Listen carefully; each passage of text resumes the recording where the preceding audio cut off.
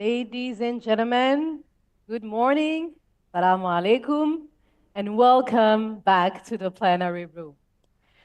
For the past 3 days, as you have witnessed, the city of Rabat has been buzzing with the energy, with your energy, with innovation related to Africa Investment Forum. Now we turn our focus to one of the most pressing and promising areas for Africa's future, energy transition. So, as you know, we stand at a pivotal crossroad because, on one hand, the continent holds immense potential for renewable energy, and on the other hand, significant challenges remain in mobilizing the investment and expertise needed to transform this potential into large scale, impactful projects. Today, this panel will delve into opportunities and obstacles shaping Africa's clean energy journey. It is now my privilege to introduce a visionary leader at the forefront of Africa's infrastructure development. Please, ladies and gentlemen, join me in welcoming Mr. Alain Ebobisse, CEO of Africa 50, to deliver the opening remarks. Thank you very much.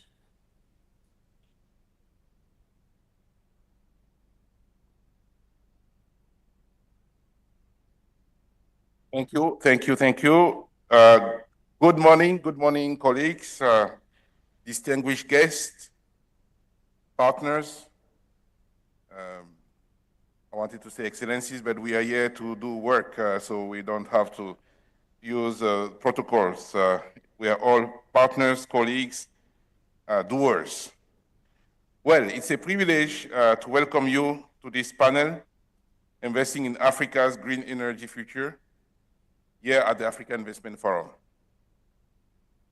Today's discussion could not be more timely because Africa finds itself at a crossroad for green growth, a crossroad where we can choose a path where we are victims to the adverse impact and havoc climate change is wreaking on our economies, or a path where we seek to create new industries, define new growth pathways for our citizens, and deliver new skills. You guess which one I'm choosing? The path where we see the opportunities. Now, in 2024, global energy investment will surpass $3 trillion for the first time. Yet Africa is set to receive less than 4% of these funds. And we have many of those figures that we can talk about. And yet, it is the African people who bear the brunt of this funding shortfall because, of course, we also know another figure, and this will be the last one that I will give, but it's important. Over 680 million Africans across the continent still lack access to electricity, which is a stark reminder of the important work before us. That's it. I won't talk about gloom and doom anymore because I'm going to talk about the opportunities. Because Africa's state of energy and security for us represent a significant opportunity. We see a huge opportunity to invest in renewable energy in Africa, in transmission projects, in generation projects, with very decent returns.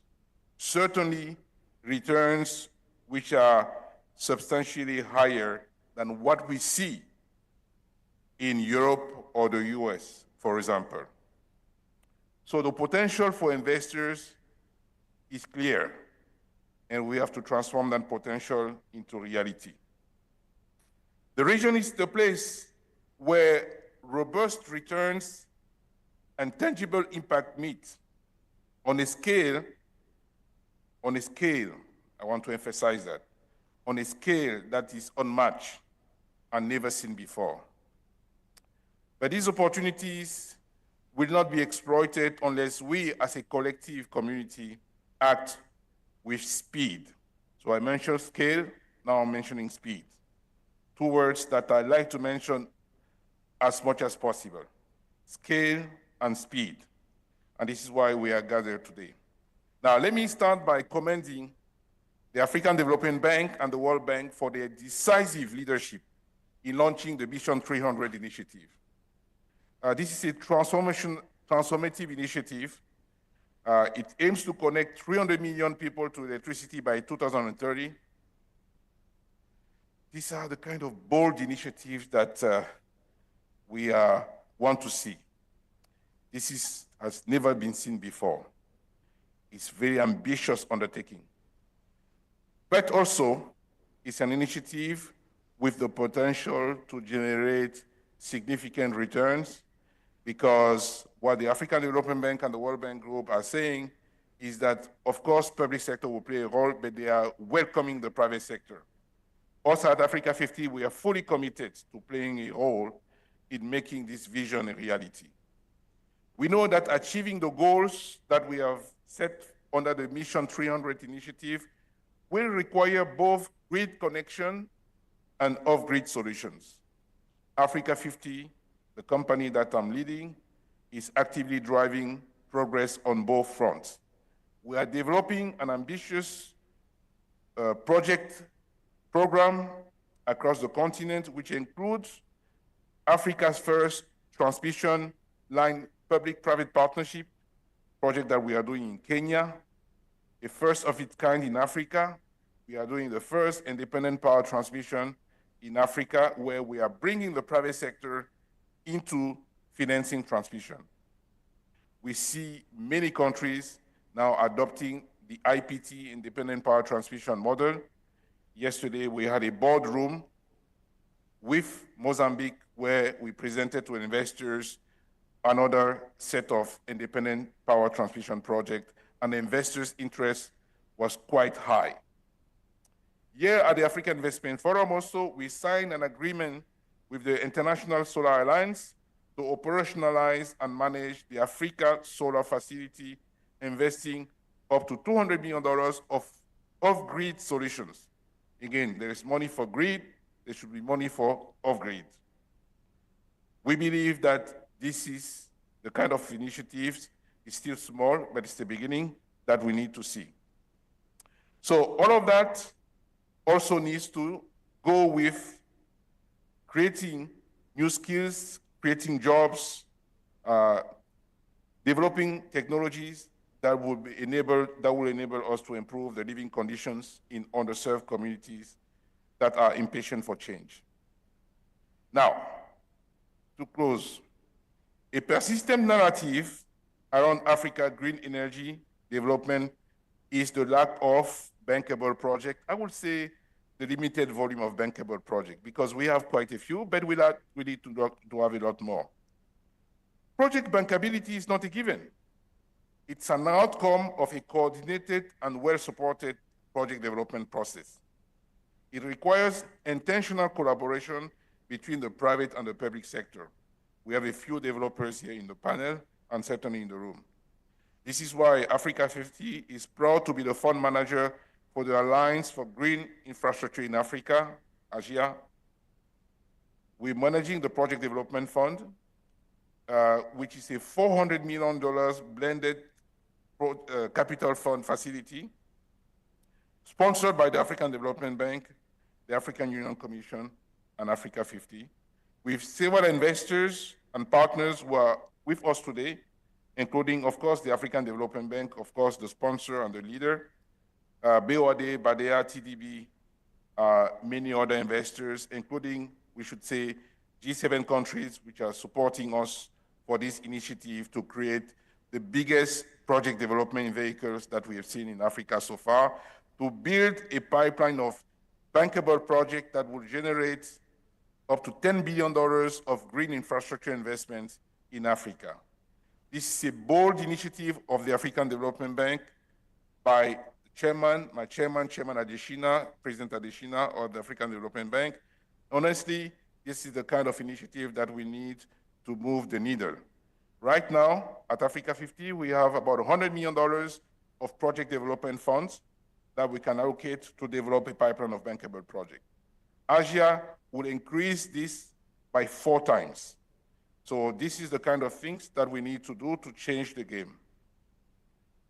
Now, Africa 50 envisions a future in which both the public sector and the private sector players collaborate to make Africa green transition not just a challenge to solve, but a rewarding commercial opportunity that uplifts the lives of hundreds of millions of Africans across the continent.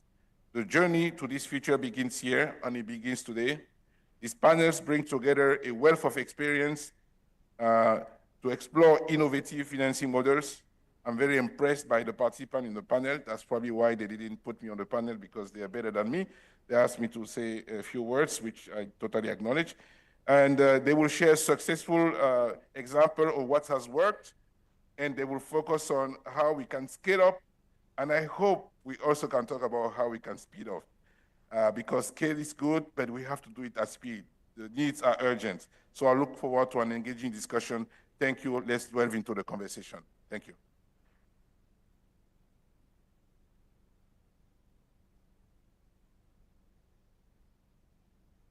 Thank you, Alain Boubissé, for your insightful and forward-looking opening remarks. Thank you very much.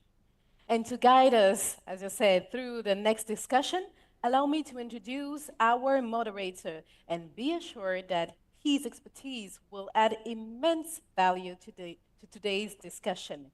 A warm welcome to Vice President for Power, Energy, Climate, and Green Growth at the African Development Bank Group, Dr. Kevin Karaoke, ladies and gentlemen.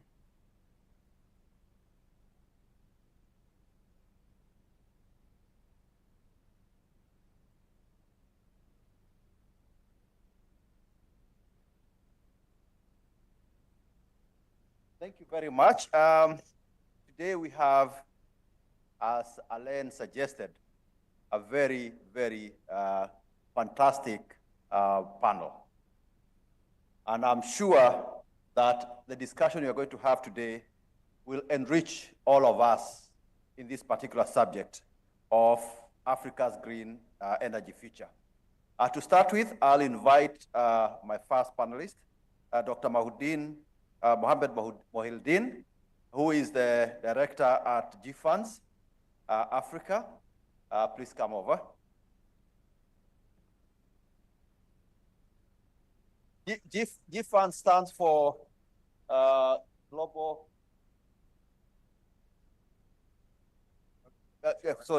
Glasgow Financial Alliance for Net Zero.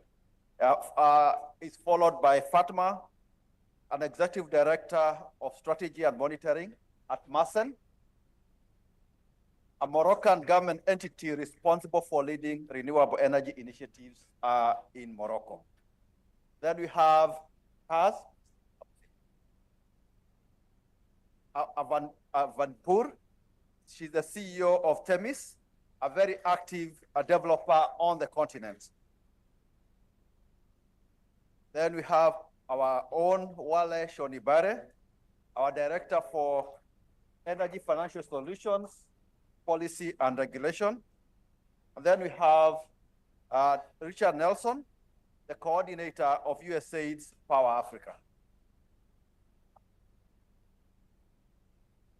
And you will see that in assembling this panel, the idea is to make sure that we have a mutually supportive or complementing perspectives that will cover the entire area that we are looking at. So to start with, I will start with Dr. Mohildin. Dr. Mohildin, we all know that the key driver for renewable energy investments is climate. And so, of course, we know that the cost of renewable energy technologies have come down, but the key driver is climate. So I'll start with you, because you are the COP27 champion, and you are also involved a lot in the UAE consensus. So at the UAE consensus at COP28, It called for the tripling of global renewable energy capacity by 2030. Acknowledging this goal as an essential enabler of all global efforts to keep 1.5 degrees Celsius alive and advance sustainable development. My first question to you, IRENA reports that the world is not on track to meet this goal. Why do you think this is so, and how could this situation be remedied? Right, thank you so much, and good morning to you all. It's a great pleasure. It's a great pleasure to be with you here. And so I had an intention that everything that Alain said, I was going to refute and challenge, but as always, he said the right thing, especially in issues related to speed and scale. And if we go to the good old African metaphor about if you want to go far, you want to go with a group. And if you want to go fast, you may need to do it on your own. We don't have this kind of luxury of choice. We need to do both, fast and with the group to go far. Thing is here, and in answering your question, why we are not really achieving what we should, because of the three things of the enablers, on the finance, on the technology, and in the behavioral change that would allow us to bridge the gaps on energy. When it comes to finance, it remains insufficient, inefficient, and unfair at the global level.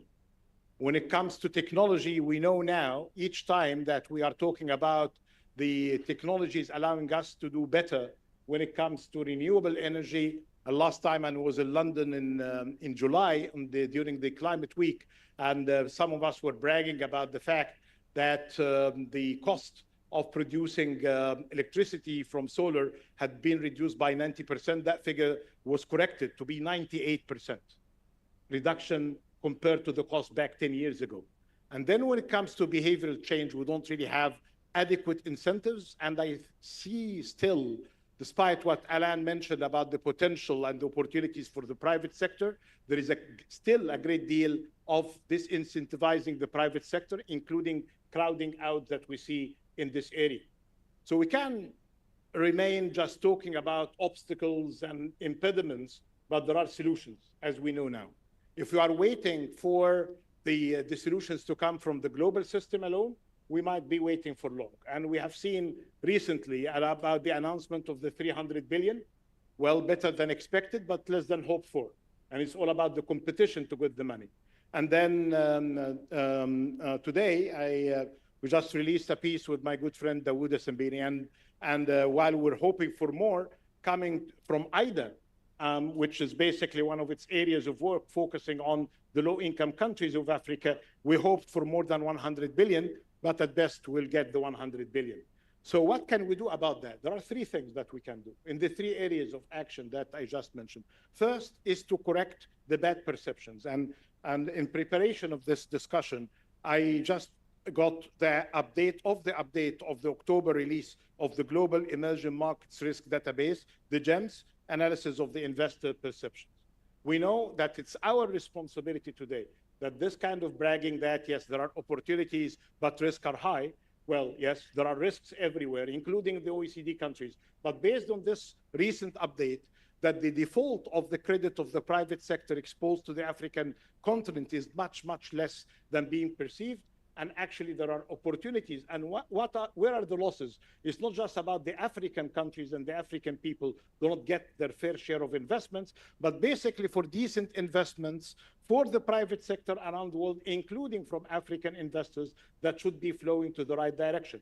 But for that, the job for the regional development bank, like the African Development Bank or the Asian or the Islamic Development Bank, which is more than regional, actually adequately presented here with engineer Hani Sumbul, and the work of the World Bank, not just to provide finance, but to provide updates on knowledge and to be more than support when it comes to risk mitigators. Investors today are asking for more of a toolkit for risk insurance, taking the first loss, getting where the investments in energy should be going. This is one area. The second thing is basically about getting ready for business.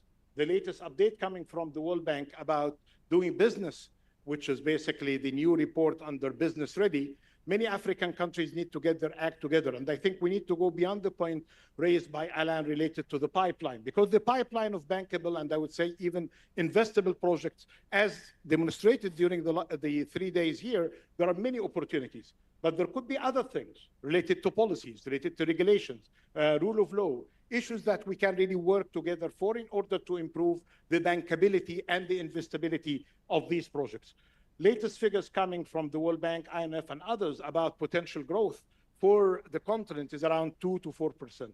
But surprise, surprise, the economists quoted the IMF that out of the 20 countries with high growth for 2025, half of them are African countries, 9 of them are African countries. And if you are adding the North African countries, because unfortunately they were only quoting the sub-Saharan, this could be close to a dozen if you are going to include countries like Morocco going forward. So the growth is there, but we need to support this growth with a momentum beyond the transactional support into having this kind of institutional support for reforms. This is all about dealing with the insufficiency of funds, the inefficiency because it takes more than needed for the investors to wait for some of the public finance institutions to release their money. And I know that the African Development Bank is doing better in cutting the time for releasing the funds. And then in the unfairness, I would say it comes in different ways, because we are more reliant on debt instruments that now need to have more private equity participation. There is heavy concentration in some countries and in some sectors, including in renewables. And the other thing is basically about this issue of lack of correctness of the bad perception that is basically contributing to the bias. And the very final thing is basically about the technology. We are in a model, when we're in a model, that we're relying on the following: inventions from the US and Europe when it comes to technology of renewables, and then a bit of adaptation and innovation from the African investors and the regulators to support this invention and innovation.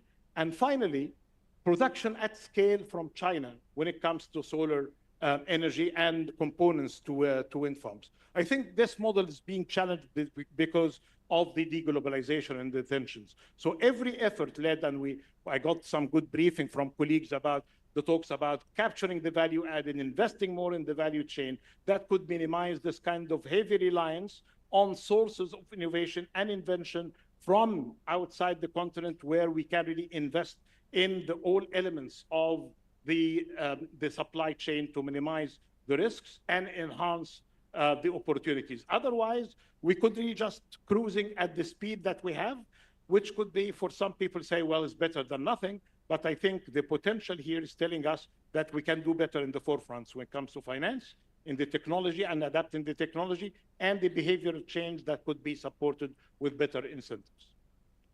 Thank you very much, Dr. Mouldin. But before you go, because you've talked about what development partners could be able to support to be able to reduce this risk, I want to address one issue. And this is the issue that a key constraint in Africa is the risk premium. You've already hinted at it, that is ascribed to the investments on the continent. More specifically, what is your perspective on the actual credit risk as well versus the perceived risk? Right.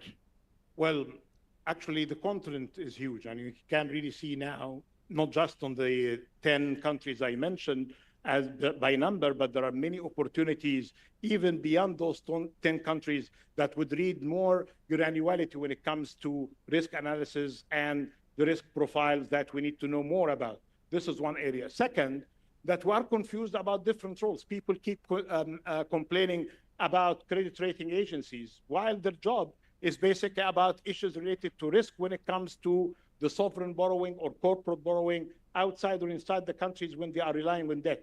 But when it comes to areas related to private equity participation, the granularity of understanding of the data and what could be the best offer when it comes to return and cost could really be addressed better. The other thing that we have seen from 3 institutions, and I may fail to quote others, but from the Inter-American Development Bank, from the African Development Bank, and more recently from the World Bank, and I understand that the Islamic Development Bank is doing some work as well in advancing the toolkit. And now when you go and go through this kind of list from insurance, from dealing with the loss, the first loss, when areas related to co-finance, and then with possibilities of entering today and with a phasing out plan, all of these kind of tools of risk are basically identifying the cost premium better, but actually dealing with what we need more, which is basically the kind of insurance, and not just to stop at the bragging that, yes, there are opportunities, but what are we doing exactly as MDBs and other risk mitigators in order to improve the understanding when it comes to the cost premium, the actual cost premium, and compare it to the perception, which has something to do better to do with knowledge sharing and updating information. Thank you very much. Very, very enlightening. I think I'll go to you, Fatma. We've heard what Dr. Moghuldin is saying, that what needs to be done by MDBs to reduce or to be able to attract more investments on the continent. And also he went into the granularity of the risk aspect. But on Wednesday, Minister Laila Ben-Ali articulated a very coherent energy transition pathway being pursued by Morocco. What is the role of Mazen in implementing this transition pathway? And is Morocco on target to meet its ambitious goal of increasing the share of renewable energy from 42% of installed capacity in 2020 to 52% by 2030? That's the first question for you. Thank you. Thank you for the opportunity to talk about the Moroccan experience in renewable energy. And as you mentioned, Morocco, under the enlightened vision of His Majesty King Mohammed VI, has really defined the strategy, the way forward for Morocco to reach its objective. So it's very, very important, also key enabler in that, to have a clear vision, clear objectives in where we could deploy our efforts at the end. So Morocco, as you mentioned, has established this objective of having more than 52% of its green electricity from renewables, so by 2030. And where are we standing right now? We're at about more than 5,000 megawatts of renewable that are currently operational. So we are right on the way with almost 44% of our capacity from green electricity. And also mentioning the speed and acceleration, we have also a clear roadmap of projects that are either under development right now or on financial close or on the construction phase. So we can mention, for example, for our past projects, and I think many of the partners in the room here have also been involved in our first projects, for example, the Noor Ouarzazate solar complex of 580 megawatts that are operational. And I think this gives also the way for other solar solutions. We have been also working on other type of wind projects like the Kujal Baida projects, the repowering of it. And I think it's worth mentioning as well because it was one of the first wind projects in Africa and came at a time where obviously technology has evolved. And it made also sense to look at it again and see how we could repower this asset and give the best value of the resource we have in this region. The way forward now is definitely to accelerate. We have in the pipeline 3,000 megawatts of solar currently under development and more than 1,500 wind as well. Also looking at every time looking at what is the market is ready to provide. So this is really the approach from the beginning, to have a clear structure based on the objective we want. What is the market available, be it on the technical side, from the developer side, be it on the financial side. I think there's been a lot of innovations on all those aspects. So this is really key when we structure the project, is to re-question ourselves on the readiness on the various actors and find the best structuring of the projects in order at the end to have the best risk allocation and the best cost and the best service for the end user. So in this let's say, roadmap or pathway. We are looking now, for example, our next project is the complex of North-Middelt. It will be based on the utility scale battery with photovoltaic solutions, but also looking on the wind side at any opportunity to improve that. So the road is clear. We're really at Mazen. A few words. Mazen is the entity in charge of deploying the renewable energy project in a complementary way with the private sector. So this is also key in Morocco, where we have various actors. We have clear laws also to facilitate the deployment of those, either for the private sector, but also through an institution like Mazen. So total engagement to speed up, to accelerate, and reach our objectives by before 2030. And maybe just a last word, because this is also very important for us.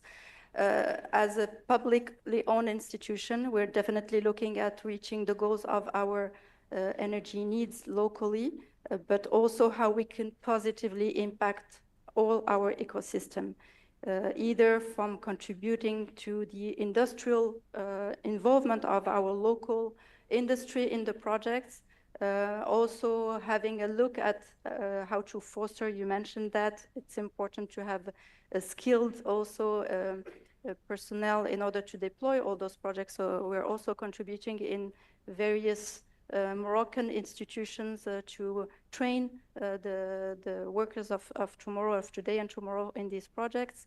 And finally, we're doing all this to ensure a positive impact on our territories. So we're also involved in looking at the population surrounding our project, how we can contribute either from a employment perspective, definitely economic perspective, but also social activities that we are involved with the local authorities, obviously, and other actors in charge. So this is our integrated approach, as we call it, have the green, best, competitive, reliable green electricity that have a positive impact on our territories.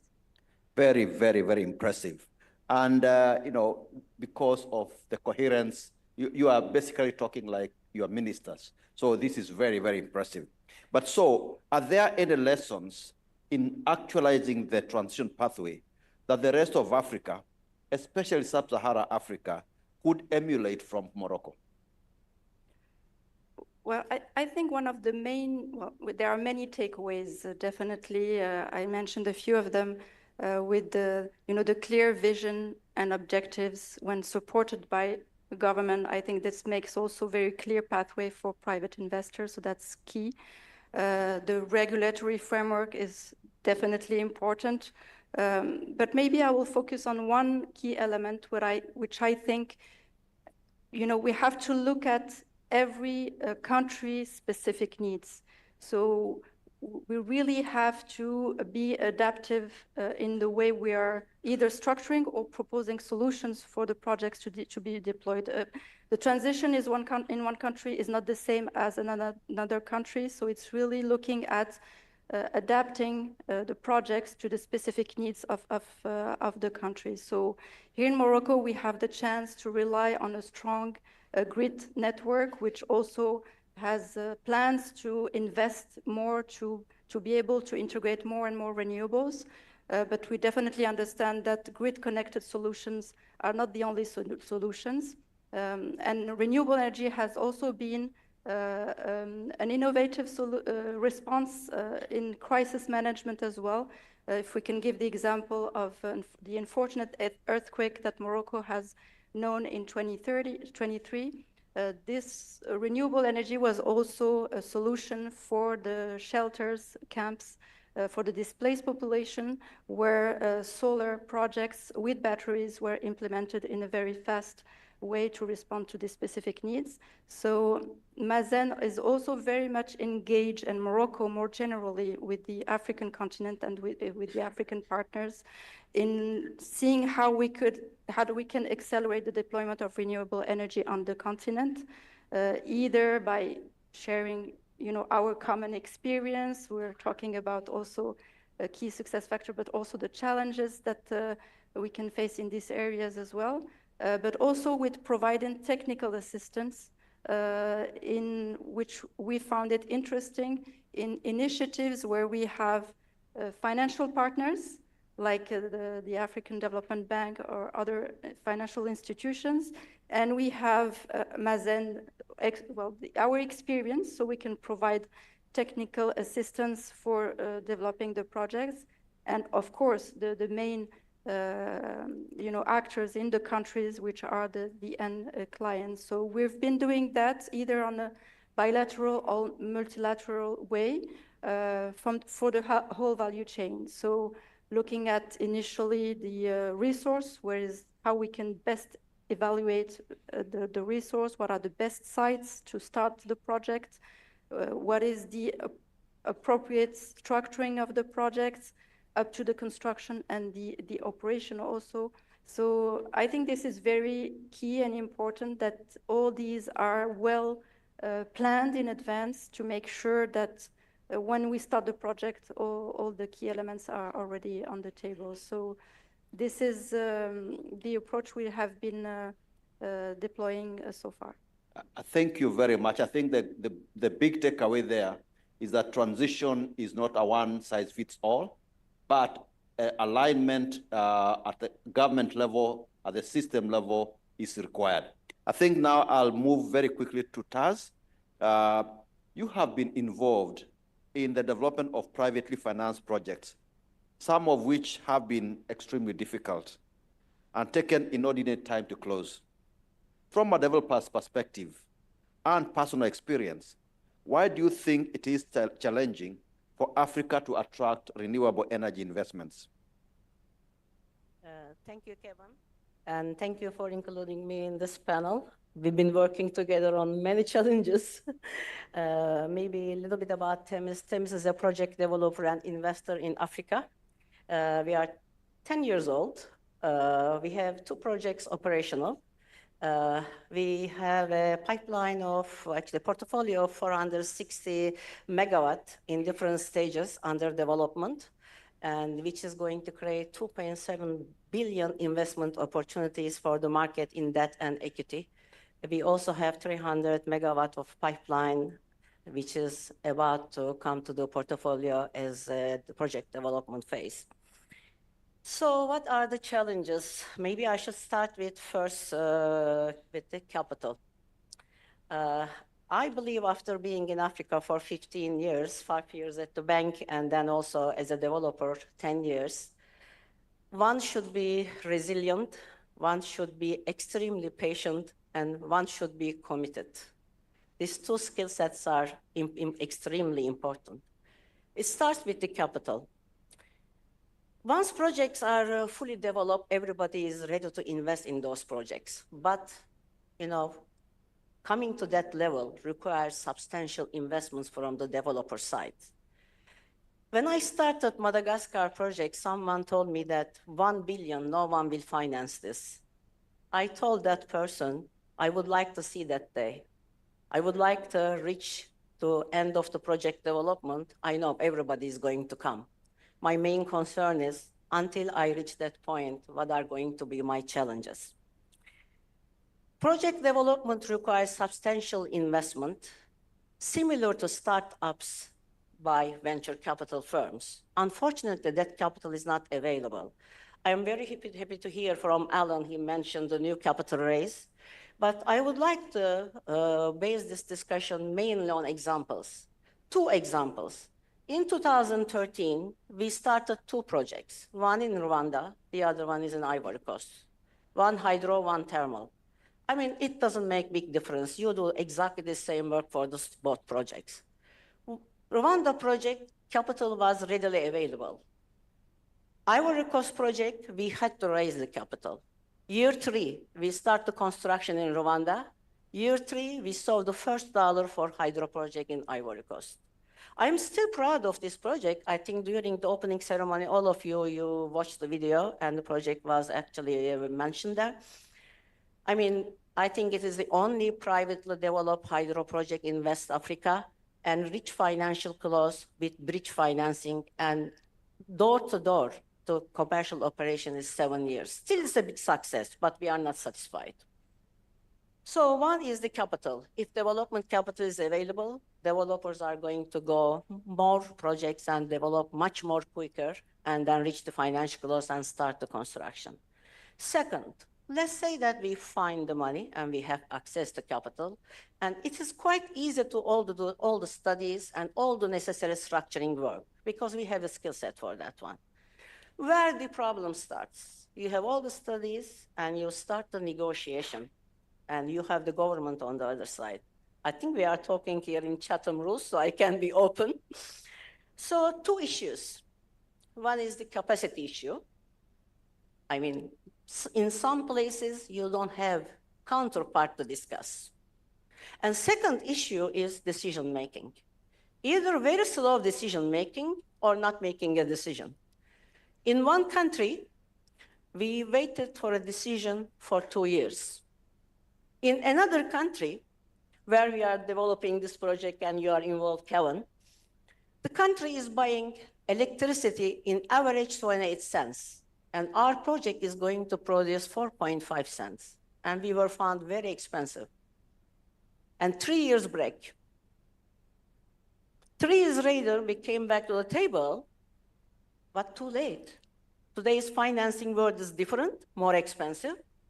After Ukraine and COVID, although, materials are more expensive, so project is more expensive. We cannot even offer anymore 4.5 cents. So I think it is extremely important to see the commitment of both parties and how to work hand to hand and understand actually what are very important. In another example, we have one project in West African country. I think I can talk about it in Gambia. We started only 9 months ago. And because project is followed by every party, sponsors, lenders, investors, and the government, we are about to start the construction. So it means it can be done. The other issue is actually political challenges. In one project, we work with 6 ministers. And when each minister comes, you have to explain from the beginning what needs to be done. I think it is extremely, sad to basically see this, because if everyone commits, if everyone understands and takes from where it is, I think we can go much more faster. The other challenge we face is actually transparent and predictable legal frameworks in the countries. Sometimes, you can go fast in project development, but you are stopped with these legal frameworks, specifically when it comes to the land rights and land-related issues. In one project in Kenya, we dropped the project because after 18 months, nobody was able to find a solution. So sad, because we worked on that project 18 months. The other matter is still, after all these years, I am in Africa, almost like 18 years, we are still talking about bankability of the utilities, unfortunately. I mean, we always find some solutions around those, but this is still there. And unfortunately, not in every country you can access to PRGs, because PRGs are tied to certain country programming and certain timeframes. So I think one more issue, and I will stop here, that is the returns. Returns are still coming down, and investors are leaving Africa. I am very sad to talk about this, because working at African Development Bank and then touching many projects in the past, and then really fighting to bring private sector in the continent, I am sad that people are leaving. One of the reasons they are leaving, actually, they don't see the result. They don't see the result in quick time frame. So we need more patient capital, and we have to work on more patient capital. Let me stop here. Thank you very much, Taz. But the truth is, despite the challenges that you've spoken about, you have some decent projects that are in operation. So we love your tenacity and staying power. I think time is really running short, yes. So I'll go straight to Wale Shonibare. And we try to be concise here. You are involved in the financing of many privately financed grid-scale renewable energy projects in Africa.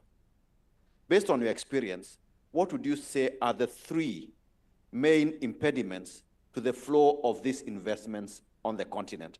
And whilst there, how have you tried, and I say you, us as AFDB, how have we tried to address these impediments? Thank you very much, Kevin. Yes, it's very difficult to narrow to 3, but if I had to give some of the biggest issues, first of all, and Taz mentioned it, the sustainability of our utilities. Most of the utilities in Africa are technically insolvent. And as a result of that, it's very difficult to close a deal with a buyer that is not able to pay. So every time the developers are asking for government guarantees, and there's a limit to the number of guarantees a government can sign because it counts as contingent liabilities on the government balance sheet. And these days, many of our countries are hitting their debt sustainability limits. So you find that every country we're going to, you're doing demonstration projects. You may do 1 or 2 projects because the government can give you a guarantee, but you cannot scale because you cannot get guarantees for everything. So when people say, yes, projects don't default in Africa, yeah, why should they default? We overstructure our projects in Africa.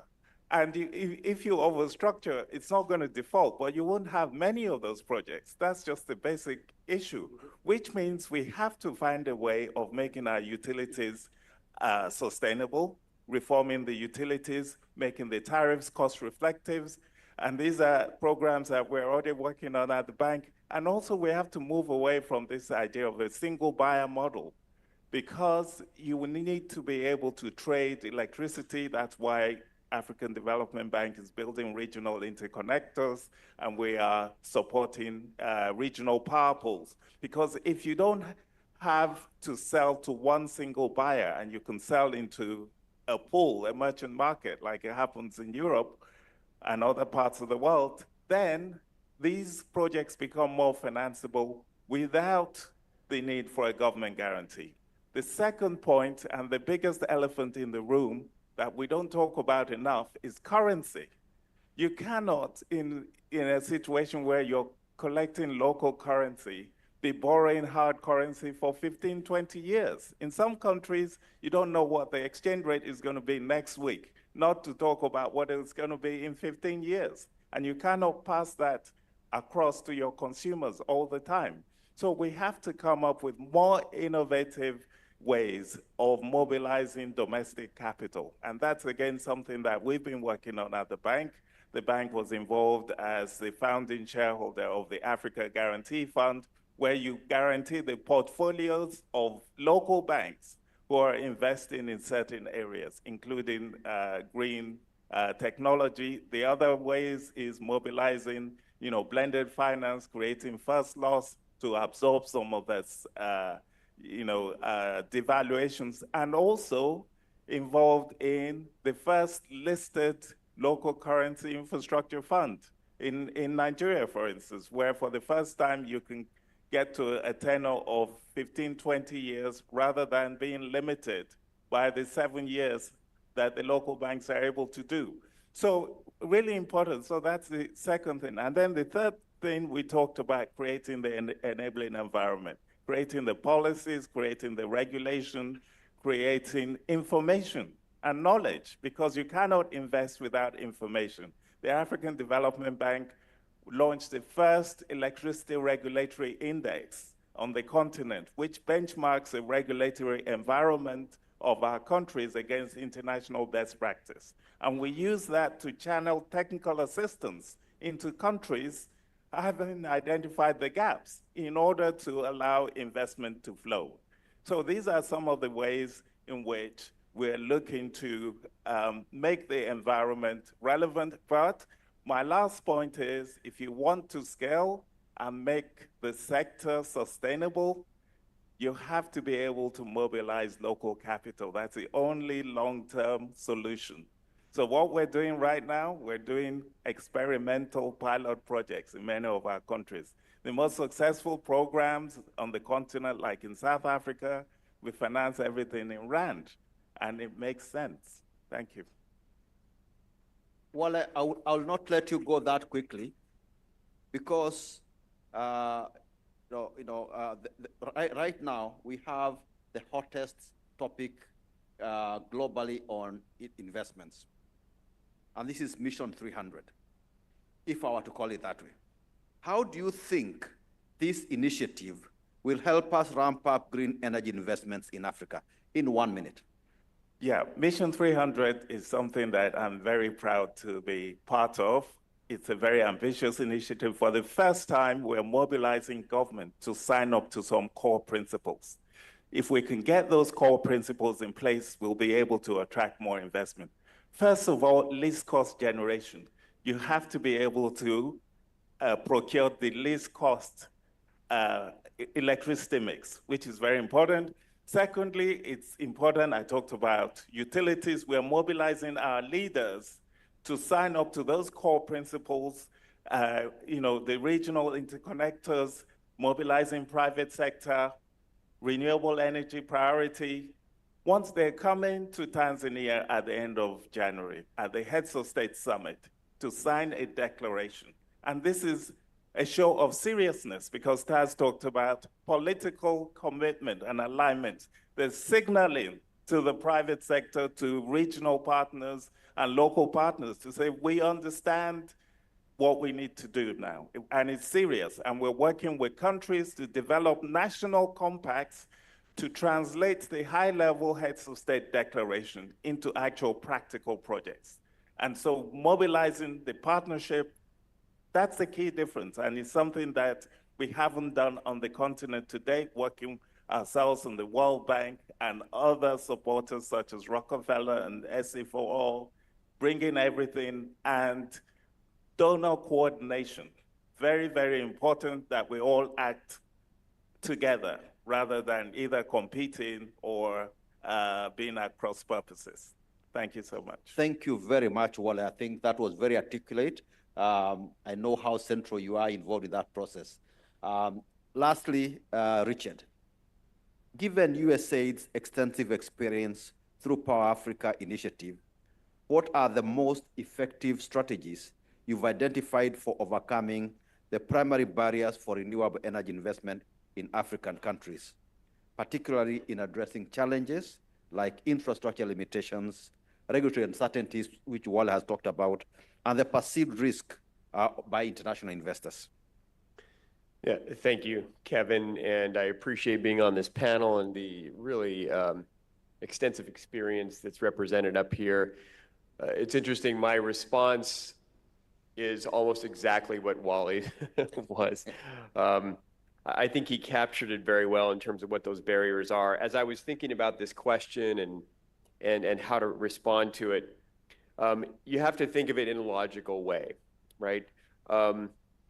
In my experience in dealing with these institutional investors, international investors globally, there's a lot of money and a lot of interest in investing in Africa. There is no shortage of money. So what is keeping it from coming here? And I think Wally hit it on the head, where there is just, we hear about no bankable projects, but really what does that mean? It means that you've got utilities that are insolvent and cannot be an effective counterparty to a long-term agreement.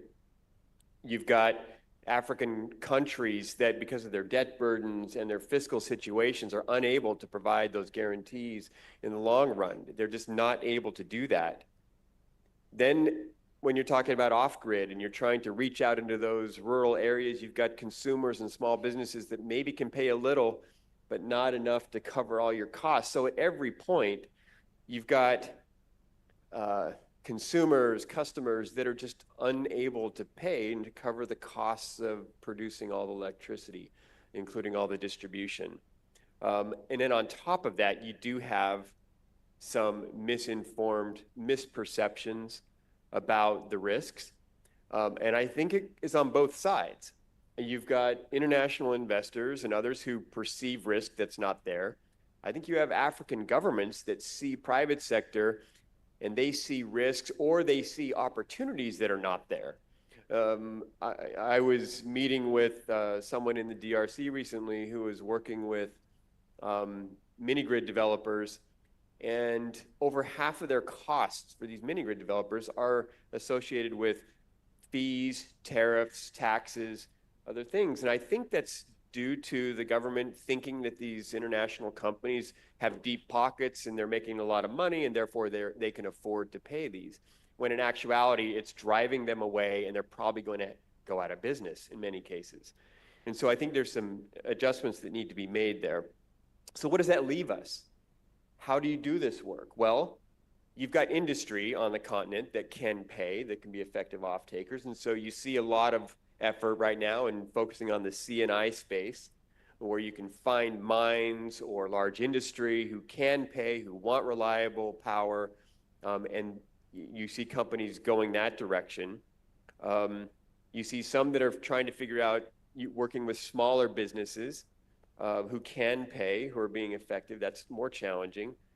And then you've got the option of working with international development institutions who provide concessional capital and guarantees and subsidized support to help reduce that cost. And then you have us and many of us who are working on trying to change those risk perceptions as well. So what is Power Africa doing about all of this, right, and these challenges? We're trying to address these challenges in different ways. Number one, in terms of dealing with utilities, we do have technical advisors embedded with utilities to try and help them think through strategies to become more efficient. We had a project in Nigeria recently that worked on helping them install smart meters that allowed them more visibility into their consumers and customers, that allowed them to generate an additional $250 million in revenue. Which goes a long way toward them becoming more solvent, that they can put into actually entering into long-term agreements with generators. On the knowledge side, in building capacity, we've worked with our Commercial Law Development Partner Program and CEFA also, the Sustainable Energy for All Fund, to actually develop an understanding series that helps demystify how to develop some of these projects in ways that can work and have been proven to work on the continent. And finally, we're also working with US companies, bringing them to the continent to try and help to demystify this continent to them, to show them those opportunities. And I think it's going to take a combined effort on all of our parts to work in each aspect of that of those issues that Wally so eloquently described, to be able to start to overcome those barriers. And it's not going to be easy. It's going to take creativity, but that's a space that I think Power Africa is deep into, and we're going to be here in the long run to really try and support that progress. Thank you very much, Richard. Indeed, what you ended up with, that is one of the foundational aspects of the Mission 300, which is to start to work with all partners to ensure that we have a coherent and set of policies that ensure that we will not be able to undertake business as usual. It will be able to expedite and accelerate, as Alain was talking about, how we are able to connect to increase the access to electricity. So I think we've had more from grid-based generation, but we also had a panelist who was supposed to address distributed renewable energy, which is a very important part of Mission 300, because we do believe by 2030, at least 50% of new connections will have to come through distributed renewable energies. And it is actually one of the important pillars of Mission 300. So we have a short video. Maybe we'll not play it to the very end. I had an interview with the the founder and president of Ignite. I think you'll find it very, very interesting. Let's play the video before we wrap up the panel.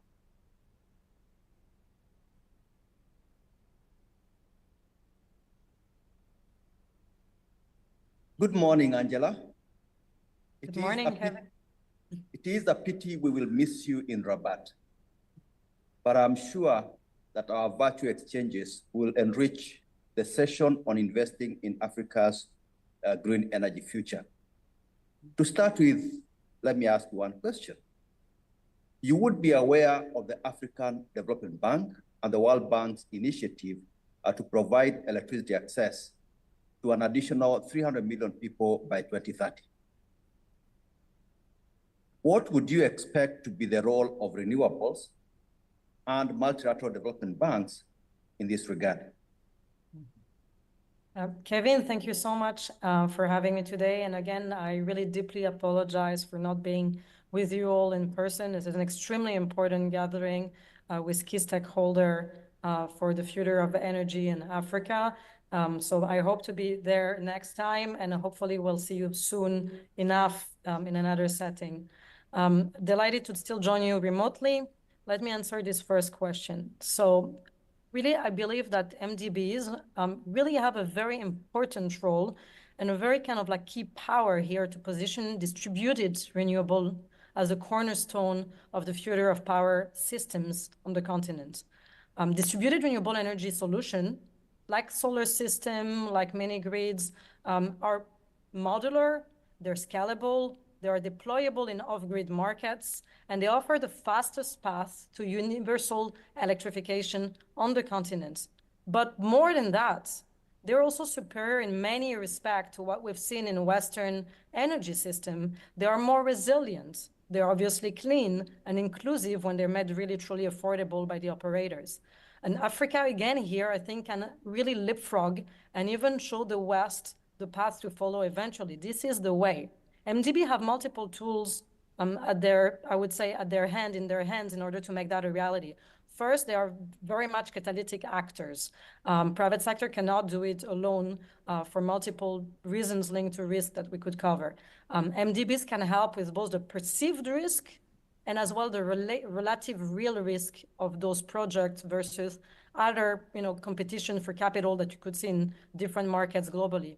So we can leverage blended finance structures, concessional capital, first loss guarantees. There's a range of tools that exist here, but not only to make it happen, but importantly to make it happen faster and really urgently. One of the tools that we believe is extremely important is result-based financing, RBF. In my opinion, this is the highest leverage instrument, which has no waste of donor money with it and no distortion of markets with it. It can enable cost-efficient energy access at just a few dollars per person when well set up with the right partners, and it ensure measurable outcomes and accountability of all the different partners involved in the deployment.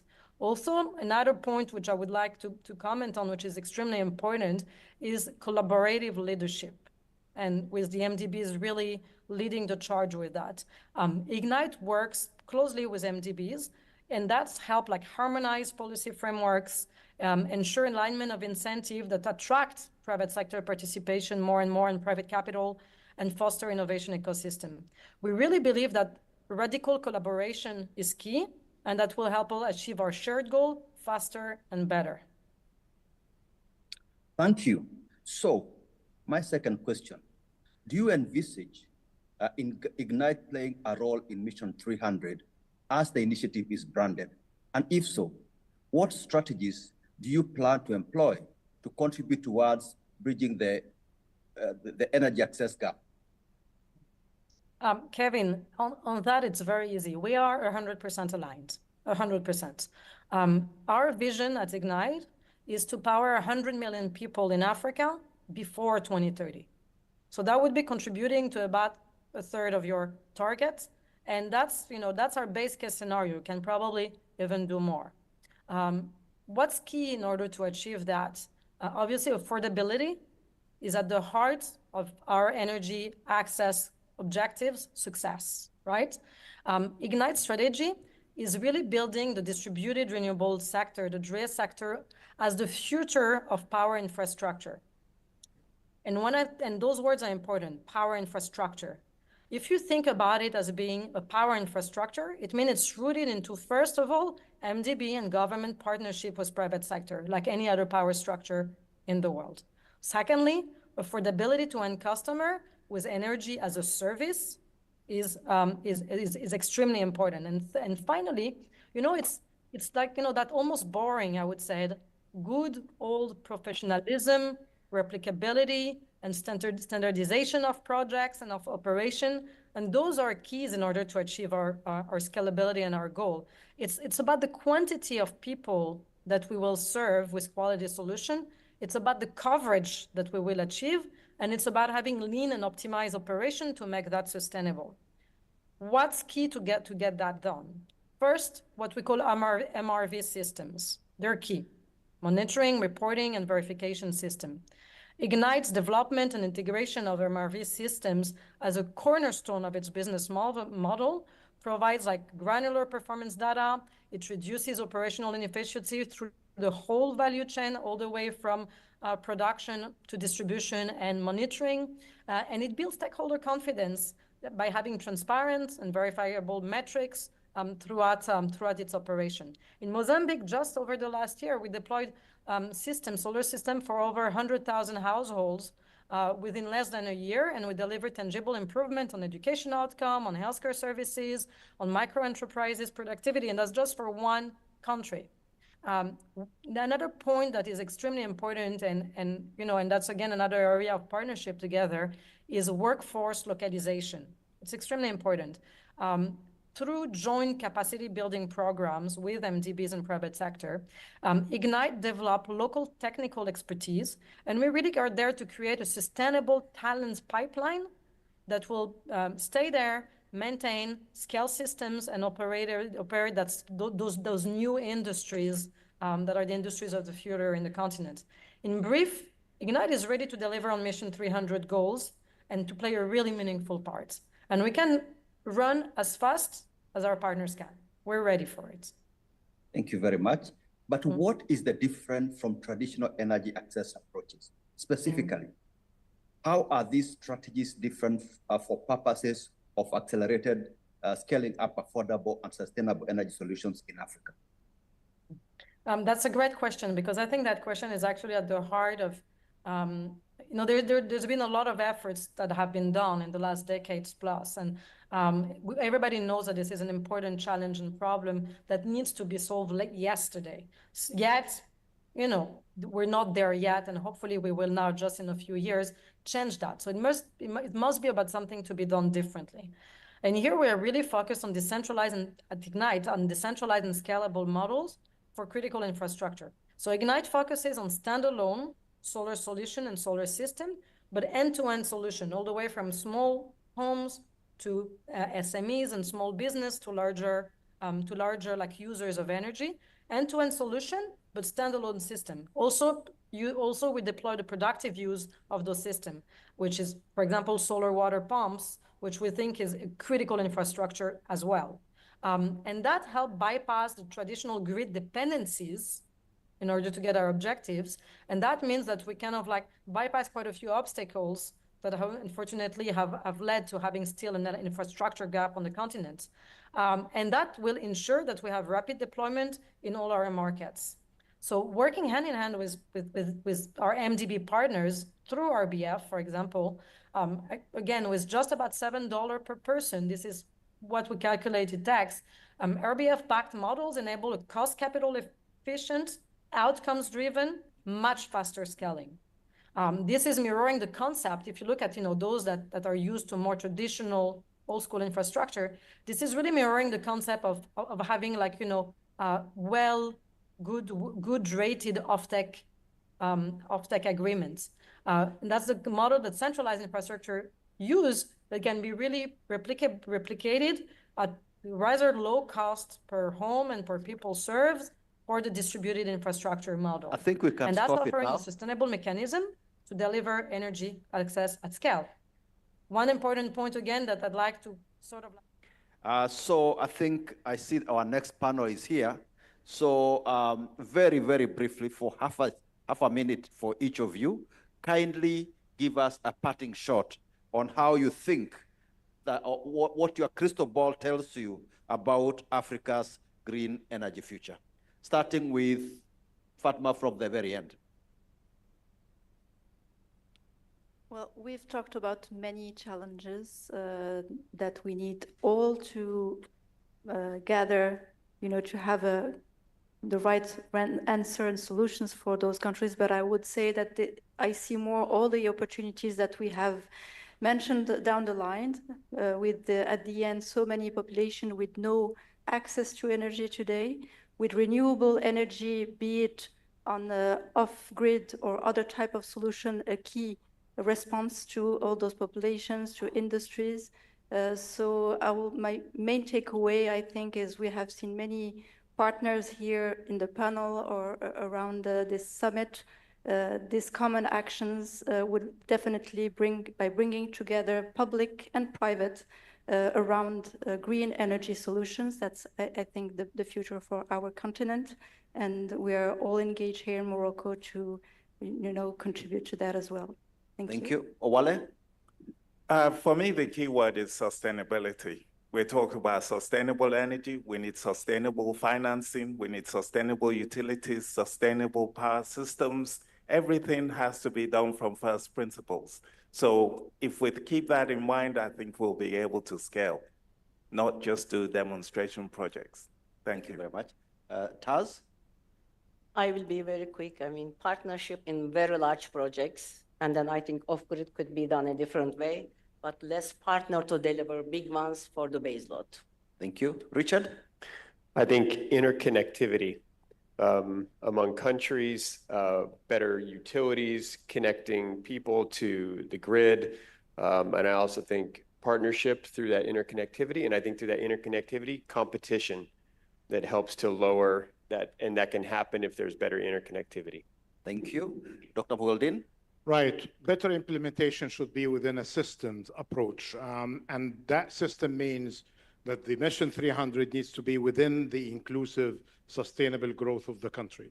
It needs to be mindful as well to measure disruption that could come from the CBAM, the cross-border adjustment mechanism of Europe. So these technologies need really to be with low emissions. It needs to be mindful to competitiveness, including from the spillovers of the new industrial policies, including the IRA of the US, which may continue under a different name. It needs to factor in the new advances of our knowledge today, and it's good to see a session on sustainable innovative solutions, because there have been some advances, including in the carbon credit markets and risk mitigation mechanisms that we need to factor them in all of the solutions to minimize the risk and enhance the opportunities, not just for the sector of the transactions, but for the whole people.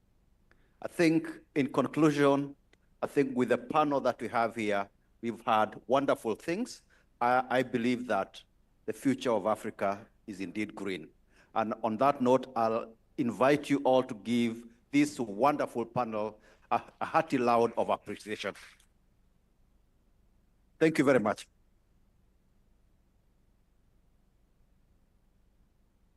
We take one picture.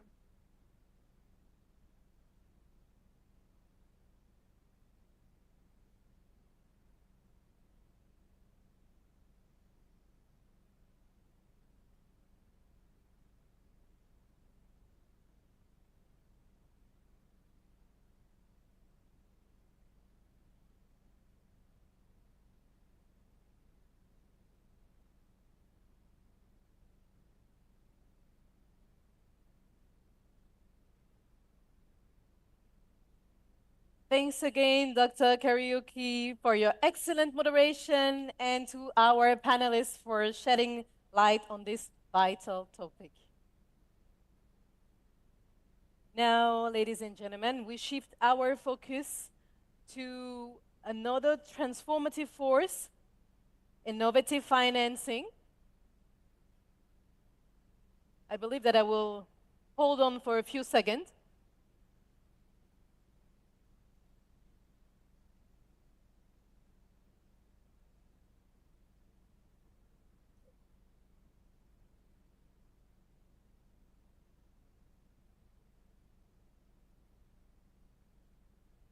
And ladies and gentlemen, this is not a break, so I invite you to get back to your seats so that we can continue the session.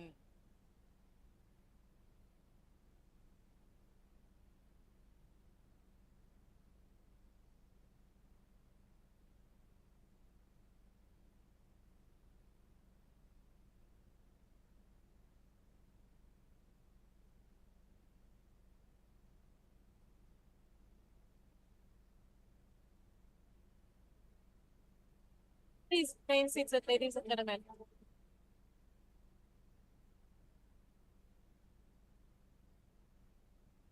Now we shift our focus to another transformative force, innovating financing.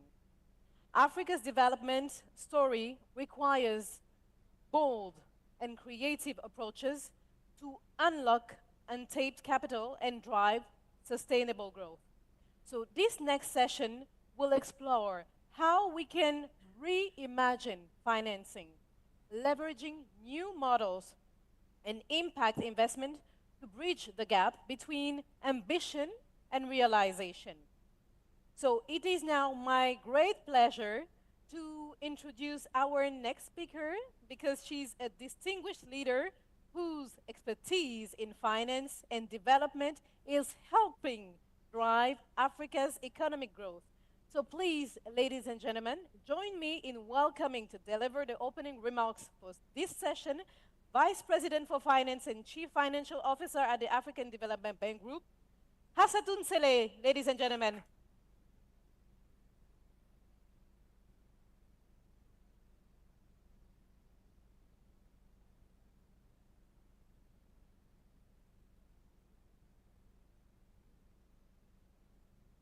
Very good morning, everyone, and thank you for joining us at this AIF and for being with us today for this panel. I'm delighted to welcome you to this important discussion on innovating financing models. In a world marked simultaneously by unprecedented challenges and numerous opportunities, the discussions we engage in today can well shape the development landscape across Africa and beyond. As the Vice President for Finance of the African Development Bank Group, I am acutely mindful of the critical financing gap our continent faces. Africa brims with potential, a dynamic and useful population, abundant natural resources, and rapidly growing economies. Yet, despite these promises, we continually confront substantial barriers in mobilizing the resources necessary for sustainable development. The crisis that we're facing today is multifaceted and top of our general challenges, such factors as climate change, deepening social inequalities, and the lingering effect of the pandemic. Geopolitical tensions have intensified the need for innovative solutions. At the African Development Bank, we know that innovation is more than just a tool. It is a necessity. Our ability to mobilize resources effectively relies heavily on our partnerships with various stakeholders. We know that when our interests align with those of governments, businesses, civil society, we can accomplish transformative projects that address the urgent needs within our communities. The synergy created through these partnerships amplifies our collective impact. It also builds a foundation for sustainable change. And the African Investment Forum is such an innovation. Our commitment to financial innovation is central to redefining how we mobilize resources. We at the African Development Bank recognize that our mandate of combating poverty and improving lives on the African continent is formidable, and our capital finite and limited. And this is why we are not just about lending, but we are about attracting additional resources into the continent, playing a catalytic role, playing a counter-cyclical role. And we've been focusing on substantially expanding our financial capacity beyond the shareholders' capital. You've heard about the risk transfer transactions that we've done. We launched the first synthetic securitization transaction by a multilateral development bank in 2018, which received many accolades from the international community. And Tim Turner, who's one of your speakers, used to be the chief risk officer of the bank, as was one of the architects of this groundbreaking transaction. This transaction has contributed to help transform the perception of African risk. We had first-time investors that had never bought African risk taking a slice of our portfolio and knocking back at our doors. And we are incredibly proud to see that this was replicated by the Inter-American Development Bank with our full support as part of their originate to distribute model. And I like to say that the African Development Bank is the original originator to distribute. And there is more coming on that front, as you will see later today. And in line with the G20 recommendations for multilateral development banks to be better, bigger, and more effective, we've embraced financial innovation again through hybrid capital. We did the first hybrid capital transaction sustainable by an MDB. It received lots of positive reviews. Quite exciting to see the $6 billion demand for a 750 million transaction, more than 270 investors. And it's the start of a new asset class. We've been leading the way in discussions around a hybrid capital-based solution for challenging SDRs to multilateral development banks. And we are very happy to see that the International Monetary Fund, whom we worked with from the very beginning, have given this solution that we've developed in collaboration with the Inter-American Development Bank a lot of traction and support. And I see that Dr. Muyedin, who was here earlier on the stage, was extremely, extremely helpful in helping us advance the discussion at the AMF. So thank you very much for this. Just very quickly on the SDR channeling, because this is something that is really close to my heart. It's basically being in a room with people that are dying of hunger, and you have that beautiful buffet, self-replenishing, that nobody wants to touch. Don't touch it. Why? SDR channeling, what does it mean? It means that today, developed countries that have large amounts of reserves can use a portion of these reserves and lend them, not donate, but lend them to multilateral development banks. And the beauty of the solution that we've developed is that if they lend $20 billion to AAA-rated multilateral development banks, we, the AAA-rated MDBs, can in turn generate $800 to $200 billion of additional financing capacity. What does it cost the country? Nothing. Why? First, because those $20 billion transforming into $200 billion that they are lending to us, they can still continue to account for it as being part of their reserves. And that's what the IMF indicated. Furthermore, it is a loan. So we are matching whatever they can get from this loan, and we're even willing and ready to add a small margin on top of that. So it's costing exactly zero.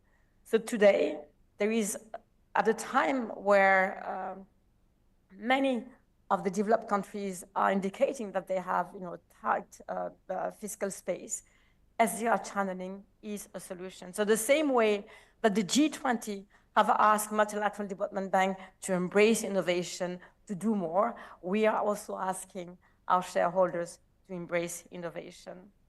So I urge you today, each one of you, to think creatively and pragmatically about the financing models we can embrace.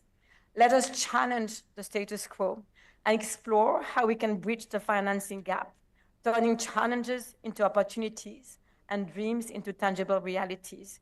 We can, we should, and we need to address developing countries, Africa's challenges once and for all. The MDGs were not attained. The SDGs are not going to be attained for Africa by 2030. And we will have a new set of DGs afterwards, while we have the means today to make change. Why? Why are we waiting? Thank you.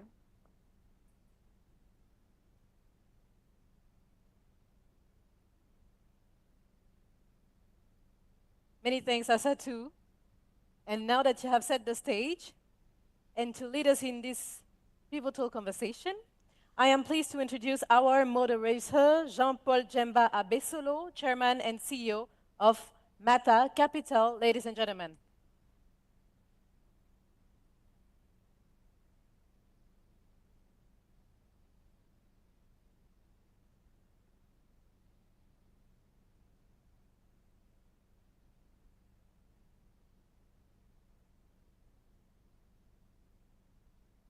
Good morning.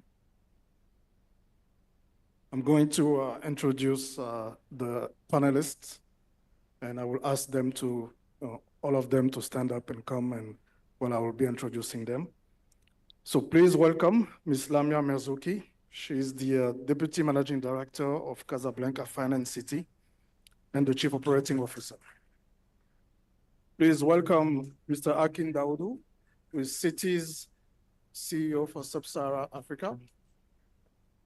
Please welcome Farouk Muhammad, who is the Managing Director of Standard Chartered Bank. Please welcome Tim Turner, who is currently Senior Advisor to the President at TBD. Please welcome Riyad Yusuf, who is a partner at Goldman Sachs.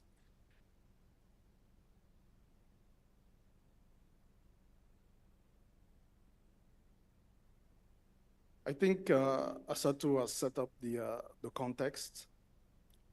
We are all aware that Africa has a huge financing gap, and the Africa Development Bank estimates that Africa has about close to 200 billion infrastructure gap annually. And clearly what we have seen is that traditional financing sources have not managed to bridge that gap. And in today's panel, with these experts, we're going to be talking about the existing innovative financing models, but also the emerging ones. Without further ado, I would like to start with Lamia. And Lamia, I just want us to share with the audience what Casablanca City Finance City is doing in terms of mobilizing more capital, not only for its members, but in general, to address this financing gap. Thank you. Thank you, Jean-Paul. Good morning, ladies and gentlemen. It's a great pleasure to be here, and thank you, Yassine, and all the AFDB team for the invitation. Well, actually, we may try to develop the most cutting-edge financing tools and groundbreaking instruments if we don't have the right enabling environment, and if we don't have the right combination of on-the-ground expertise and highly skilled talent pool, we will not be able to unlock the potential of those instruments. And this is where actually business and financial centers come into play, because one of our main roles is to put in place a conducive environment. And today, for instance, in CFC, this is why we have the privilege to host the Africa 50 Fund and several other funds like Infraco Africa, which are investing in infrastructure in Africa, sustainable infrastructure for Infraco through blended finance, PPPs, and so on.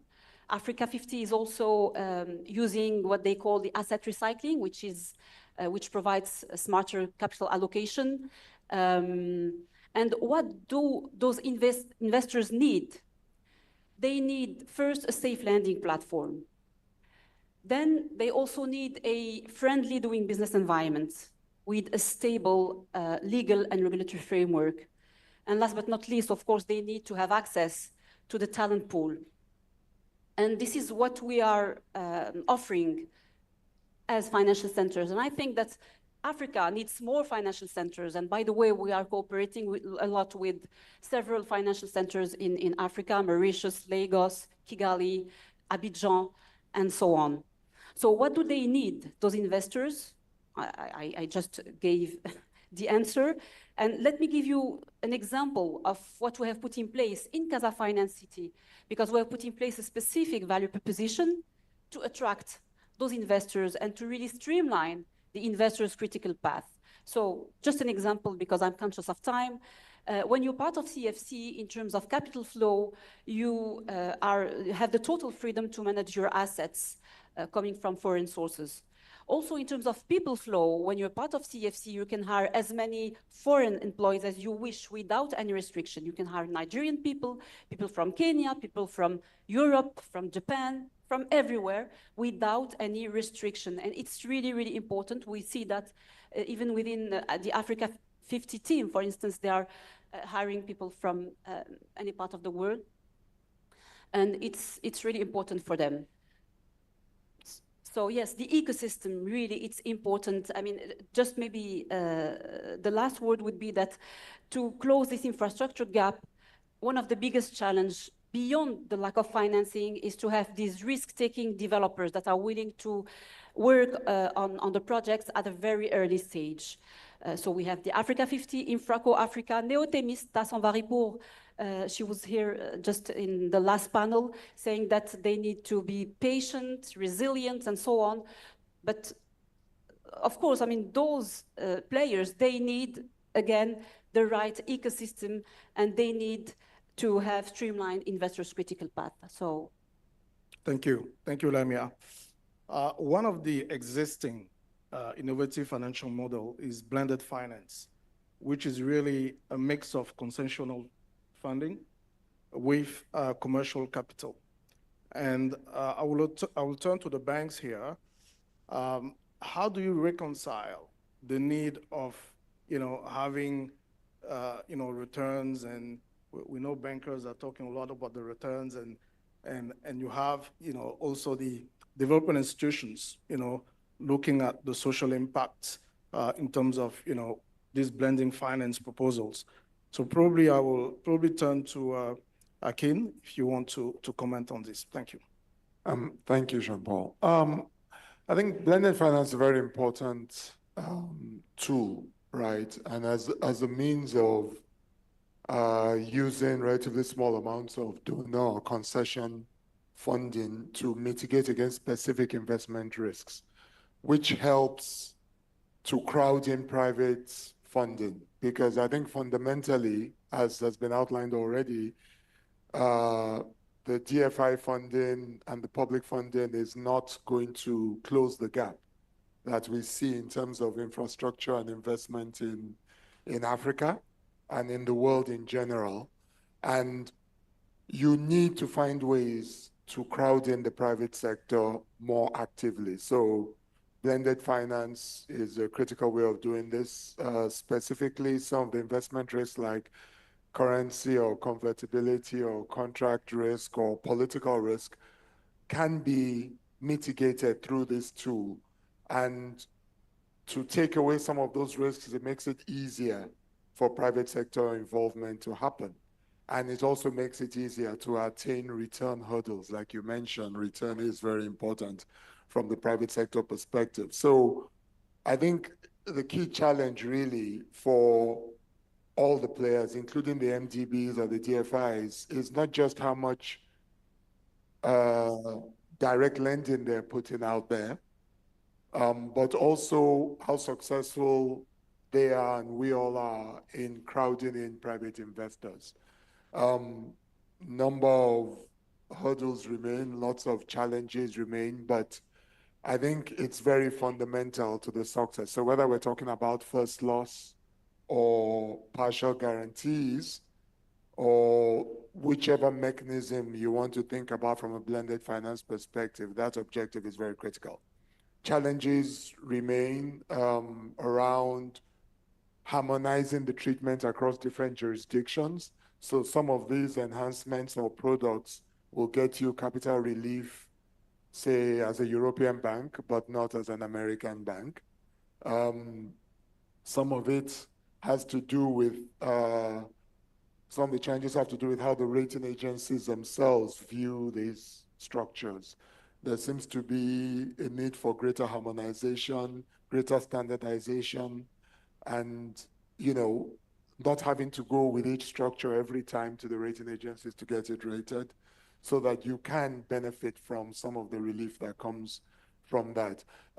We did a partial guarantee a sustainable bond with the government of Senegal a few years ago, leveraging off a partial guarantee by the AFDB for, I think, about $500 million.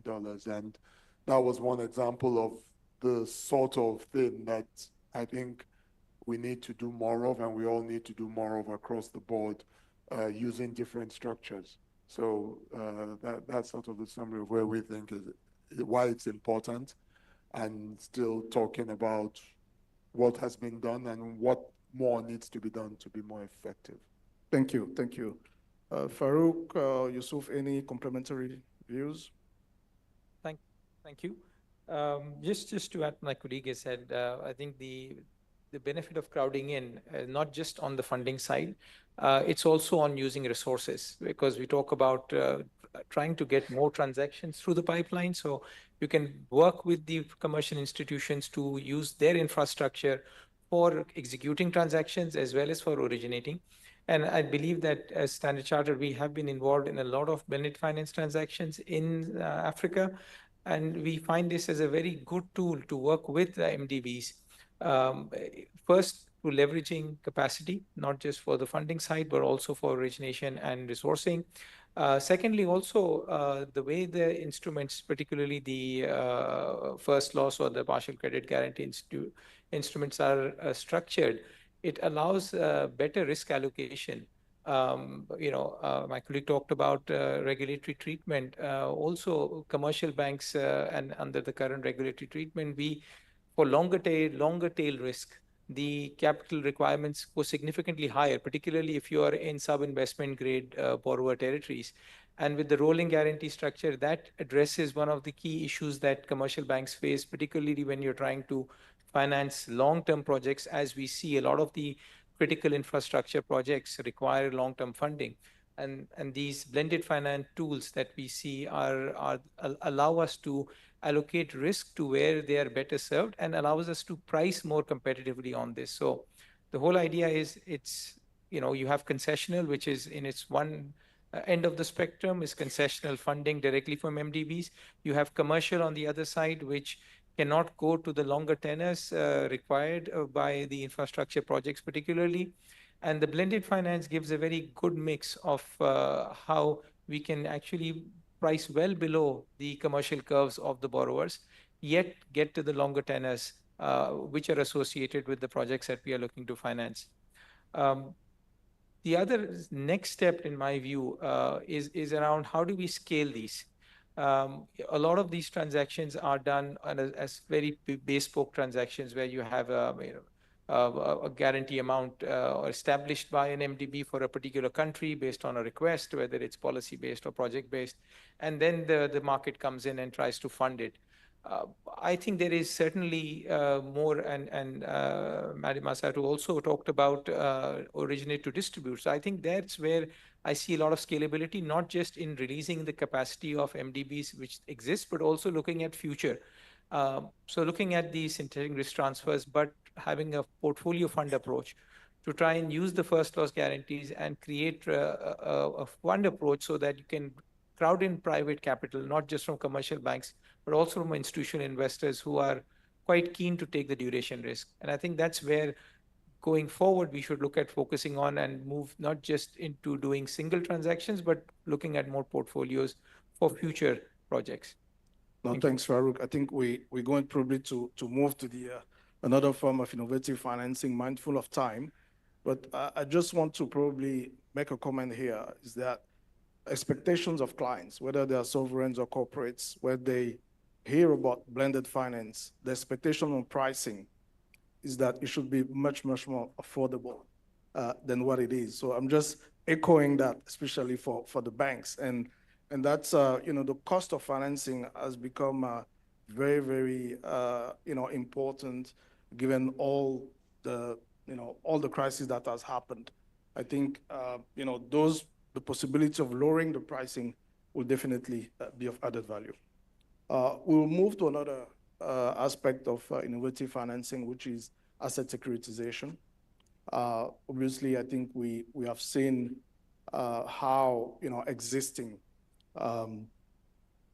cash flow generating assets have been repackaged for marketable securities I'm going to turn to Tim and Yusuf on this point in terms of, what in your view is working well and what could be improved in terms of these asset securitization transactions. Thanks.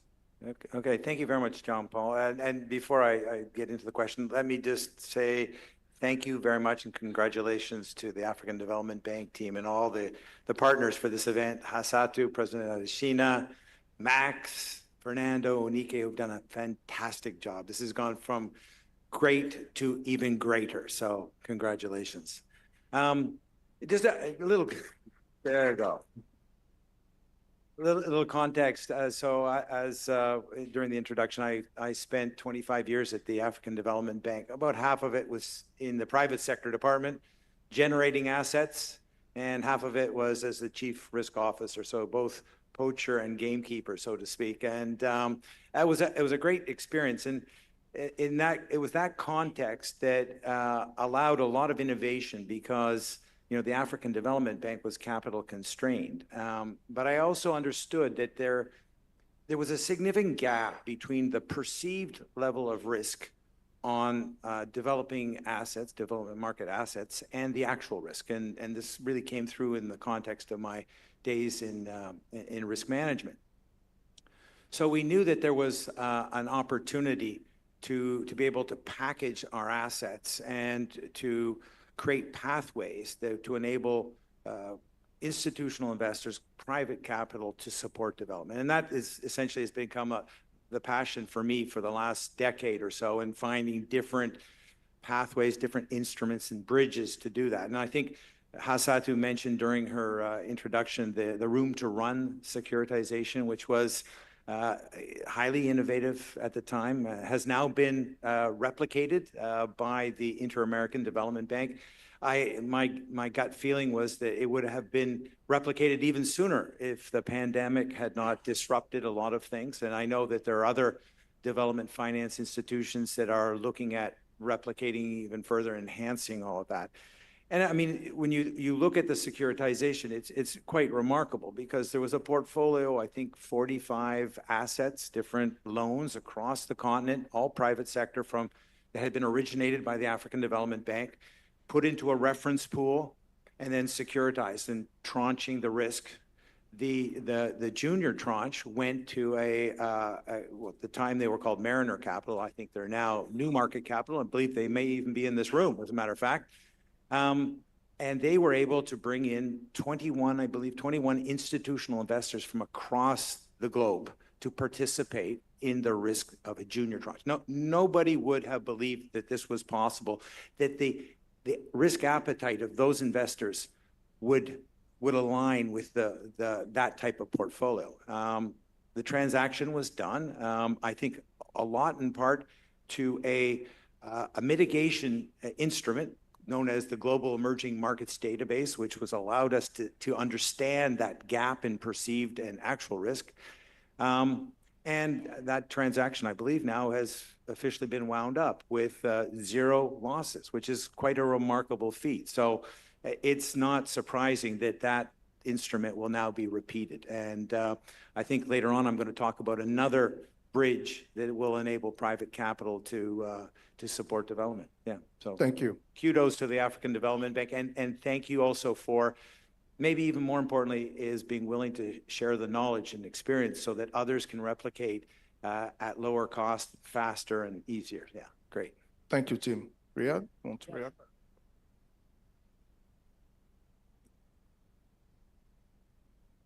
Now that's better. Thank you. So I think that the 2 quick points from me. The point of a securitization is to remove an intermediary, which is really adding not much value. So if you take an example of a Zambian copper mine, they have dollar cash flows, and the investors who are wanting to lend into this sector actually want to tap into that dollar cash flows rather than sending money to a state-owned utility in the middle and then to that.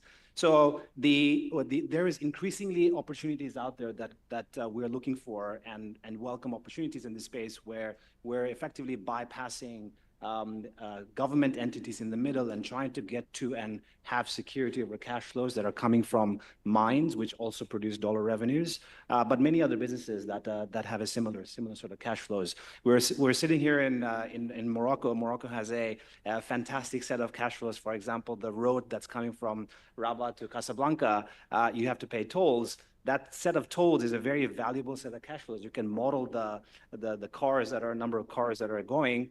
There's a lot of traffic, actually, if I'm honest, which is good for any investors trying to invest into this little road. And there is isolating the state entity away from this cash flow can be very valuable. The blended finance, if I could. Africa needs non-dollar liabilities. Africa can pay back local currency, not dollars. It's very hard for them to pay back dollars. So as we think about blended finance models, I think one of the areas that all the multilaterals should really invest into, and you know, AFDB is always at the forefront of stuff, so we're happy to work with you on this, is how to protect against currency risk coming from countries. Because it's very easy to give dollars against your beautiful AAA guarantee in dollars.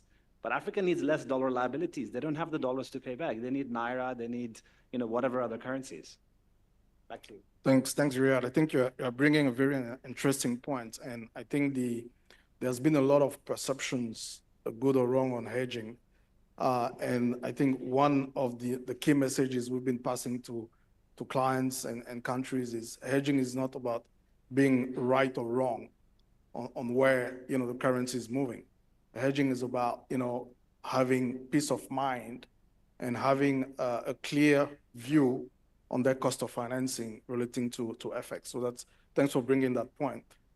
We have seen also the emergence of PPPs in the continent. And unfortunately, what we are seeing is, you know, the PPP market is really concentrated in roughly, you know, five African countries. If you take out Egypt, Morocco, Nigeria, Ghana, and South Africa, then we don't see, you know, PPPs being, you know, kind of, you know, rolled out, you know, in a widespread. So I have two questions. One is, why is it that we are not seeing more of PPPs in the countries?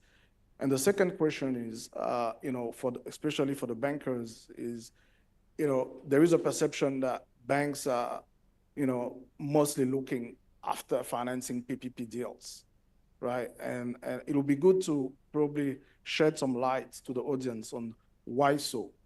Why is it that when banks are moving to, you know, to a market, one of the first questions they ask that they want to see is PPPs. So I'll leave the honor. Please go ahead.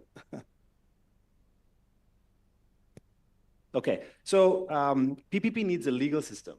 So what you're actually doing, you take a public asset, again, I'm going to refer back to the Rabat Casablanca Road, is it needs a law that says that there is a public asset that the citizens use that will be handed over to the private sector, and that's quite a critical system. So I think the countries that have been successful in PPPs have largely passed that law. So the first thing really is to do is to have laws that are passed in these countries that allows for private investors to come and create a PPP asset.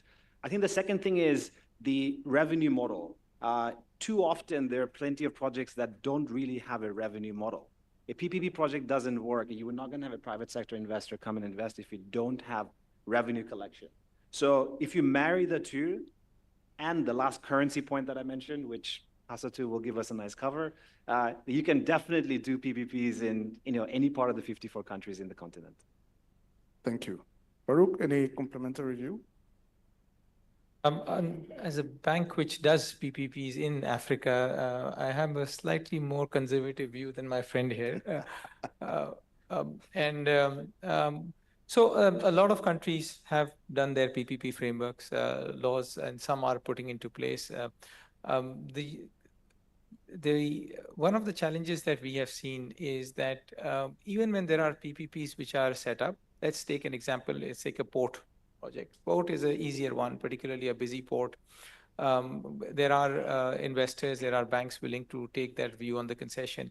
However, when we're looking at a PPP, sometimes we've seen that the holistic view is not there. So the port may work, but the infrastructure getting access to the port is still supposed to be provided by the government. And if that doesn't come in, if the roads aren't built, then the port is useless. So you may have a PPP, but if the infrastructure is not there, and similarly, we have power projects, but these transmission lines are not there. And transmission lines are still very much outside of the PPP right now, at least in sub-Saharan Africa. And that has caused delays in projects. Now, we've seen sometimes in toll roads as well, lots of successful where we see traffic. There, again, by the time the laws go into place, sometimes it takes many years. And by the end of it all, the costs have gone up. The sponsors are saying, okay, we need to relook at this. If we need to relook at the whole project itself, do you want to build the 300 kilometers, or could we do 100? And if the government says, yeah, actually, probably because there is some backstop guarantee and we want to reduce that, our exposure. And once they do that, they have to go and retender the whole process. So those are some of the challenges which we have. There have been successful projects eventually. I mean, we took a road project, port project we did, took 6 years to get into place, and a couple of roads are still pending.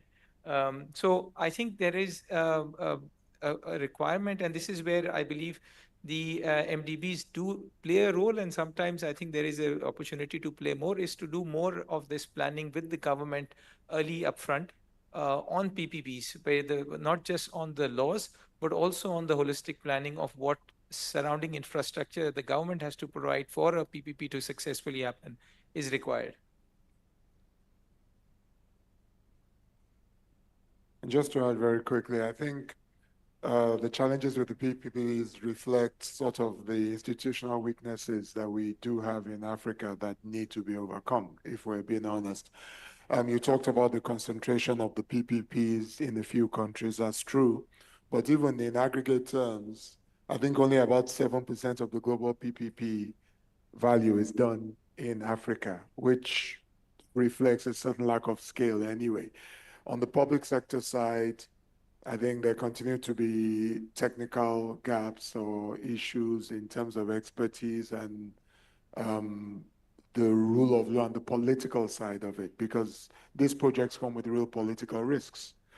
And we've seen that like on the Lekki Toll Road in Lagos, that effectively the government had to buy out the private sector and take it over again. Because when it came down to it, the politics wasn't quite right. And then on the private sector side as well, in terms of the understanding of the social benefits and that balance, profit focus is natural, but also there needs to be a more realistic assessment of the political economy and the social situation in the countries to be able to strike the right balance from the private sector side as well. And those fundamental issues need to improve incrementally for this to scale and grow. No, thanks. No, these are valid points. And I think unfortunately, sometimes, the time that it takes to kind of, seeing those financing via PPPs mature and being disbursed, Africa, unfortunately, for a high growing population, there is definitely a need to accelerate, the pace of, capital raising. And that's, I think, a collective challenge. And Lamia, I will come to you. I mean, we talk about some of the innovation funds that have been set up. We have seen funds targeting, technology, targeting renewables, and so forth. And just wanted to get your views from, Casablanca Finance City in terms of what you are doing in terms of, triggering these funds to, to develop further in terms of innovation. In terms of innovation, or? Innovation. Yeah, because, I mean, we have more infrastructure funds than innovation funds, so to speak. We have some, VCs, but not that much. Okay. But in terms of innovation, yes, we're trying to do a lot. Actually, for us, there are at least 2 mega trends that are shaping the future of finance. The first one is technological innovation, of course, with fintechs, blockchain, AI. And the second one is the rise of sustainability. And I myself, I'm convinced that the future of finance can only be sustainable. So with regards to the first topic, fintechs, Actually, we launched a few years ago a project called the Africa Innovation Lab. The purpose aims to, we aim to bring together the best innovative startups in the financial sector and connect them to business opportunities around the world. So we have had a one-year program, acceleration program, across several verticals like RegTech, crowdfunding, ESG, and so on. And today we are about to launch the second cohort. With regards to sustainability, as you may know, today Africa only generates 2% of its estimated potential of carbon credits. And according to the Africa Carbon Market Initiative, the continent could export by 2050 more than 2 gigatons of avoided CO2 emissions. So Africa could really become the energy powerhouse for the world if we put in place the right frame conditions in terms of capacity building, in terms of technology transfer, in terms of financing, and so on. In this context, we believe that the carbon markets, if well designed and implemented, would really represent an untapped avenue to channel investment flows and finance projects in sustainable development in Africa. So we think that we should seize this opportunity, and this is what we're doing in Casa Finance City. We just launched a new project, which is to put in place an ecosystem of carbon markets, carbon players, with a VCM, voluntary carbon market, which is innovative by design. So I think that, we should really work on that. And for Casa Finance City is doing it for the continent. I know that other financial centers are also working on that, so we can, of course, collaborate with each other. Thank you very much. And I think, Tim, you wanted to share some insights on some of the funds. Oh, yeah, very much so. Thank you. Yeah, when I was speaking earlier about the synthetic securitization that the African Development Bank did, it was primarily motivated from a capital constraint perspective. It turned out to be a great pathway to enable private capital to relieve the capital constraint that the bank was facing. Since my retirement, I joined an organization called ILX, which is part of the Cardano Development Group based in the Netherlands. A fund, ILX, has kicked off a couple of years ago with around $1 billion of capital mobilized, principally from, at the time, Dutch pension funds. It's now expanded, I think it's $1.6 billion from including some Danish pension funds and gradually working across Scandinavia. The thesis of ILX is that, and we've been talking about blended finance, is that, in fact, if properly structured, institutional investors do not need lending to be attracted into the development world. And the ILX model is essentially that it does co-financing with the multilateral development banks, the DFIs, that are originating private sector loans, and we co-finance with them on a light touch basis, and that those assets then go into our pool and are attractive from both a financial perspective as well as a development and impactful perspective to institutional investors. Now, this is proof of concept that institutional investors can be attracted to support development working through development finance institutions. And I think it's important to note that the gap between perceived risk and actual risk is particularly clear for when you work with institutions like the African Development Bank, like IFC, like EBRD, the other DFIs that have an ability to mitigate risks at origination. And it's an extremely scalable model. And my expectation is that we'll see lots of other ILXs develop over the next few years. And it will bring a steady stream of institutional capital to support development, which will be great for the multilateral institutions. I think the big sea change that needs to take place at the side of the multilateral institutions, something that was mentioned earlier, is to have a culture of originate to distribute. So your developing assets immediately with the intention that a good portion of that will be distributed into the institutional markets. And so the projects are structured to facilitate that. And we can see that evolution taking place, and you know, it's only going to accelerate. So it's a really exciting time for all that. Just to say at the end, there is a place for blended finance, no question. As you get into the riskier spectrum of projects, that is required. But for some of the mainstream activities that the development institutions do, there is institutional appetite on a clean risk basis, and that's pretty exciting. So lots of potential for growth. Thank you, thank you. And probably Riyadh, from a banker's perspective on carbon credits. Africa has a vast number of it. This is probably the starting point, but there's really two things that needs to get fixed. I mean, I welcome the initiative from Casa Financiera. The first one is that each country has to reduce their baseline carbon calculation for carbon credits to work. And the second one is monitoring. So who can actually catalyze this? If you think about it, who has the gathering power for ensuring every nation, every time there's a carbon credit written, voluntary or otherwise, it's removed from the baseline? It's actually only African Development Bank.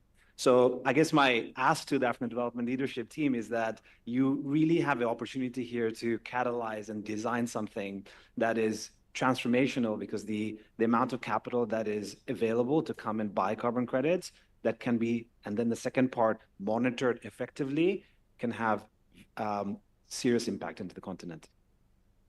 Thank you. I mean, we cannot talk about innovation without mentioning AI, you know, crypto, blockchain. And I will be keen to hear some views in terms of how can the continent, you know, benefit from these, you know, emerging technologies, and, you know, and what will be your views in terms of how that can be an accelerator for the financing in the continent?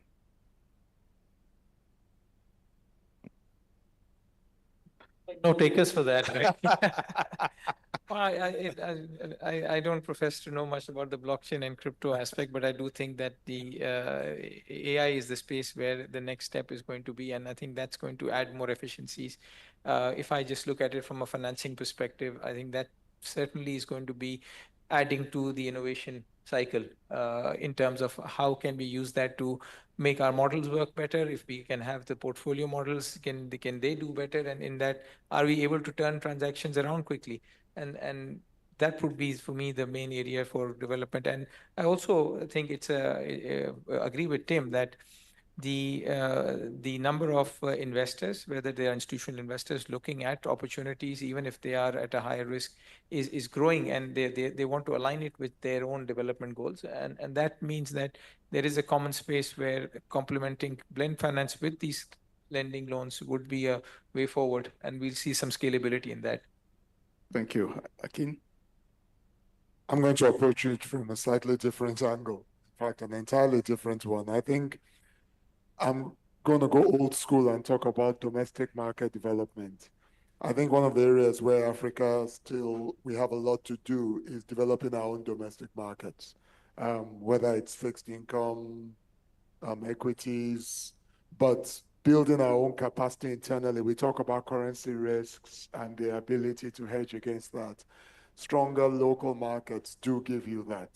If you can have the right capital formation and then have the right liquidity in secondary markets across the continent, you can achieve a lot more in terms of diversification from a currency perspective, and in terms of building an ecosystem in the countries that allows the economies to thrive without too many external dependencies and risks that make things more complicated. It's not 100% one way or the other, but it helps to have that capacity and depth in your toolbox. And I think as we look at new products and innovations, some of that fundamental work about building liquidity and capacity in our domestic markets, even in smaller countries like, say, the currency zones in West and Central Africa, where you should be able to build one market using a common currency as a strength to provide depth, rather than have 1,000 rather than have a number of small country markets. I think we should do a lot more. to develop that capacity, working with the regional DFIs and the regulators and the governments, and help to mitigate some of our exposure and risk to external debt and finance that complicates debt sustainability and macro issues that we face. Thank you. Thank you, Akin. I think we're going to get to closing remarks, and I'll ask each one of you to, to say a few words and the key takeaways. I think the idea here is to leverage on the innovative financing models, accelerate the financing of projects, infrastructure projects in Africa. Everybody in this room somehow is affected by the financing gap, in terms of shortfalls in energy, in terms of shortfalls in infrastructure, roads, and so forth. So in closing remarks, what would you, if you have to project yourself, a few years down the line, so we can have a victory speech in terms of how the financing gap has been reduced, what should be done? Anyone? I think essentially from an innovation perspective, I think some of the products we've talked about are very important, some of the things we've talked about. And getting more collaboration at the global DFI level and with a lot of the, say, G7 economies who are always talking about ways in which they want to assist and support Africa to sort of raise funding and close its gaps. I think some of the coordination at that level has to be better. We talked about harmonized regulations, Basel III treatment across the board. We talked about rating agencies and how they assess some of these products, some of these enhancements.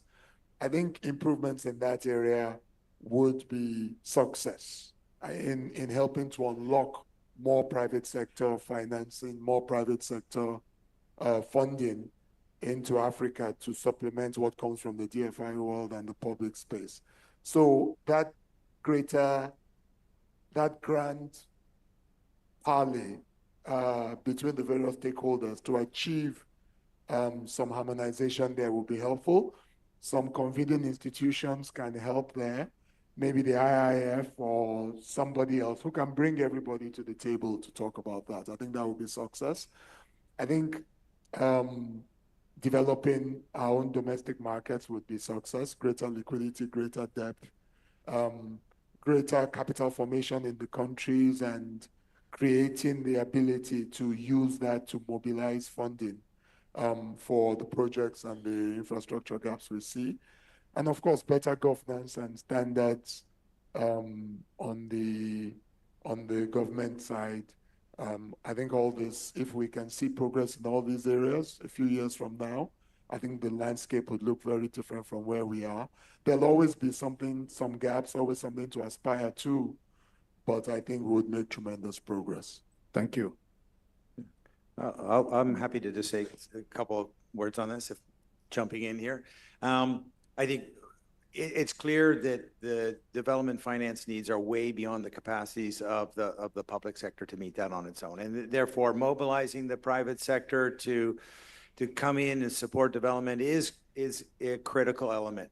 I've talked about two examples of bridges, pathways that have enabled private capital to support development. And they're just two simple examples that are working. I say, let's build on those working models to scale, okay? Success will breed more success. And as we narrow the gap between perceived risk and actual risk, I think we would just see a further scaling up of the flows of private capital, and that's only going to be good. Thank you. I would think in terms of partnerships, clearly the MDBs have a role to play alongside the commercial institutions. And that crowding in effect is quite going to be important going forward. Adding to that, if there are more guarantee instruments, which we all know brings in more crowding in than direct loans. And I think that the World Bank is also aligning to that. African Development Bank stepped up and done these few transactions, at least 3, 4 of these in very short time, which is a proof of concept that the moment you mobilize something like this, there will be takers for it. And I think that's going to be very scalable if the MDB community gets together alongside that. I can make a quick one.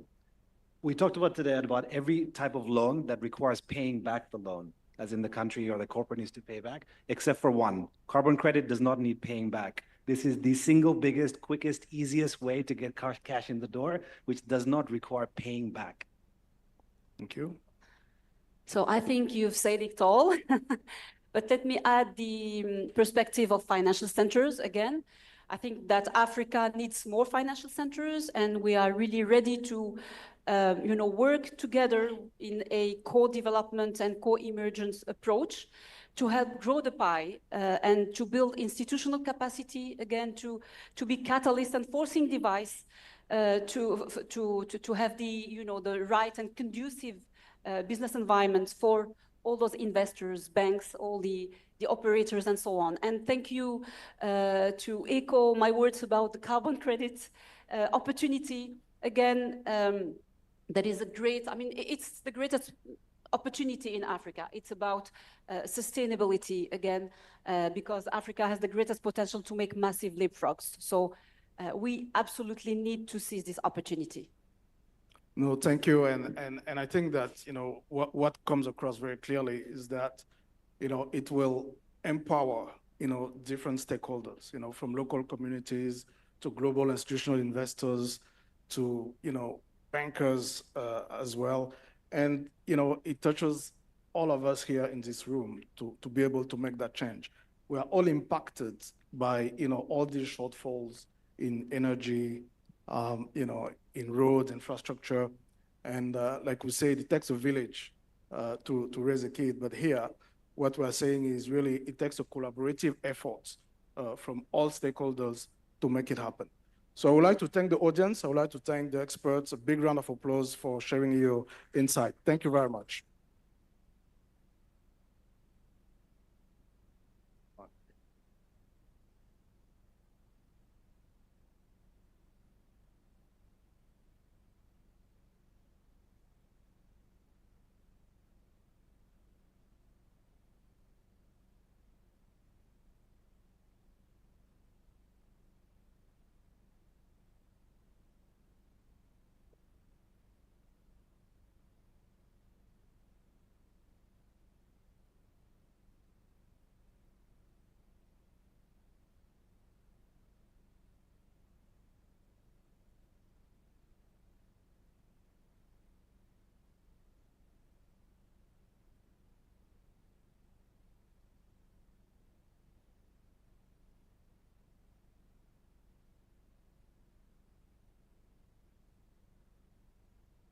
Well, thank you very much, Jean-Paul, and this wonderful panel. In a few minutes, you and us will have the privilege to witness the signing of the letter of intent for the multi-originator synthetic securitization transaction platform in a few minutes.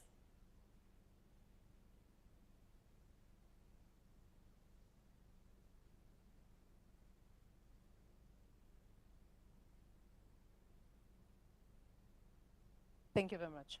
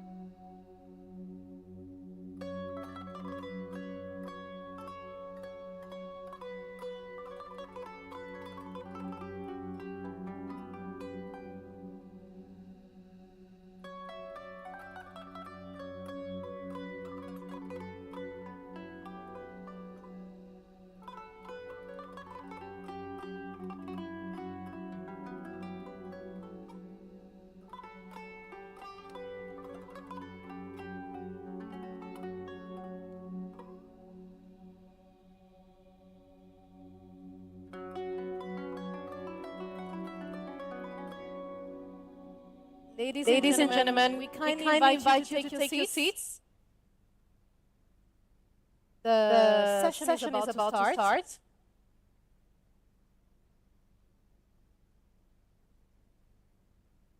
So I'm pretty sure that you're having very interesting conversations, but I still invite you to take your seats. Thank you very much. We will start in a few minutes. Thank you.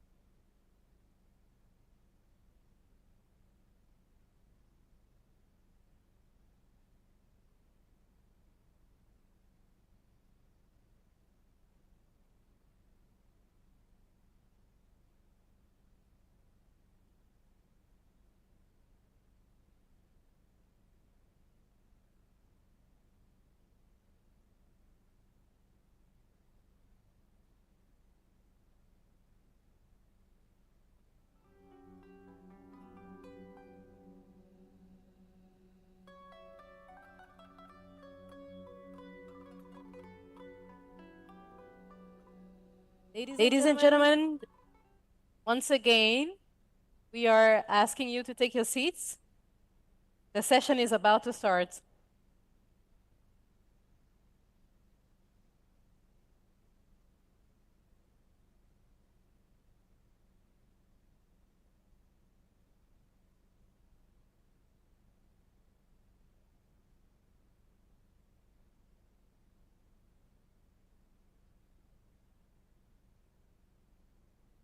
So I am not sure if you have observed this as well, but I've noticed that the room has become much more crowded.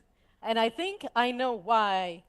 It is actually, ladies and gentlemen, because a truly groundbreaking moment, a demonstration of partnership in the true spirit of the Africa Investment Forum is about to happen.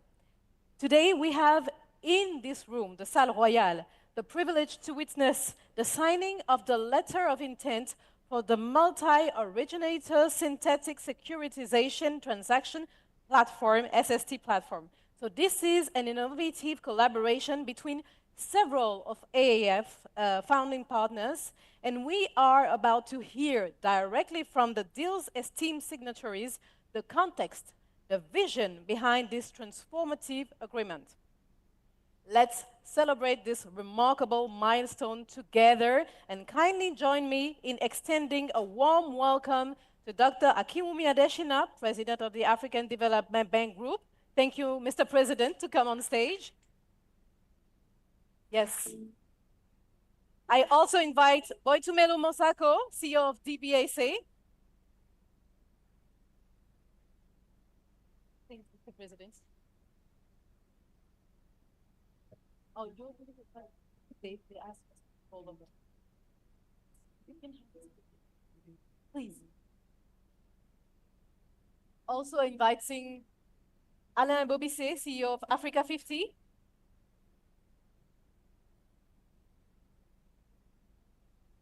and Dan Sheffer, Executive Director of Academy Securities.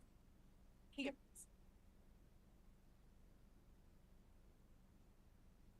Thank you very much. Go ahead.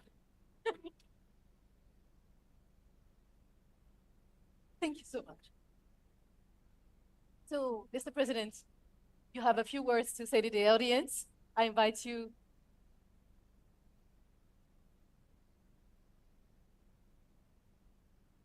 Thank you very much, Marie-Angele. Good morning, everybody. I wish to welcome you to the special session on signing of the letter of intent on the originator synthetic securitization platform. I wish to start by thanking the CEO of the Development Bank of South Africa, my dear sister Boitimo Buchomelo Masako, the CEO of Africa 50, Alain Ebobise, as well as Dan Sheffer, Executive Director of the ABS Capital Markets, Academic Securities, and Andrew Hunt, the founder and CEO of New Markets Capital, for joining the African Development Bank on this landmark synthetic securitization transaction platform that we are launching here at the African Investment Forum. This letter of intent being signed today is to establish a synthetic securitization platform of $2 billion of reference portfolio of assets for transfer of risk from those assets to institutional investors by the African Development Bank and by the Development Bank of South Africa. The world has about $145 trillion of assets under management. Africa itself has about $2.4 trillion of assets under management by institutional investors. We certainly have to do a better job and a good job of making sure we can attract a lot of those investments from institutional investors to invest in all the things that we talk about, whether it's energy, water, transport, corridors, digital infrastructure, whatever it is, that they may actually see this infrastructure as an asset class that's worth investing significantly in. And we started thinking about that at the African Development Bank a couple of years ago. And we launched at the African Development Bank in 2018, room to run synthetic securitization, which was the first for a multilateral development bank to do, in which we basically transfer the risk of our non-sovereign assets to institutional investors, and that reference portfolio was $1 billion. The institutional investors at the time included Marina, Africa 50 was there, Mizuho International PLC was there, and this was, as I said, the first ever portfolio synthetic securitization between a multilateral development bank and the private sector. It allowed us to pioneer the use of synthetic and securitization and credit risk transfer instruments to a new and previously unexploited segment of the financial market. This, of course, was great for us at the bank because it allowed us to free up $650 million for new lending. To date, there has not been any incident on that. In fact, every time I chair the board of Africa 50 with Alan, and every time that we mention room to run, his face always glows. He always says, I want to do more. And so that's why you probably see Alan here trying to do more today. The African Development Bank followed up on this with another room to run transaction, which this time was for $2 billion that we did with support of guarantee from the UK FCDO office that allowed us to transfer risk of our portfolio assets, some of our assets that are sovereign assets, again, to the private sector. Another first for the bank globally in trying to do this. And that freed up $2 billion for us to launch to support in terms of climate finance. So today, as we are here for the synthetic securitization a transaction platform on the Africa Investment Forum, we are launching today, for us, reference portfolio $1.5 billion from Development Bank of South Africa, $500 million. And this will be across sectors.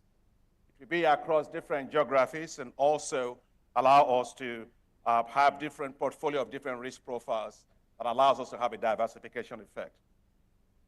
It will allow institutional investors to assume credit risk on cash flows of already producing assets.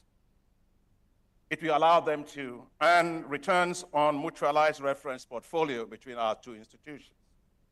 The African Development Bank and the Development Bank of South Africa, of course, will retain the ownership of the underlying assets, so because we are the lenders of last resort on that. And I like to say that it will also crowd in institutional investors through the, because we are going to be using this time collateralized loan obligations, which is quite different from the unfunded guarantees that we used before. So it's a very, very new way of doing business. This mutualized synthetic securitization platform will allow us to certainly broaden the pool of institutional investors. It will allow institutional investors and other development finance institutions to be able to recycle their capital, as we've been asked to do from the G20 capital adequacy framework for multilateral financial institutions to do better in terms of optimizing their balance sheet, sweating it more, and releasing more capital. And we've been at the forefront of doing that as the African Development Bank.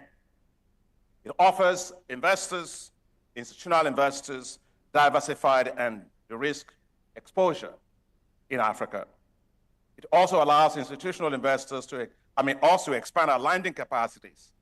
This, let me just emphasize, will be an evergreen vehicle that will allow us to be able to be doing replenishment of this vehicle with investors for repeated investments over a long run. So we established something that's a long run vehicle here. We are seeking, of course, the participation of third parties to help us with first loss guarantee, which is 2% of the tranche that we need. We're talking to some of the sovereigns, we're talking to Canada, we're talking to, I think it's Norway, and also to other institutional, to philanthropic institutions more globally. And so, ladies and gentlemen, colleagues, I just want to close by saying that the launch of this synthetic securitization platform shows, again, the innovative capacity that we have as African institutions globally in bringing new instruments to the table. At the African Development Bank, we're doing that a lot.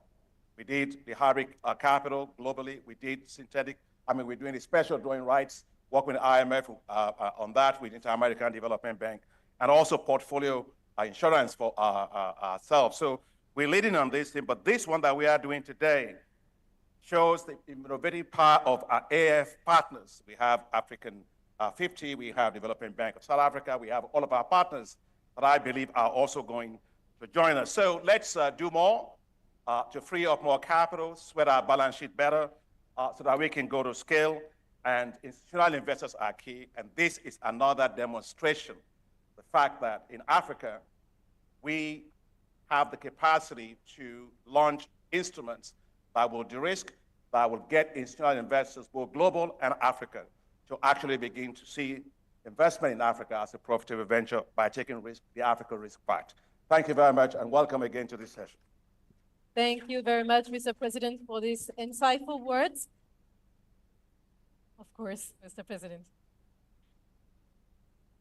Although we are tight on schedule, almost as always, I would like for you, Boitumelo Mosako, to share with us the inspiration and objectives driving this transformation agreement.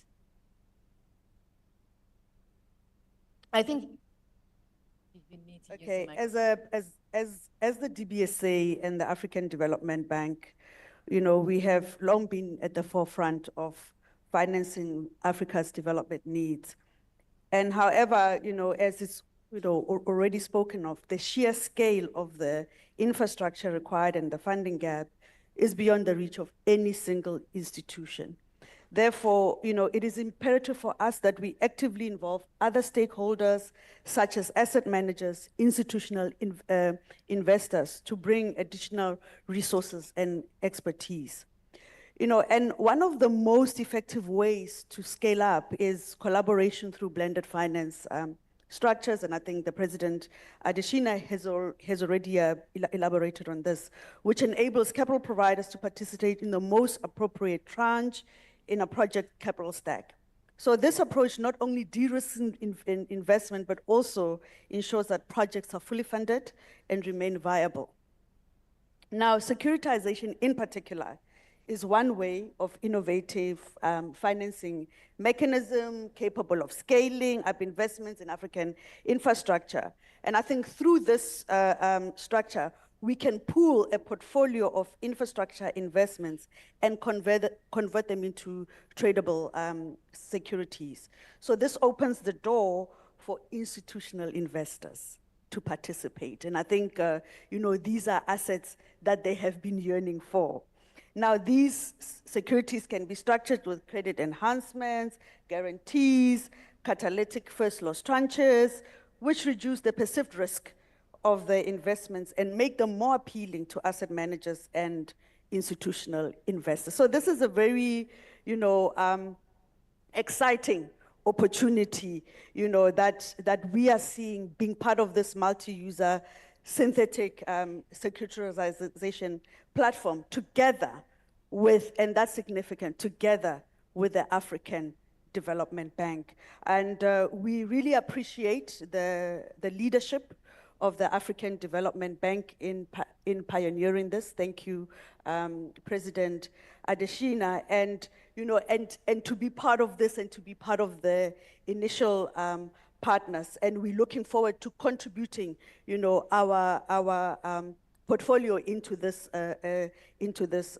structure. And when you look at the assets that we are talking about, as DBSA, we're talking sovereigns, we're talking, private assets of the bank as well, and this is a perfect example of how development finance can be scaled up through strategic collaboration and institutional investors. This platform will enable, as DFIs and MFIs to focus on originating impactful development projects which are packaged to appeal to institutional investors, hence crowding in private capital into critical infrastructure projects. At the heart of scaling up collaboration is the need for us to build trust and create financial structures that work for everyone. And this is not simply about pooling resources, it is about ensuring that each stakeholder's strengths are leveraged in a way that benefits the entire ecosystem. We are working as a system. Collaboration is about creating an environment where risks are shared, returns are aligned with sustainable development as the unique outcome. And I think, when I, in conclusion and looking at the theme of the Africa Investment Forum for 2024, leveraging innovative partnership for scale, this is a celebration of that. This is celebrating us coming up with these innovative solutions for scale. A warm thank you once again to President Adesina at the African Development Group team and team DBSA and all our partners as well who have made this possible. Thank you. Thank you very much for these few words, but said with really passion and enthusiasm. And I saw you nodding, Alain Bobisse. I believe that you agree with everything that was said, but that you have even more to say. Why are you excited by this project, by this signature? Well, thank you very much. I'm excited by what my chairman, Dr. Adesina, has said in introducing this panel, this signing, and also what my sister Butimilo said. Because this transaction certainly is a landmark transaction. And we are at Africa 50, we are very pleased to have participated in the first room-to-run transaction, which was, again, a first in its kind globally, synthetic securitization for a multilateral development bank. And indeed, as my chairman, Dr. Adesina says, I'm very pleased, and we talked about it at the board quite often, the board of Africa 50, because when a transaction works well, you are interested, you have appetite to do more. And that's what we are doing today. And I have to say that this transaction that we are signing today ticks three main boxes that we are pursuing, investment teams that we are pursuing at Africa 50. Putting together large-scale transactions. So it's $2 billion transactions, My chairman probably wanted a bit more, maybe 3 billion. Okay, 2 billion, I think it should be fine. Okay, he's saying to me 2 billion is fine. So large-scale transactions, that's the first theme. Second theme, attracting institutional investors from Africa and also globally to be exposed to Africa infrastructure. Another box that is transaction ticks. And the last box that is transaction ticks is basically asset recycling, recycling the capital to free up space in the balance sheet of various institutions or governments so that they can do more. So large scale, attracting institutional investors and freeing up scale in the balance sheet. So all those boxes are ticked. I'm a very happy person. I'm happy to sign this letter of intent. Thank you. Thank you very much. Dan Scheffer, do you think of other boxes that need to be ticked by this signature? Yeah, no, absolutely. No, I want to first thank AIF and AFDB for their leadership here. And as mentioned by our partners, it's an amazing opportunity for Africa and the ability to use securitization to broaden the investor pool. I really see three areas where this could help with the investors and with the opportunity set here. And in transparency, first of all, the data that will be brought through securitization will be impactful to investors on other different opportunities within Africa. Second, growth. This will give the DFIs an opportunity to target areas and really coordinate on what is impactful for Africa in general. And then finally, just broadening the investor base. These securitizations will be targeted for different investor yield profiles, risk return profiles. So you can really tailor it to what your investor needs are, which I think is crucial to growing. And thank you again. Thank you very much. And we also have Andrew Horn, founder and CEO of New Market. He couldn't be here with us, unfortunately, but he has kindly shared a video with his vision and insights on this transformative initiative. Please direct your attention to the screen for a brief yet impactful message.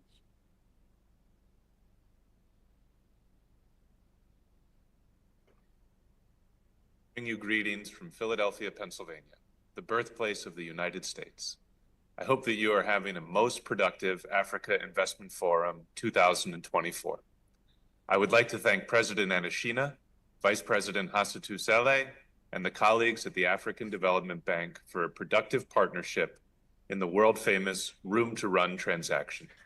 New Market is proud to have been an investor alongside Alain Ebobize and the team at Africa 50. Room to Run is a milestone in development finance and in securitization. Unlocking several $100 million of additional funding for the African Development Bank, the transaction has become a template for innovation across the MDB space and has exhibited exceptional performance over its life cycle. We are extremely excited to be renewing this partnership today with the African Development Bank and expanding the issuers to welcome the Development Bank of South Africa, while increasing the investor group to include not only New Market and Africa 50, but also Legal & General, Wellington, and Academy Securities. Thank you for this continued partnership. We are grateful for your commitment to development finance, and we are delighted to partner with you in support of your many critical activities. I am honored to be represented in person at the AIF by New Market's Vice President, Shaz Langa, and I am looking forward to celebrating this milestone with you all soon in person. Thank you, and have a great rest of your conference. Thank you for this inspiring message. Now we will proceed with the signing ceremony. As you can see, the setup is being made. I invite the protocol team to take their positions as we move forward with this important moment. And I kindly ask everyone to stand. And I invite our colleagues from protocol to set the scene. Mr. President also is invited for the signing.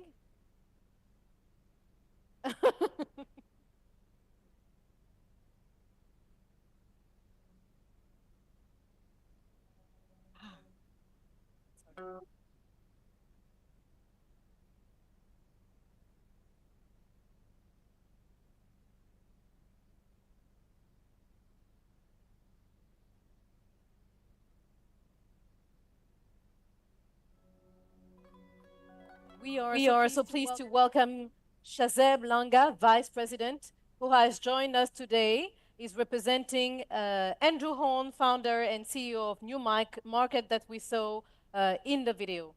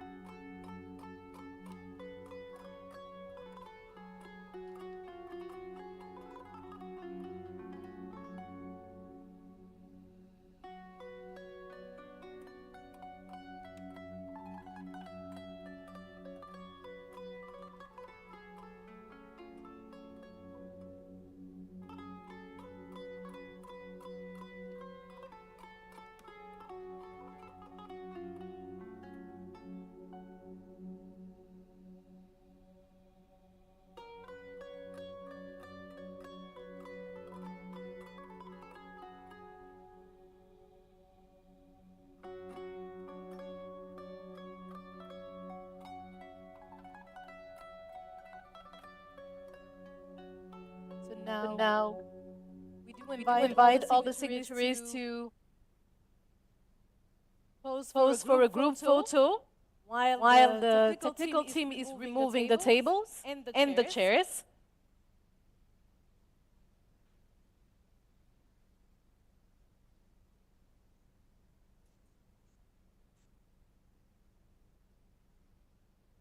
Please, I invite you to remove the tables, please.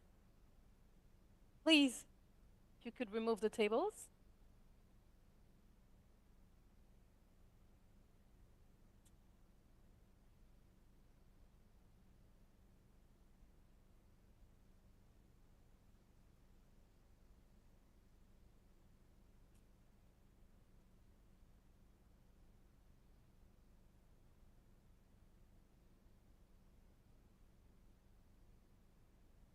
Thank you for capturing this historic moment. Thank you very much.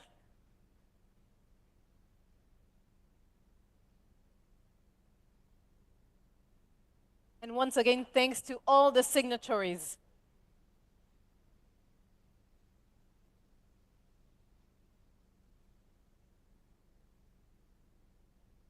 And now, ladies and gentlemen, we will proceed to a short coffee break, 15 minutes, generously sponsored by Goldman Sachs and DLA Piper, sorry. And this is once again a fantastic opportunity to connect, exchange ideas, and continue building partnerships in here. So we will reconvene shortly for the closing ceremony in 15 minutes sharp. Please, ladies and gentlemen, thank you very much.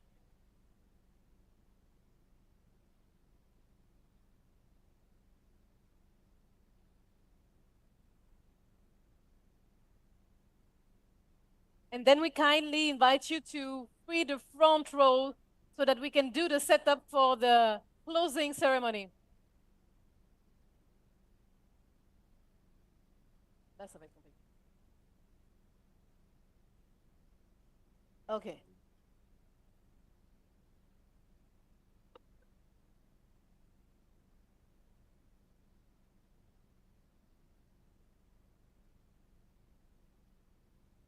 Ladies and gentlemen,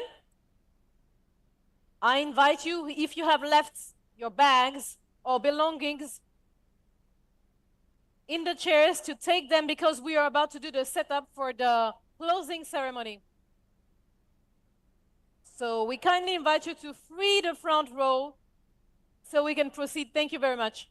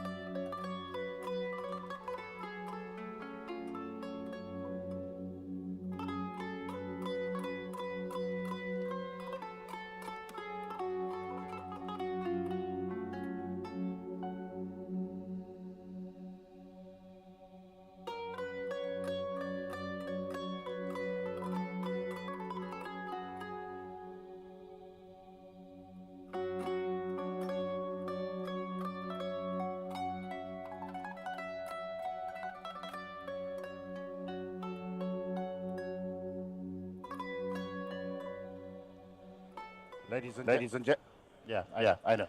Ladies and gentlemen, if you kindly take your seats, particularly to delegates and participants who are within the hallways and the alleyways of the hall, kindly take your seats. The program is about to begin. To the members of the protocol team, as well as security, kindly ask our guests who are enthralled in conversations to find their seats. Our program will begin shortly. Thank you again for your cooperation. You're doing a whole lot better than we did during the opening ceremony. Boy, what a job that was to get people to find their seats. So thank you very much for making our job that much easier this morning. Protocol and security just help us ensure that everyone's in their seats. Thank you very much. Mr. Andre Bass, could you kindly have your team as well as security help us ensure that everyone's taking their seats as we get ready to proceed.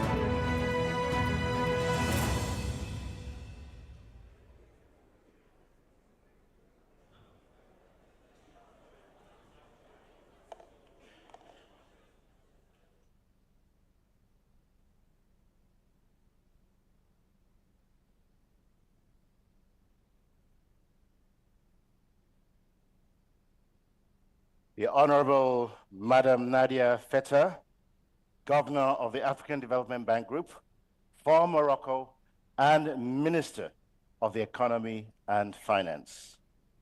His Excellency, Senator Bola Ahmed Adekunle Tinubu, GCFR, President of the Federal Republic of Nigeria, ably represented this afternoon by Mr. John Owan Eno, the Minister of State for Industry.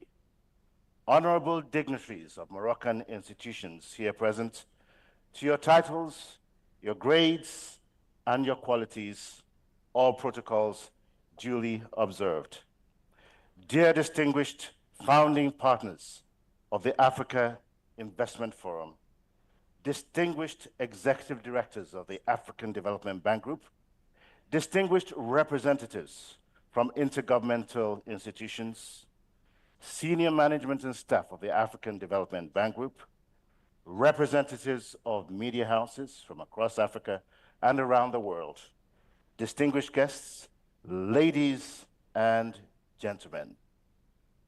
Saidati wa Sadati, ladies and gentlemen, distinguished guests, esteemed delegates, visionary investors, and private sector players, welcome to the official closing ceremony of the 2024 Africa Investment Forum here in Morocco's beautiful capital city of Rabat, a truly vibrant city that creatively blends hundreds of years of history, high-tech modernity, a stunning Atlantic coast with a serene and majestic royal presence. Once again, Sharaftuna Kuna fi Rabat, meaning we're honored to host you here in Rabat. On behalf of the Kingdom of Morocco that has graciously hosted us these past 3 days, the founding partners of the African Investment Forum and our sponsors, welcome. My name is Victor Oladokun, and it truly is an honor to co-MC and moderate this official closing ceremony. With me, Marie-Angèle Touré, co-moderator of this event. You know, I'm smiling because I know Marie-Angèle has a surprise up her sleeve this morning, but I'm just going to wait and see what it is. I see that smile this morning. All right, yeah, that confirms it. Well, over the last 72 hours, we have absolutely no doubt that we've had countless opportunities to experience Dar El Kebira, the house of hospitality that Morocco truly is, where doors of opportunity have been opened to help turn your innovative, creative ideas into concrete reality. We trust and we hope that has been your distinct and very unique experience at these Africa Investment Forum days. Well, as we continue our program, we have a lot more that you're going to hear about, particularly with regards to corridors, economic corridors across the continent. I'm glad to see that President Soumaïla Soubeyrou is back in the room. He wasn't here a few days ago, and we also have another special guest who will be talking about some very exciting stuff that's been happening. Well, just before I hand over to Marie-Angèle, I'm just going to say that like many of our African fabrics, whether it be Kente, Adinkra, Kitenge, Ankara, Ashoke, or the local Sabra fabric here in Morocco, progress demands hard work. It also requires creativity, but more so, it requires harmony. And together, as delegates and investors, you've shown all of that over these past 72 hours. Once again, we say congratulations, well done, and good success for the future. Marie-Angèle, over to you. Thank you, Victor. Assalamu alaikum wa marhaban bikum. شرف ليا كون معكم أليو. دابا بريتكم تصافكو بزاف بحال إلا قلت في حاجة عادمة بالعربية. شكرا بزاف.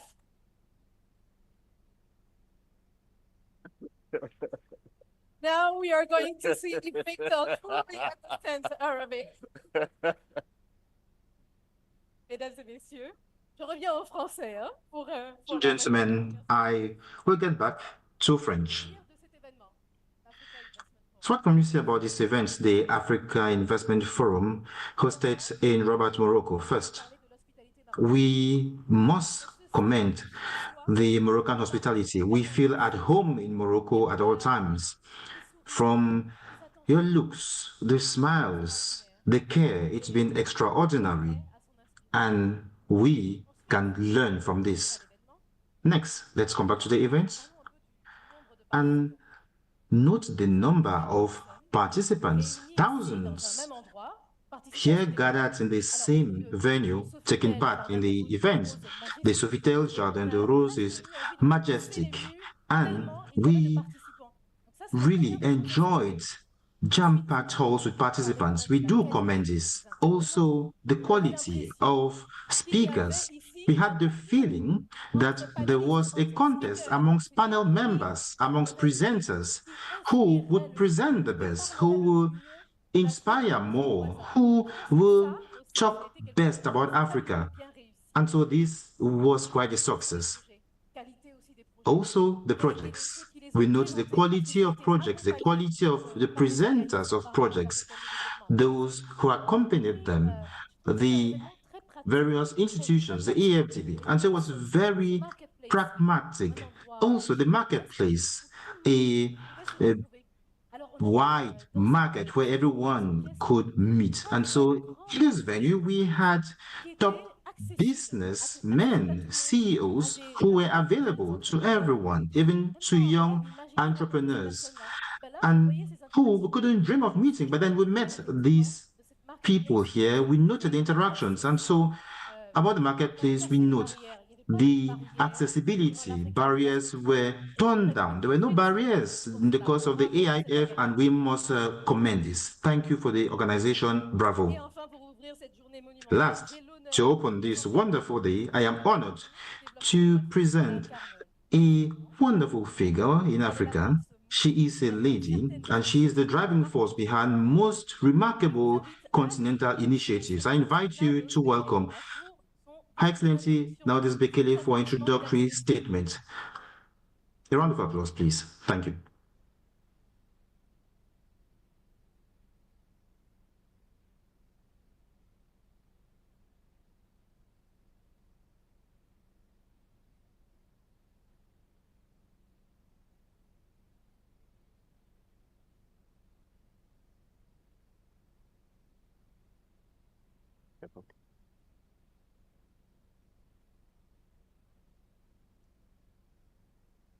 Good afternoon, Your Excellency, Dr. Nadia Feta, the Minister of Economy and Finance. My dear sister, I want to say thank you for the hospitality, and through you, I would like to express my gratitude on behalf of everybody that is there to the government and the people of Morocco. You know, every time I come here, the hospitality is just amazing. So thank you very much, like everybody has been saying. Excellencies, representatives of heads of state and government, honorable ministers, my own dear brother, Dr. Akuyemi Adeshina, the president of the African Development Bank Group and chairman of the Africa Investment Forum, your wonderful, I shouldn't say better half, but significant half, you know, my sister Grace. Thank you very much for supporting my brother. The senior members of the African Development Bank, distinguished leaders of development finance institutions, multilateral development banks, and private sector executives, ladies and gentlemen, good afternoon. As I stand here today in this room, filled with visionaries, trailblazers, and leaders shaping Africa's future, I feel humbled and energized. What unites us here is not just a shared ambition, but a shared responsibility to unlock Africa's potential and set it firmly on the path to prosperity. Africa is moving. Goods are moving. Ideas are moving. Money is flowing. People are traveling. Education is reaching across borders, and our youngest and youngest entrepreneurs are showing us the way through digital platforms and social media. These flows, ladies and gentlemen, represent the heartbeat of Africa. Our role is to make sure it beats stronger and faster, and that every corner of this continent feels its pulse. It's therefore both a privilege and a duty to speak to you today about regional economic corridors as pathways to connectivity and transformation. But first and foremost, I would like to convey my profound appreciation and congratulations to President Adesina and the African Development Bank for convening this transformative platform, which showcases Africa's vision, ambition, and determination to unlock its vast potential. Mr. President, my dear brother, your visionary leadership has unified us to forge partnerships and close deals that have the power to redefine the investment landscape across Africa. Please join me in celebrating Dr. Adesina's transformative leadership at the African Development Bank. His visionary efforts and infectious optimism have left a profound and tangible impact across the African continent and beyond. Thank you, my brother, for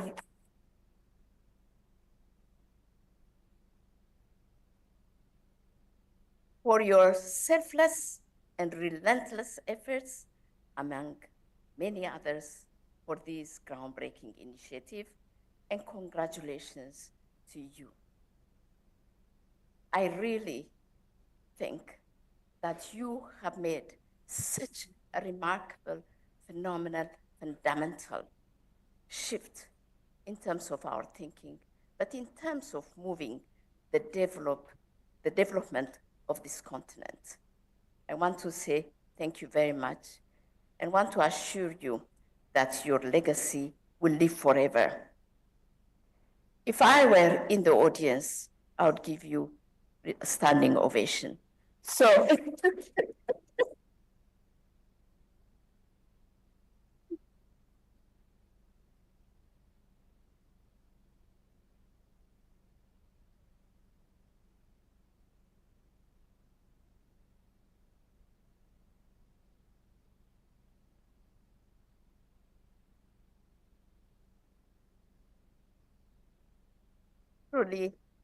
truly, you are a transformative leader, a servant leader, and we owe you a lot.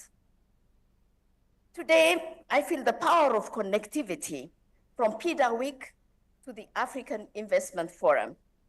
I come to you today directly from Addis Ababa, where we just concluded the 8th PIDA Week, a gathering of over 1,000 participants from across the globe, heads of states, ministers, private sector, leaders, and partners. Together, we celebrated the remarkable strides made through the Program for Infrastructure Development in Africa, the PIDA, which connects Africa not just physically, but economically, socially, and intellectually.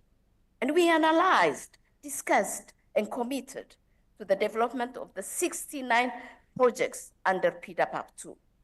This integrated corridor approach focuses on transport, energy, digital connectivity, and industrial hubs, while considering job creation, urban-rural connectivity, and climate resilience. We saw how corridors like the North-South Corridor are transforming lives, helping farmers in Zambia move their goods to markets in South Africa faster and at lower costs. With partners, all of you, and some of you have already participated in this. Over 100 one-stop border posts have been planned or operationalized across Africa, dramatically reducing clearance times and fostering intra-African trade. For instance, the Chirundu OSBP between Zambia and Zimbabwe has cut vehicle clearance times, which took 7 to 10 days, to just 2 hours. Similarly, the Sinkanze OSBP between Burkina Faso and Togo reduced border crossing time from 2 days in 2011 to under 4 hours by 2018. But this is just the beginning. With PIDA's integrated approach, linking transport, energy, digital connectivity, and industrial hubs, the integrated corridor and its approach is the proof that when we connect Africa, we empower Africa. Ladies and gentlemen, building on the momentum of PIDA Week and the AIF of this week, I am honored to announce that our DANEPAD, together with ADB, will host the 3rd Dakar Financing Summit on Infrastructure in the 3rd quarter of 2025. This summit, as usual, will bring together governments, private investors, and development finance institutions to mobilize the resources needed to unlock Africa's corridors. We will focus on transformative projects that connect nations and create ecosystems where goods, ideas, people, and money flow freely. This is a call to action for every investor in this room. This is your opportunity to be part of Africa's story, a story of growth, a story of resilience, and a story of innovation. Our children, youngest generation, have already shown us the way. Across social media platforms, they are building digital corridors, connecting businesses, sharing ideas, and creating communities without borders. We must follow their lead and translate this digital energy into physical infrastructure. Imagine this: a young designer in Dakar collaborating with a developer in Kigali to launch a business. A tech startup in Lagos shares ideas with innovators in Nairobi, facilitated by fast, affordable broadband across Africa. Goods moving seamlessly from the ports of Mombasa to the hinterlands of Uganda and the industrial hubs of Kinshasa, thanks to the fully integrated transport and energy corridors. This is the Africa we are building. The vision is to build an Africa that is connected and united, and not divided. Today, Africa is home to some of the world's youngest, most vibrant minds. But for these minds to flourish, they need roads, rails, and energy. They need policies that foster innovation, education that knows no borders, and systems that allow businesses to scale across the continent. At our DANEPAD, we are working to make this vision a reality. Through partnerships with ADB, the EU, Japan, Germany, and all the financial institutions here and the private sector, we are championing initiatives like the Continental Power Master Plan, creating a unified electricity market, the Green Infrastructure Corridors Program, driving sustainable development, expanding our digital corridors to power borderless education and trade. We are not just building roads and ports. We are also creating opportunities, value chains, and unlocking Africa's potential. To fully realize this vision, we must focus on 3 critical pillars, and we are working hard on this together with you. The first one is harmonized policies. Seamless trade and movement require unified regulatory frameworks. The second one is innovative financing. Public funds alone are not enough. We must attract private capital and foster public-private partnerships. And for this, we're working with member states to create a conducive environment. The third one is inclusion of women and youth. Africa's transformation must include 70% and plus of its citizens, the women and youth. Programs like the $1 billion 2030 Women and Youth Financial and Economic Inclusion Initiative ensure their voices are part of the conversation. Ladies and gentlemen, Africa is ready. Africa is ready. The question is, are you ready to invest? Invest in the corridors that will connect our businesses and communities. Invest in the digital and physical systems that will power our industries. Invest in education, innovation, and the free flow of goods, ideas, and people. The 2025 Dakar Financing Summit will be a defining moment for Africa. It will be your chance to shape the future, not just for the continent, but for the global economy. Let's work together to turn Africa's potential into wealth for all. Let us transform our corridors into vehicles and pathways to prosperity. And let us build an Africa where connections drive opportunities, where trade fosters unity, and where dreams become realities without borders. The time is now. The opportunity is Africa. Please join us. Thank you very much.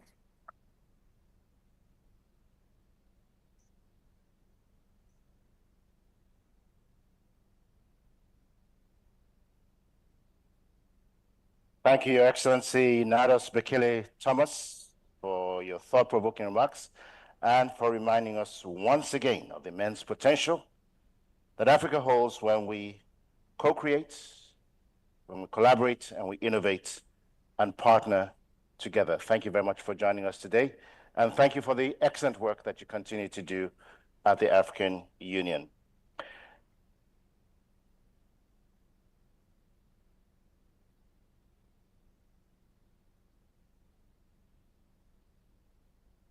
Now, before we transition, I'd like to say to my co-MC, Marie-Angèle, Shuma Lik, you speak perfect Darija, the Moroccan dialect. Yalla, Safkumaya, please applaud this talented lady.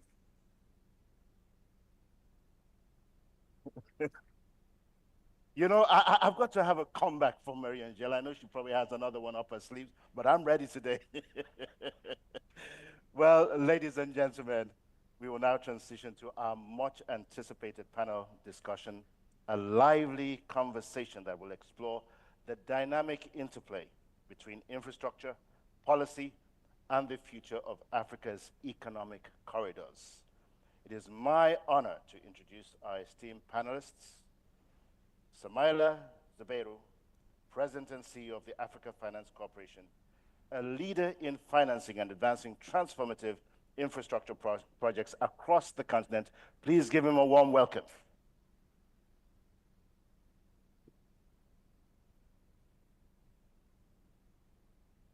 And also with us today, we're delighted to have Denai K. Paoli, Senior Advisor for Partnerships for Global Infrastructure and Investment at the U.S. Department of State. And as a leader, she works at the nexus of public, private, and development sectors and brings a tremendous wealth of experience as well as a global perspective to Africa's development agenda.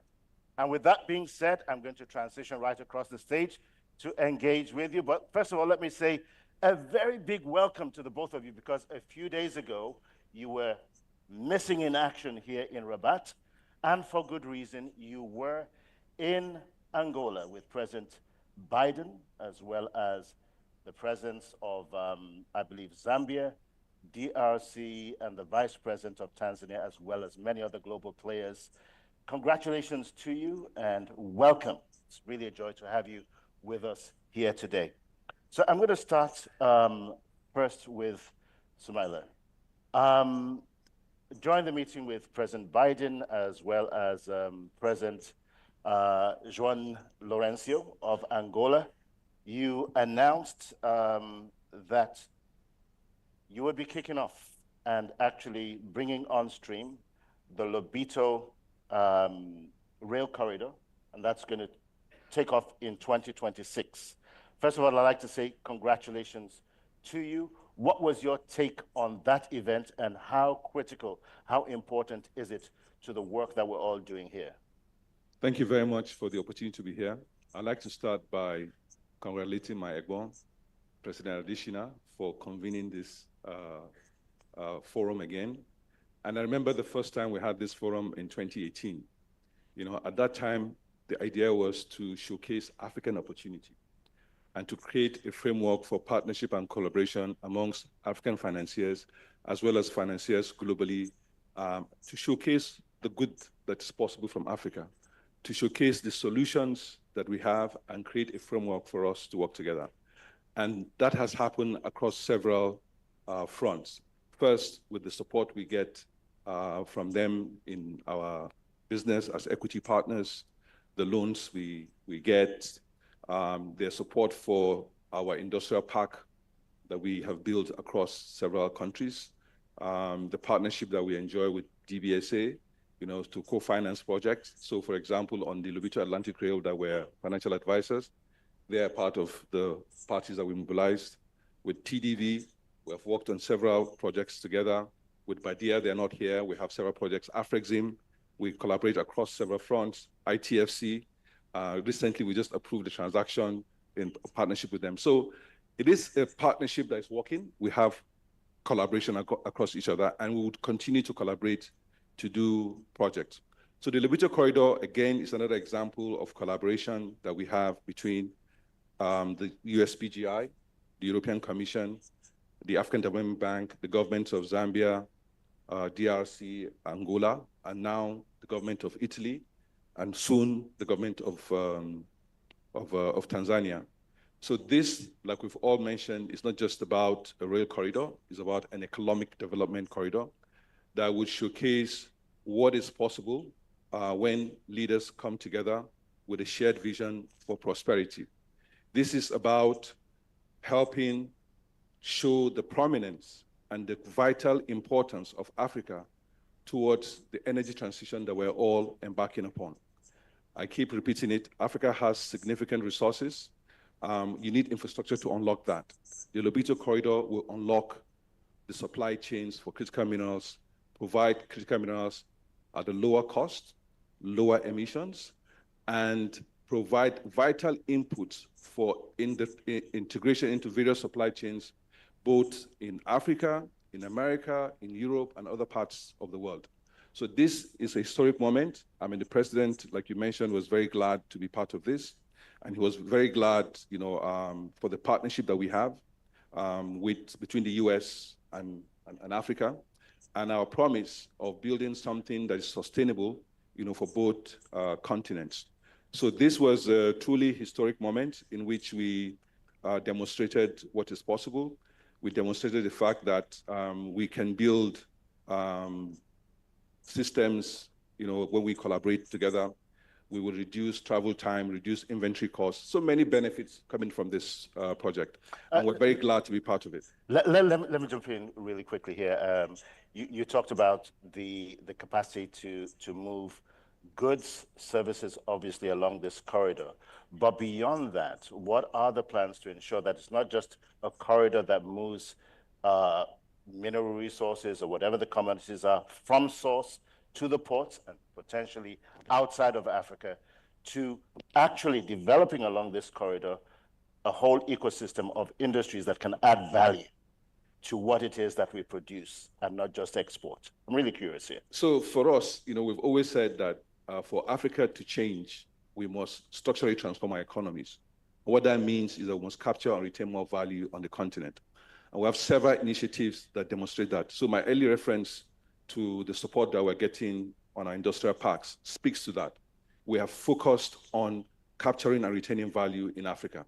In fact, the reason why this project is important to us is because we had earlier on, amongst the partners here, commissioned a battery minerals value chain study that demonstrated that it was far cheaper to produce battery precursors in Africa than anywhere else in the world.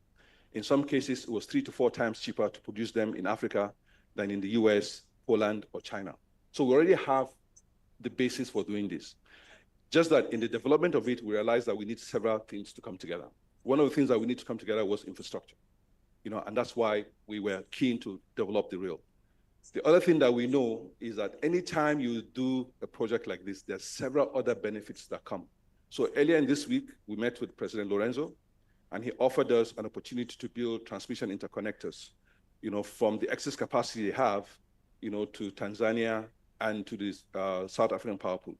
And I said to him that we need the capacity for the rail, that with this kind of capacity, we would develop the rail and would develop the industries there. So we are already developing the largest copper smelter in Africa, in DRC. We are already producing copper concentrates from that particular mine. We are already producing green copper. So industrial decarbonization is already happening in Africa. We refurbished a hydro dam to provide renewable hydro energy for processing the copper ores to concentrates and soon to copper anode. We are also supporting the production of copper sulfate. So we are focused on the processing of the minerals. We're not going to export raw materials. I mean, some will happen, but the idea is that we'll reduce that over time. Our target is we would increase the amount of value created from maybe 10, 15% now to 60, 70% over time. Awesome. That's really... Also for the agricultural value chain, because that's already taking place now. Well, Dr. Adeshina is in the audience, so you better talk about agriculture here. We'll talk about that in a few more moments. Somebody once said, and I say this with reference to those who questioned originally the purpose, the whole raison d'etre for the Africa Investment Forum. Why? And why is it necessary? Why are you putting all of these resources into this? But what comes to mind is, if not us, who? If not now, when? The Africa Investment Forum, represented by all of the partners here in the room, is an idea whose time indeed has come. So again, we want to say congratulations and thanks to the visionaries behind this dream. And I'm going to come next to Denai and say, again, welcome back from Angola, a successful outing. What does President Biden's visit to Angola say about America's current policy with regards to Africa's development and its active investment on the continent? And given the fact that we're going to transition into a new administration a few months from now, can the momentum be sustained? Great, that's a lot of questions. So let me take it one by one. We've only got so much time. I know, exactly. But first, let me start. Thank you for welcoming me back, President Adeshina. It's great to see you. And it's remarkable to me, 1 year ago, we had just signed the 7-side MOU between Angola, DRC, Zambia, the EU, us, the African Development Bank, and AFC, naming AFC as the lead developer of the Greenfield Rail project, which really opens up this next phase of the Lobito corridor. And 1 year in, here we are in the boardroom. We've got a concession signed, we've got a feasibility study completed, but it really is hopefully an example of what can happen when we leverage innovative partnerships for scale to move really fast. So coming to your actual question, it was incredible to be in Lobito this week. President Biden was incredibly excited to be able to visit the port, see some of the rail investments that we've already made, as well as celebrate new commitments. We announced another $600 million in additional investments in rail and agribusiness and digital and mobile connectivity. And we met at this leadership summit, the first at the leadership level, presidential level, at a pasta factory at the Carinho facility, which is Angola's largest agro processing, to really demonstrate that this rail, while anchored by the financing of critical minerals, really is so much greater than that. And when we think about adding in the investments across multiple sectors, it will add to greater than the sum of its parts. The PGI, the Partnership for Global Infrastructure and Investment, our approach has been to invest across multiple sectors at a time. And the economic corridor that we chose first to announce is the Lobito corridor here on the continent, which is really a demonstrative of our commitment to partnering with Africa. The vision for the Lobito corridor was an African leadership vision, and we came in to support it and get behind and help accelerate it and bring in more partners from across the G7. The organization of bringing in additional partners and being private sector led in the way that we are unlocking commercial capital for investments across multiple sectors really helps ensure that regardless of the changes in administration, there's momentum that will continue in sustainable ways. Broadly speaking, we have bipartisan support for this initiative, and we brought in lots of partners to ensure that it continues and the rails and the trains run on time to break ground in 2026. Thank you very much. And it's been said that globally, there's about a $40 trillion deficit in infrastructure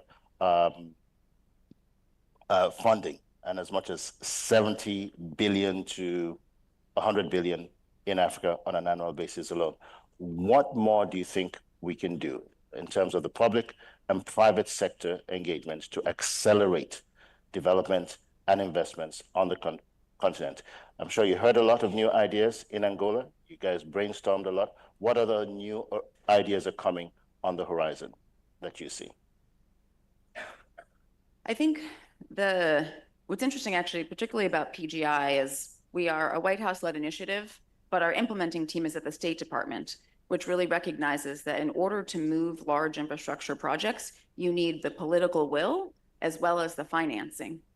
We've held a number of investor forums, including our first one outside the US in Lusaka in February, and it really is bringing together the political leadership as well as the financing community to help de-risk large-scale investment. Ultimately, you need collaboration, you need communication, you need strong processes, but you need to bring in a number of different partners in order to be able to move projects quickly to ultimately impact people, right? The rail is only there because you can move goods, but you can also connect people. You create jobs. You really help accelerate the economic growth trajectories of a region. And it is really only through bringing in these diverse sets of partners and often unexpected ones that really will make the difference going forward. Thank you very much. Well, I was going to, go ahead. So I was going to just talk about the financing for this. So this is a public-private partnership that is going to be open access. So the initial studies indicate that we need 3 million tons to make this, actually 2 million tons to make this viable. And we already have secured about 500,000 tons. And that is just for outbound traffic. We know that there's significant inbound traffic. So this is a viable project. And the fact that we've signed the concession agreement means that this will get done. And we have sufficient capacity within this room to get it done. When we pull together as Africans, we will deliver this project. We're keen to have partnerships, but we will deliver this project. And in delivering this project, we would also create the framework and partnerships to deliver other projects. President Biden mentioned the need for mobilizing more capital into Africa. And truly, that's what is required. But in mobilizing capital to Africa, we Africans must take ownership of that process. We must first take the initial steps to do the risk and fund the projects, and then we can scale with partners. So we have agreed amongst ourselves that we will fund this project. We're not looking at just our balance sheet, but how we can mobilize others to work with us.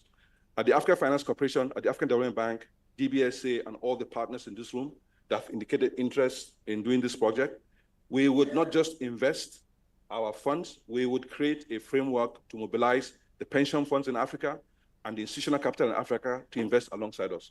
So with projects like this, we would bridge the funding gap for infrastructure by making this work, and we will make this work. Thank you very much. Both of you sound very bullish and well-deserved so. I'm a little bit, I'm kind of curious here about how it is that infrastructure investment along the corridor will benefit rural and urban populations and not just facilitate inter-country trade. What are your thoughts on that, and what are the plans to ensure that the investments truly are inclusive? So I'll give you an example. Anytime you work on a project like this, there will be several people that will find application of the infrastructure. And that application would generate ideas and opportunities for additional investments.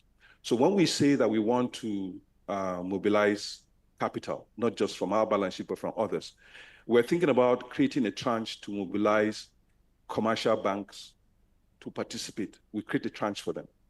We know that they are not able to take the kind of tenors and the risk that we typically would take on this as multilateral development banks, but we'll create a window for them. Creating that window for them means they have exposure to the project and they can finance SMEs that will benefit from the project. So think about a rail terminal. Once a rail terminal exists, it means a certain number of people will always go through that. It means that local people can make food to sell to passengers. It means that people can come there and create a market. I mean, you've been to several train stations. They're all markets, and that market is for the people that live within that society.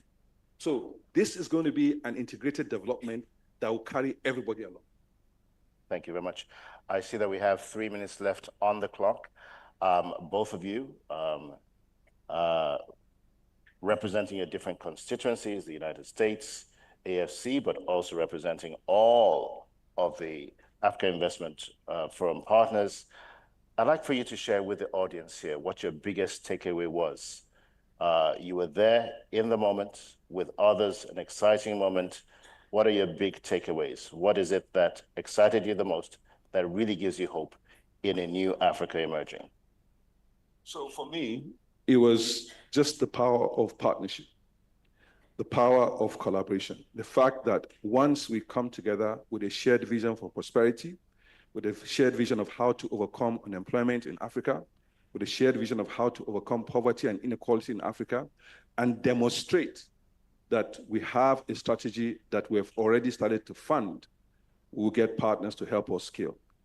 Again, for me, I've always said that there is no global net zero without Africa. Africa has what it takes for a less intensive carbon future, and this project is going to bring it together. Thank you very much. And Danae, your take? Yeah, absolutely. To me, in addition to the shared vision, it really is the interconnectivity and the potential of when you bring together multiple investments across sectors at the same time. We had showcased Salle, a US-owned telecom company that is one of Angola's fastest mobile operators. We're helping them expand in Angola and the DRC. They're also partnering with Carinho, which is Angola's largest food producer, to expand mobile money to rural communities along the corridor. We have an American bridge company that's building bridges across rural sections of Angola that will help move some of those family farmers closer to the bridge, where they can expand storage alongside the rail and the investments that we're making there so that they can get their goods to process and back out. We announced the first food shipment from Carinho into the DRC to help expand food security and access to high quality food products. And so there really is just the interconnectivity of bringing together all these different private sector companies that are making investments and then supporting that through these very larger group investment projects in core infrastructure to really accelerate the impact on citizens, rural and urban, across the continent. Thank you very much for those closing comments. Danae K. Paoli, as well as Salle Zubero. Welcome back again from Angola. I just want to end this session with a short story. In 2017, Dr. Adesina called an early morning meeting of a senior leadership group. And he said he was sick and tired of the asymmetry of information about Africa, the risk perceptions, different narratives about the continent. And to change that, he was going to create, format, and partner with several global and regional partners to create the Africa Investment Forum. The deadline, 12 months. We thought it was all impossible. A number of us pleaded for at least 18 months to 2 years. He was insistent. He said 12 months and no more. The rest, as they say, is history. And it really is encouraging to see what has transpired since 2018 to where we are. I can only imagine where the Africa Investment Forum will be 10 years from now. To Dr. Adesina, to all of the Africa Investment Forum partners, and to you, our guests, we say congratulations, well done. And at that point, I'm going to hand over to my dear colleague and co-MC, Marie-Angèle Touré, as she takes us on to the next segment. Thank you very much. Thank you. Thank you very much.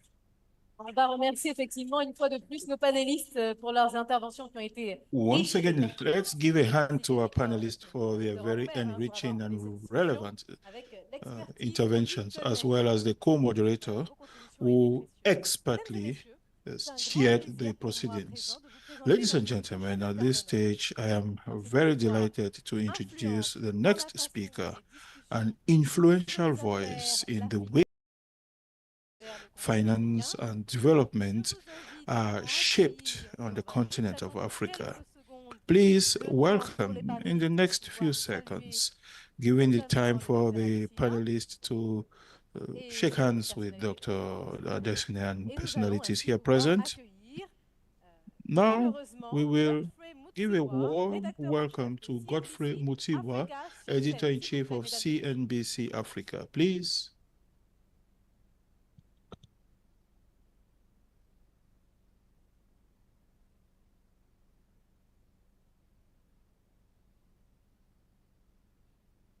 Thank you, Madam Master of Ceremonies.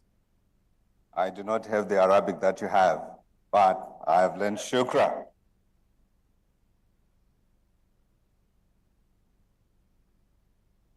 My task is simple. I'm here to introduce to you the All Africa Business Leaders Awards, which were launched in 2012 by the ABN Group to honor national, industry, and business leaders who have, despite many challenges, become role models for future leaders and made a difference not only to their organizations, but also to their countries, to the continent, and above all, to the communities that they serve. Now, over the past 12 years, the ABLAs have rewarded over 100 business leaders in various categories. This year, the ABN Group, in partnership with CNBC Africa, for which I'm the editor, is proud to introduce the prestigious new award, the African of the Decade. This honor recognizes an individual who has demonstrated significant impact on the African continent through innovative solutions, projects, or initiatives that address the pressing social, economic, and environmental challenges that we face on the continent. Consistently shown leadership, vision, and dedication in driving positive change and sustainable development in Africa. Someone who has created a lasting and measurable impact on the lives of individuals, communities, and the continent as a whole. This award, ladies and gentlemen, honors a leader who has met several key criteria, but is not limited to a demonstrated commitment to ethical and responsible leadership, integrity, and transparency in all endeavors, inspires and empowers others to become change makers, and contributes to the development and advancement of Africa. A sustained track record of success and achievement over the past decade with tangible results and outcomes that have made a difference in the lives of millions of Africans on the continent. Strategic collaboration with diverse stakeholders, including governments, multilateral organizations, investors, businesses, NGOs, and communities to achieve shared goals and the creation of lasting change. Proven resilience, determination, and perseverance in the face of challenges and obstacles, and a continued drive forward despite setbacks. A demonstrated and deep understanding of the complexities and nuances of the African context, an exceptional ability to leverage this knowledge by connecting the dots to create a new, effective, sustainable, and out-of-the-box solutions. An embodiment of the values of inclusivity, diversity, and equity, and extraordinary dedication toward the creation of a more just, equitable, and prosperous Africa for all. This year, it is with great pride and honor that we present the African of the Decade Award to Dr. Akinwumi Adesina, whose exceptional leadership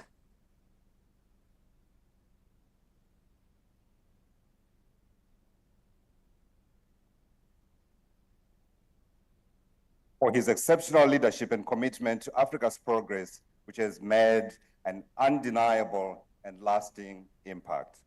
Almost 10 years ago, in fact, more than 10 years ago, Dr. Akinwumi Adesina's impactful tenure as Nigeria's Minister of Agriculture revolutionized the country's agro-industrial value chains and transformed the lives of millions of smallholder farmers. Furthermore, as the visionary leader of the African Development Bank, he has elevated the continent's potential on the global stage. Through the bank's high-five strategic initiatives, let me remind you of them. Light Up and Power Africa, Feed Africa, Industrialize Africa, Integrate Africa, and improve the lives of the people of Africa. And his ambitious collaboration with the global community on several transformational initiatives, including with the World Bank, to provide electricity to more than 300 million Africans, his leadership has been at the forefront of improving lives across Africa over the past decade. It is now my privilege to invite Dr. Rakesh Wahi, Chairman of the ABN Group, Mr. Sid Wahi, Executive Director, and Mrs. Roberta Naika, Managing Director, to present the African of the Decade Award.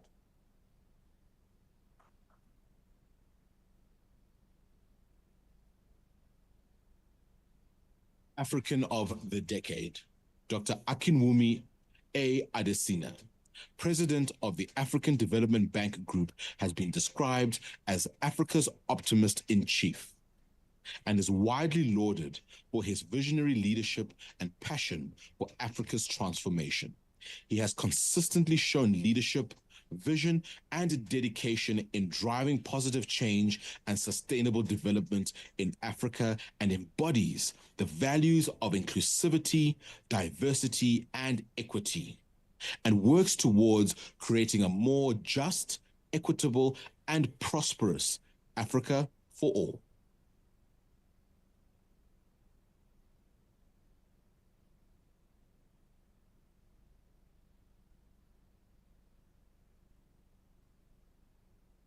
Ladies and gentlemen, please help me put together your hands for the African of the Decade, Dr. Akinwumi Adesina.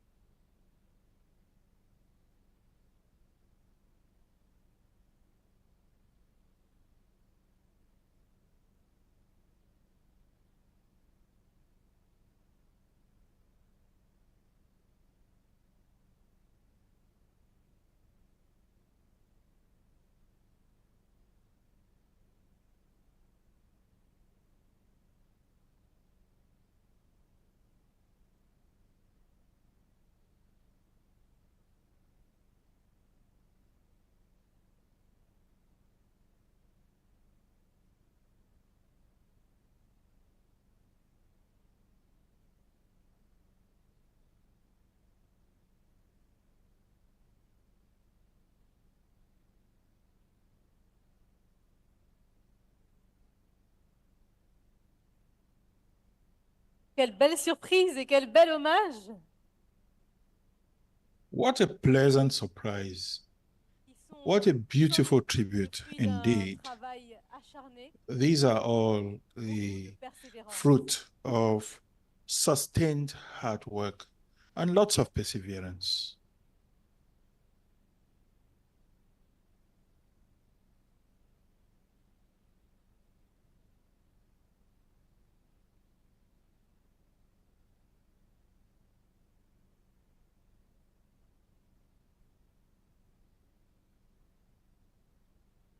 Bravo, bravo, congratulations, Dr. Party Adesina. congratulations, Dr. Adesina. Great.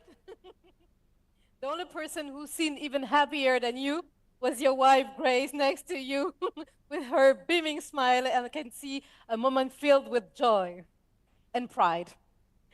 À présent, mesdames et messieurs, pour synthétiser. Ladies and gentlemen, at this juncture,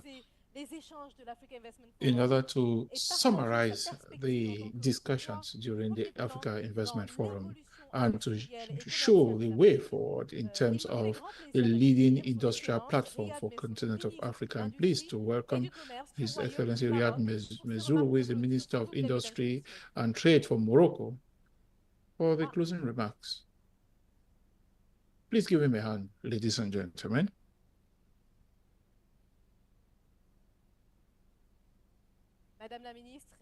Well, it's Honorable Minister Feta Al-Alawi. I'm sorry, I was sort of misinformed. So, ladies and gentlemen, good afternoon. You know, I am not the Minister of the Industry. Since the absent are always in the wrong, I'm not going to talk about industry. I'll talk about what I master. President and Chairman of the Board of Directors of African Development Bank, the African leader of the decades. I would like to add the S. Dear Mrs. Adesina, honorable ministers, distinguished business leaders and investors from around the world, ladies and gentlemen, all protocol observed. As we conclude the 5th edition of the African Investment Forum, which gathered more than 2,000 participants, hopefully one day it will be 12,000, and delegates from 25 countries, allow me to express my sincere gratitude to all of you for your participation and active engagement throughout the various sessions of this forum, which reflects your strong commitment for achieving the development aspiration driving this forum in the first place.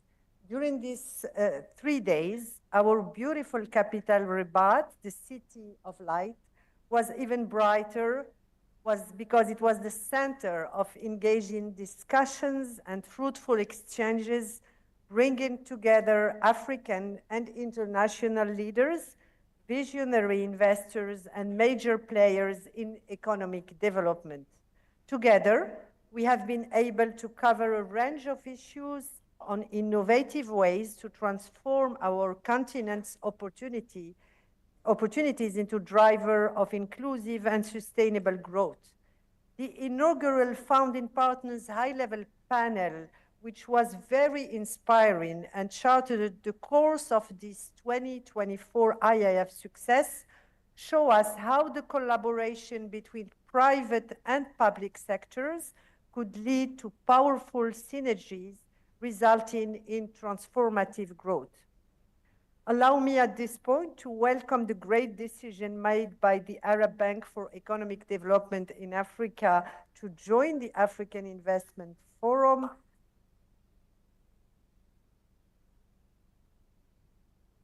Making a new phase in the forum's expansion and influence as a catalyst for mega investments into the continent. The growing interest in the AIF has become more than evident, making it a successful and unique platform for transformative investments and ingenious transactions, and an original marketplace for closing deals to accelerate the transformation of Africa. The excitement generated by the forum was tangible in the busy boardrooms that caught the attention of many distinguished representatives of multilateral and bilateral financial institutions and agencies, development finance institutions, and commercial banks across Africa and beyond. And in this regard, I would like to commend the project developers for the quality of the work that has been done to attract investors from all over the world who gathered in Rabat with one purpose: to prospect, to identify, and to invest in bankable projects in Africa, which they did in a very remarkable manner. During these past 3 days, we have seen exciting projects emerge, promising partnerships take shape, and innovative ideas come to life, demonstrating Africa's openness to business and readiness to welcome investors from all parts of the world. Ladies and gentlemen, as host of this event, Morocco is proud of its role as a catalyst in the continental dynamic that the African Development Bank, with the founding partners, have kicked off thanks to the AIF. Under the high guidance of His Majesty King Mohammed VI, may God assist him, the Kingdom has committed to strengthening intra-African partnerships and promoting mutually beneficial cooperation with our partners. The royal commitment to the continent was accompanied by the establishment of a legal framework more conducive to the development of trade and investment flows with African partners, in particular, through the conclusion of several investment promotion and protection treaties, tax conventions, and free trade agreements. But more importantly, the Kingdom of Morocco is the second African investor in Africa.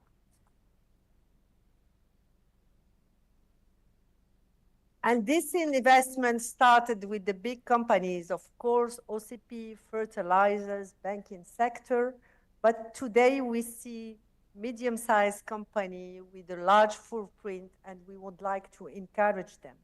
Morocco also is very proud to host annually 15,000 young Africans who graduate from our colleges and universities. And hopefully we will have in the coming editions a boardroom for an African champion university, because having Africans study together and then work together will be probably important for the journey. And the Kingdom strongly believe in this wonderful initiative, President and Dr.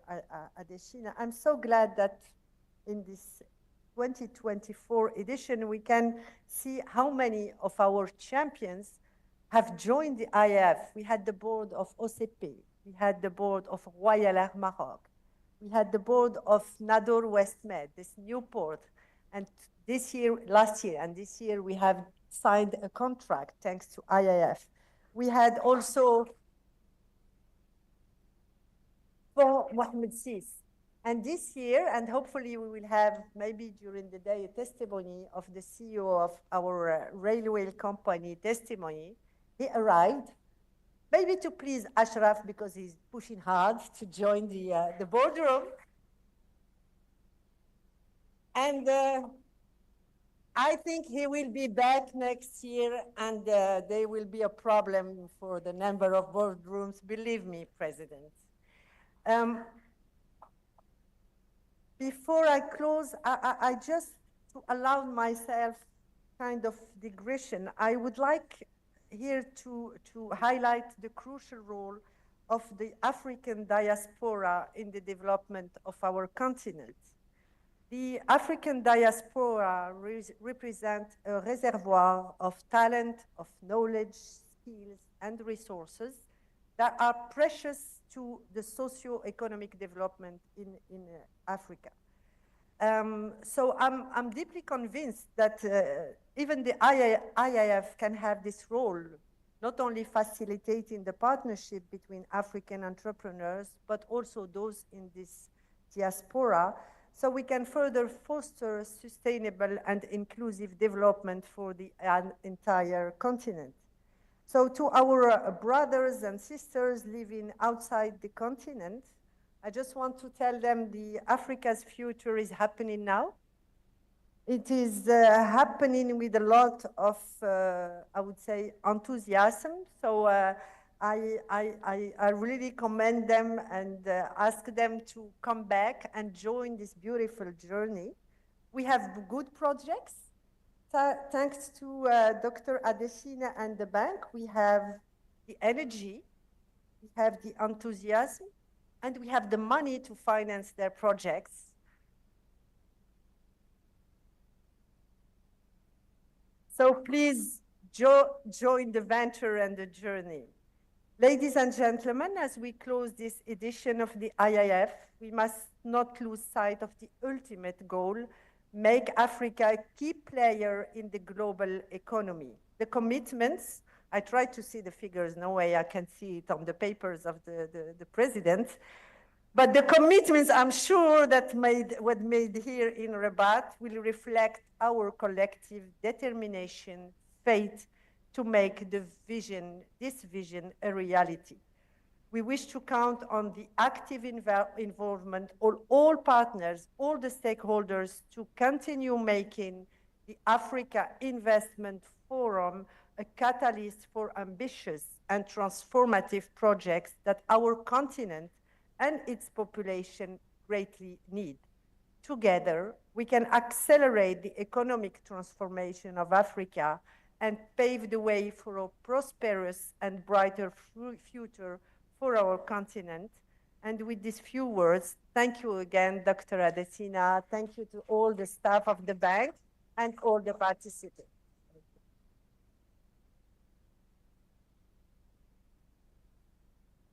Un grand merci à Madame la Ministre Nadia Feta Alaoui. Thank you very much, Madam Minister Alaoui, Fatah Alaoui, Minister of Economy and Finance, speaking on behalf of the Kingdom of Morocco. She shared very powerful words with us and underscored the crucial role of Morocco in the industrial transformation of Africa.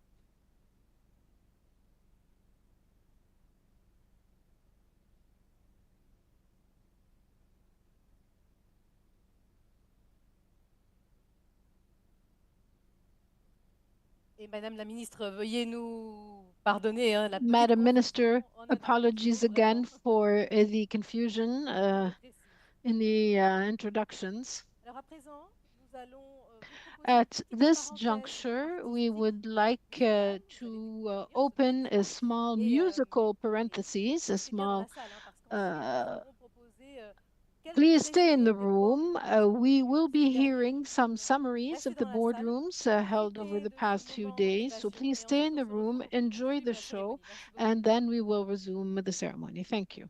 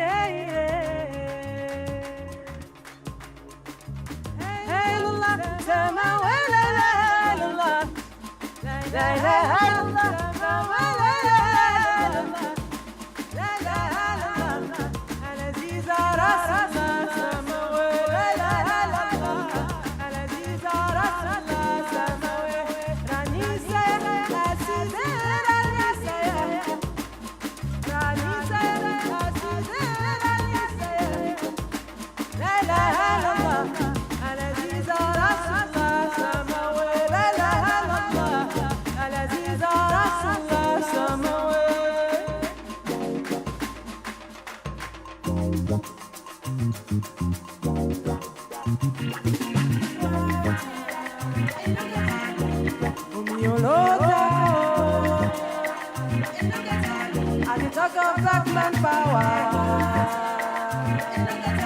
at the talk of black power, I say,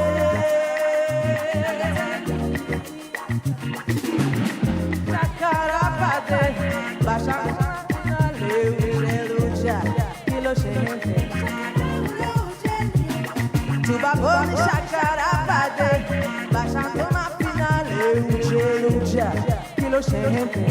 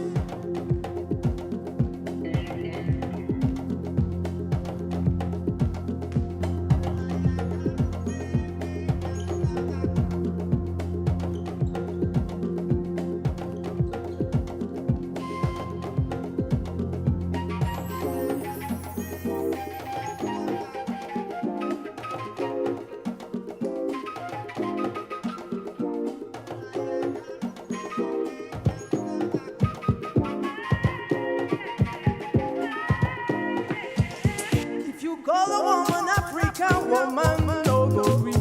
She go say, call her for that. Lady dance, call her for that. She go dance, lady dance. African woman go dance, she go dance the fire dance. She go dance the fire dance. She go say, if you call a woman African woman, no go free. Go say, call him for dance, she go dance, lady dance. Call him for dance, she go dance, lady dance. African woman go dance, she go dance the fire dance. She go dance the fire dance.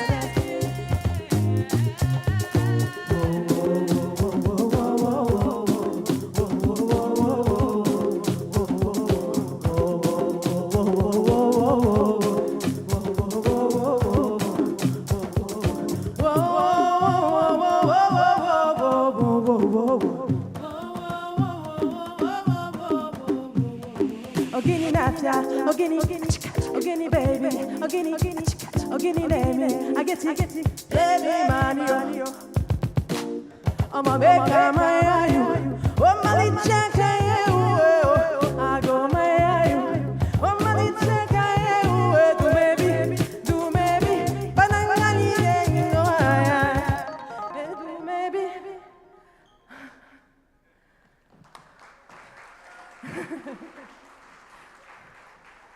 Thank you.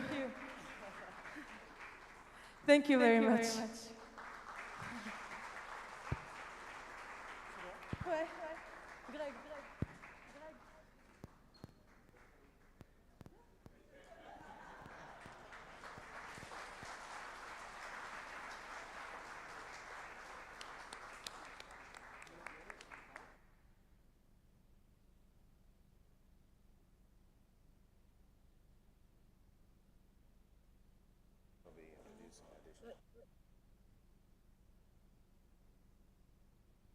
Thank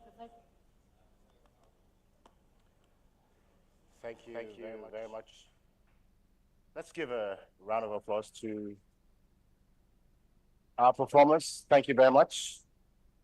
And for very, very authentically bringing back the memory of Fela Anikulapo Kuti. A very good end there. Well, following that energetic, uplifting, and inspirational performance, we'll now hear the announcement that I'm sure many of us are waiting to hear. That is, the key projects and the outcomes from this 2024 Africa Investment Forum market days here in Rabat, as well as a closing statement from a visionary global leader who has dedicated his whole life to Africa's development and progress, and for whom the word impossibility does not exist. Distinguished ladies and gentlemen, kindly give a very, very warm Rabat welcome as he comes to the stage one more time. The Africa's optimist in chief, the president of the African Development Bank, my good friend, Dr. Akinwumi Ayodeji Adesina.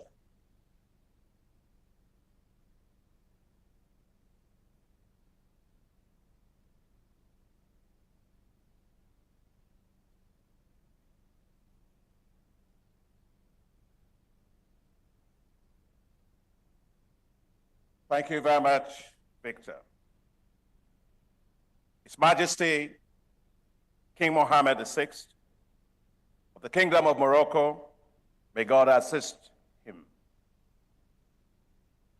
His Excellency President Tinubu, President of the Federal Republic of Nigeria, ably represented here, came in now today by Senator John Owan Eno, the Minister of State of Industry of the Federal Republic of Nigeria. Thank you very much, Your Excellency, for coming. Honorable ministers representing the heads of state and government, excellencies, governors, my dear sister and friend, Honorable Minister of Finance and Economy of Morocco, Nadia Feta Alaoui. Don't you just love this minister? He is affable, he is smart, he is dedicated, he is dynamic, he is an incredible governor of the African Development Bank and the first Minister of Finance and Economy of the Kingdom of Morocco. I think they should make that a permanent assignment. Thank you, my dear sister. Thank you very, very much. You represent your country absolutely well. We're so proud of you. Your Excellency Nados Bekele Thomas, the CEO of the African Union Development Authority, NEPAD.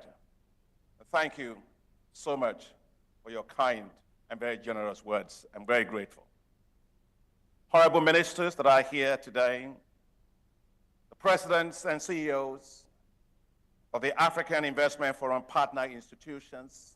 I know many of them had other things they had to go, but today we have Tadesse Admasu here, my sister Boitumelo is here, CEO of the Development Bank of South Africa, and of course the Islamic Development Bank President ably represented here. But I also have another group.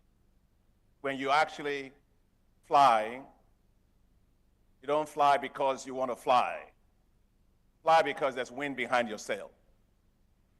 And as a well-governed institution, that wind behind my sail are the executive directors of the African Development Bank, of course, the governors of the bank. But I'm delighted that I have here today 13 of the executive directors of the African Development Bank Group. And that's an indication of strong, BBC, extraordinary support of the boards of directors of the African Development Bank Group. Please, that's half of our board. If they can just rise and be recognized for being here. Please. Thank you. Thank you. Thank you very much, board members. Thank you very much, Thank you. My darling wife, Grace, and the Bekele was saying whether she's my better half. President Obasanjo has a different story. He actually calls me Akin 45, and he calls her, Yemisi, that's a local name, 55. So he said that for all I've achieved in life, 45% belongs to me, and 55% belongs to her. But I can raise that to 60. Thank you. Project developers, investors, distinguished participants, invitees, ladies and gentlemen. 3 days ago, we all gathered right here in the beautiful city of Rabat for the Africa Investment Forum Market Days 2024. I wish to express our deepest gratitude to His Majesty, King Mohammed VI. May God assist him for his graciousness and generous hospitality in hosting us for the 2024 Africa Investment Forum.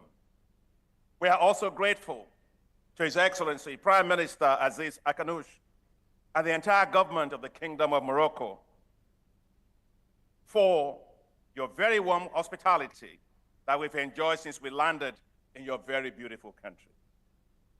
The beauty of your heart, soul, and mind. The beauty of your culture and traditions. The beauty of your openness and welcoming everyone with open arms. It was with open arms that His Majesty, the King, may God assist him, gave permission for me, on behalf of everyone, to be given the great honor to pay a visit to the mausoleum of the late King Mohammed V. I have the honor of paying our respects collectively to the memories of King Mohammed V and his two sons, late King Hassan II and Prince Abdallah. May their souls rest in peace. You have a great heritage, a heritage of determination, a heritage of continuity and stability, a heritage of resilience.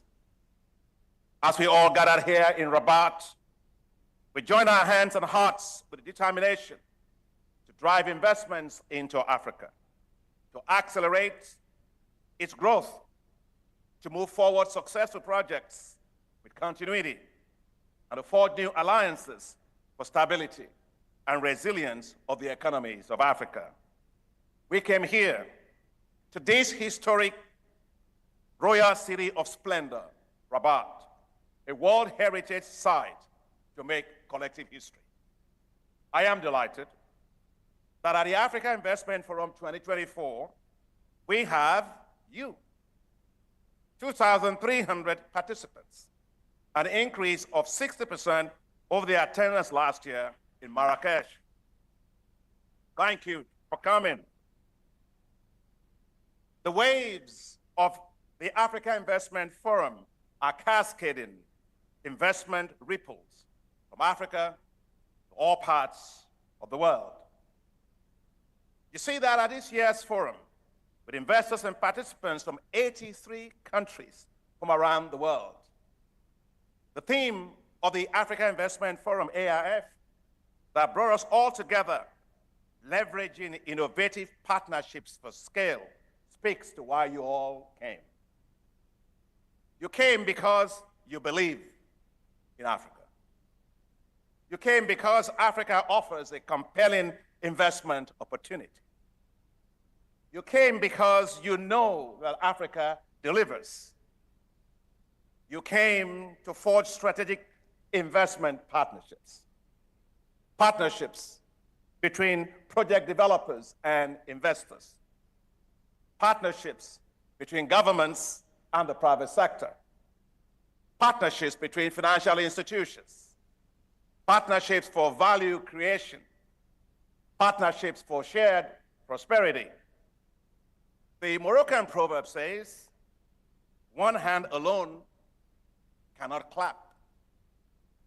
We need each other to succeed. Project developers, investors, governments, and financial institutions, we must all clap together.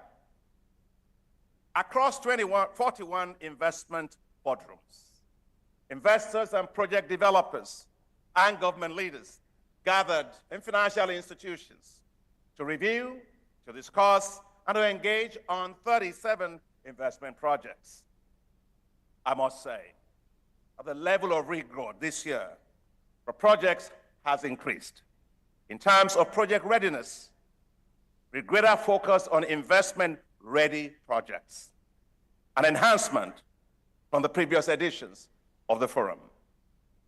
The projects varied from transport, power, energy, agribusiness, industry, mining, pharmaceuticals, private equity, tourism, urban infrastructure, water management, and water and sanitation.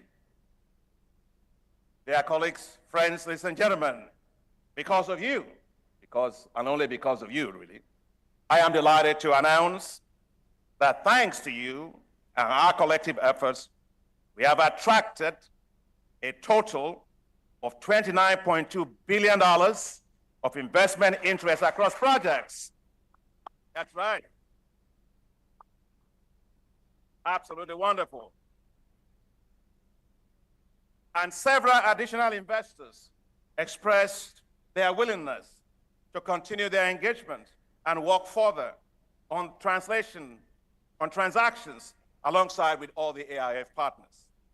I'd like to say that some investors were seeing some of these projects for the very first time.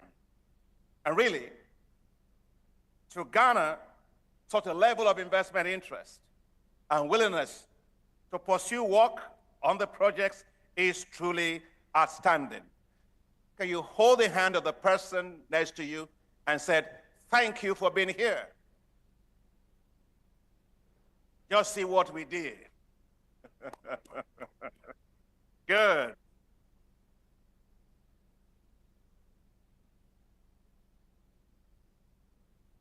Now we can all clap together.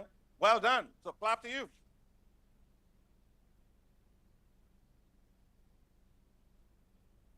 Thank you. Well done. The AIF Market Days is a continuum, and we, the AIF founding partners, pledge to work closely with all investors to support the AIF projects throughout and to bring them to financial close. The Africa Investment Forum 2024 has been such a rich experience. As I went around and as I listened in the corridors, hallways, dinners, when I'm not dancing, I get sometimes to listen to people. I hear a lot of things, and some of the things that I heard are as follows. The best event I have ever attended. This is exactly what Africa needs. This event is different. People talk about transactions and are ready for action. Now, you all made all that possible. But just to be sure that I captured all those sentiments well, let me ask, because I'm a Democrat, democratic person. Let me ask by a show of hands, how many of you found the forum useful for investment decisions? Wow, just look at that. Wonderful. How many of you feel satisfied? Wow. And how many of you plan to come back to Africa Investment Forum 2025? Well, thank you. We would love to have you back. Thanks. I am excited that already we have 15 new entities, including banks, insurers, and export credit agencies who have lined up to be new AIF sponsors for next year, a clear indication of value creation of the forum. Fantastic. And there is room for more. I am also excited that others have expressed interest in joining the AIF as partners. We are truly becoming a global investment movement for Africa. All this will not have been possible. All this have been possible due to the hard work and efforts of many people. I wish to thank all the African Forum founding partners. African Development Bank Group, together with Africa 50, Africa Export-Import Bank, Development Bank of South Africa, Islamic Development Bank, European Investment Bank, Trade and Development Bank, the Arab Bank for Economic Development of Africa. I wish to express our deep appreciation as well to all our sponsors. Japan. Japan had 100 investors. Last year they had 80, and this year they had 100. Just imagine, let's give it up to Japan. Japan FAPA, Goldman Sachs, JP Morgan, Standard Chartered Bank, Africa Guarantee Fund, White and Case, MEGA of the World Bank Group, Martha Capital, Finance, Pagas, Azalai, Casablanca Financial City, Texel, DLA Piper, NLNG, and of course, CNN, our global media partner. I wish to immensely thank the AIF planning teams. You know, when you get to stand up on stage and discuss and share and so on, the people who actually do the work are the ones you don't really see. They work assiduously, they work selflessly, they work so tirelessly, with passion. You don't see them, but just like you don't see your heart, or your heart is what makes you to be alive. And so these people, without them, there'll be nothing to talk about. I want to recognize Max Ndiaye.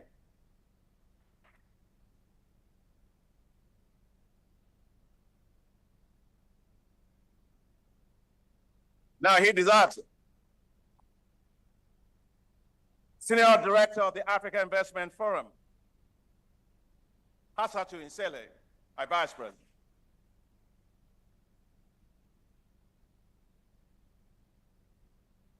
Yasin Fall, Special Representative. And all of their teams who work with all the AIF partner institutions to jointly plan and deliver the impressive events. Well done to all of you.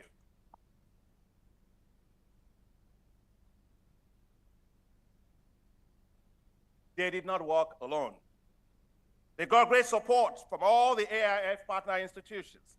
We work as a one AIF team across all AIF partner institutions. So I would like all the staff of our AIF partner institutions, from senior vice presidents, to vice presidents, to director generals, to managers, to NSO leads, to general counsels and legal teams, the operations and ecosystem staff who led the project originations across all of our AI partner institutions, to please stand. Thank you very much. Thank you. Thank you, thank you for all the work. Thank you. Thank you very much. Well done. Merci beaucoup. You guys are just awesome. I'd like to thank the event manager. Don't you like these tents? I mean, it's like, I actually thought they were houses when I first came.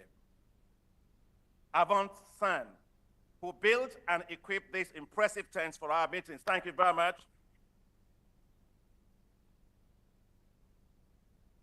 To the management and staff of Sofitel Hotel, the IT teams, the communications teams, the protocol and hospitality teams, who welcomed us and worked late nights just to make sure they could meet us at airports and get us here. Now, we got two guys here, Victor and Marie-Angel, who are fantastic moderators for us.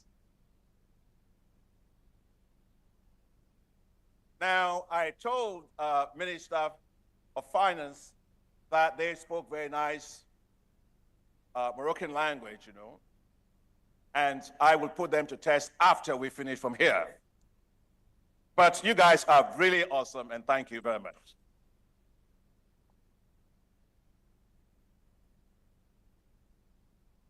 I would like to thank the interpreters and all the excellent moderators of all the sessions.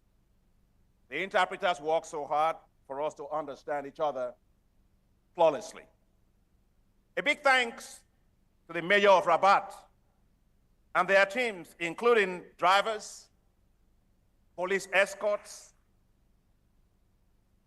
who facilitated all of our movements. Thank you, Morocco, for your partnership and for your hospitality. May God bless His Majesty, King Mohammed VI. May God assist him.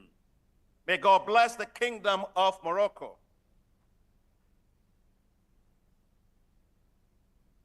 May God bless the Africa Investment Forum. And may God bless Africa. Yes, we will thrive. Africa, we will thrive.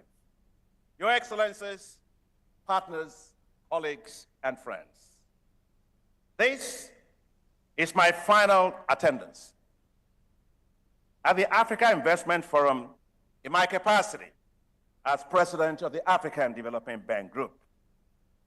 That's because when you all gather here next year, wherever you gather, I will have completed 2 5-year terms as president of an incredible institution, the African Development Bank Group.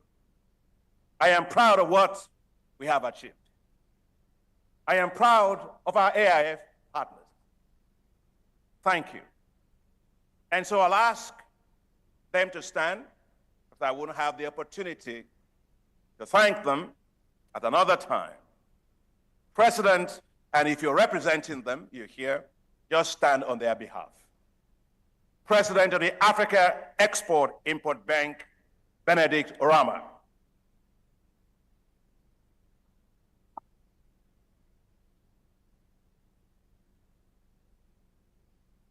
President of the Africa Finance Corporation, Sumaila Sibairu.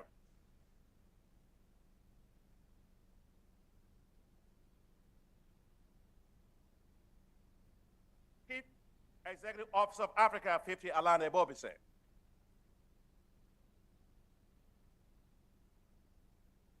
The Chief Executive Officer of the Development Bank of South Africa, my dear sister Botemelo Masako. The President of the Islamic Development Bank, Dr. Mohammed Al-Jassar. President Emeritus and Managing Director of the Trade and Development Bank, Admasu Tadesse. The President of the European Investment Bank, Nadia Calvino. The President of the Arab Bank for Economic Development in Africa, Dr. Sidi Uttar. And of course, I am grateful to my dear sister, President Odile Reno Basso, President of the European Bank for Reconstruction and Development, who was also here. I am proud of the executive directors of the African Development Bank for believing in the AIF and for believing in me and my leadership, and for your strong current and continued future support to the African Investment Forum. Thank you very much. I am proud that we have built a world-class investment platform. It has been such a great pleasure and honor serving you all as chairman of the African Investment Forum. It has been the greatest honor of my life serving Africa. Of course, I will keep cheering for investments and pitching for investments for Africa. Before I close, let me thank Mr. Rakesh Wahi. Let me thank you and all of the Africa Business News Group for the incredible surprise honor that you gave me today to be named African of the Decade. Thank you very, very much. I always like to say God did not make a mistake when he made me an African.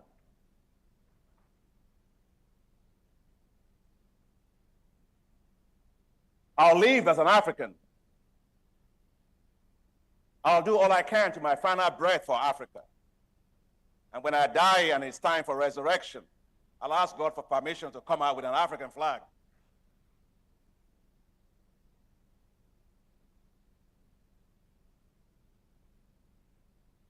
When you get our words are recognitions. But those recognitions are not just for you. They're recognitions of an army of believers who join you to do what you're doing. Because the award allows you not only to, it allows you to be inspired, to be motivated, to be more dedicated, to be more relentless to the vision that one has. And I will say this, we will not stop believing in Africa. We will not stop making sure that we make Africa to be like a lighthouse. And the rest of the world will say, that is the place to be. That is what this honor will continue to help me to do. But I'm not alone. We're actually all here together. It's for all of us. So thank you very, very much. And now, let me wish you all very good journeys back home. Et pour terminer en français, Madame la Ministre. Your concluding words in French, Madam Minister. Absolutely fantastic. Et je garderai le souvenir. I will keep wonderful memories of the exceptional reception that you offered us, the dinner, the music, the songs. May God bless you all. Have safe trip back home. Keep thinking of Africa and keep believing in Africa and keep investing in Africa. Thank you very much. Dr. Additioner, thank you very much. Could you remain standing? Thank you very much for a rousing closing speech there. The standing ovation here and the applause of your partners is truly representative of the high esteem in which you're held, and we congratulate you once again for your visionary leadership. Distinguished ladies and gentlemen, please remain seated, and Dr. Additioner, please take a seat right over here, in the middle. Yes, please. Yes. It's the only time I get to tell the president of the African Development Bank to sit down.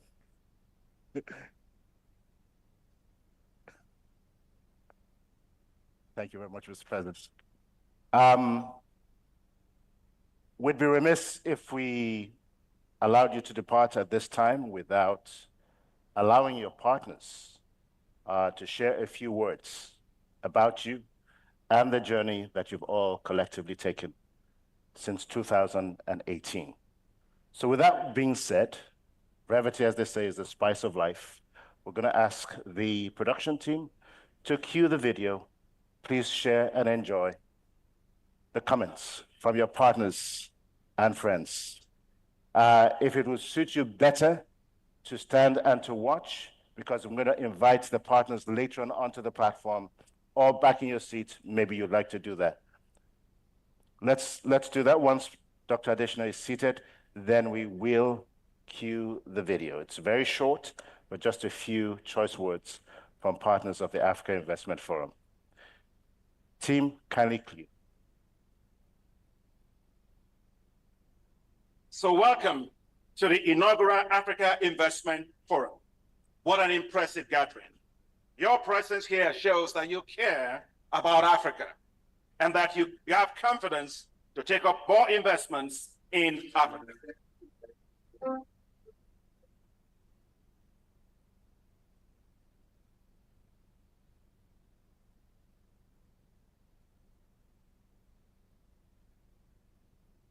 The first edition in Johannesburg, South Africa was fantastic. And again, another big adieu that we are extremely excited about contributing, participating in the African Investment Forum.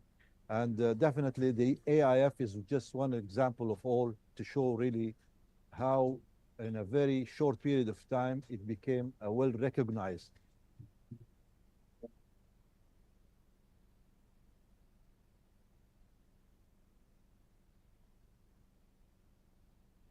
I think President Adesina, as really a wise leader in Africa, he has been really calling for always for collaborations. He is the voice of our continent. He put Africa on the map. Africa is in the room for important global economic discussions.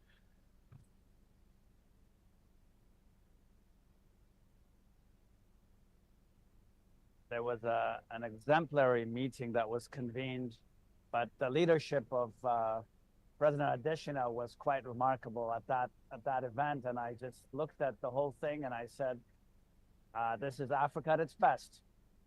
He provides guidance to me and really to my colleagues. It always has very big ideas, big, bold ideas.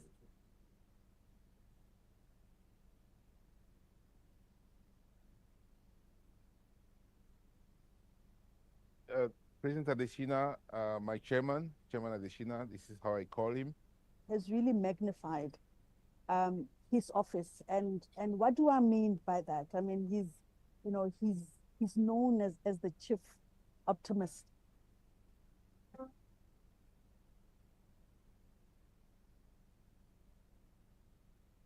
We successfully secured investment interest worth $34.82 billion US dollars. I remember what he said, that there are no five-star slums. And he once made the remark, megawatts of talk. And I really smiled and I said, that's a nice formulation. He's a damn good dancer.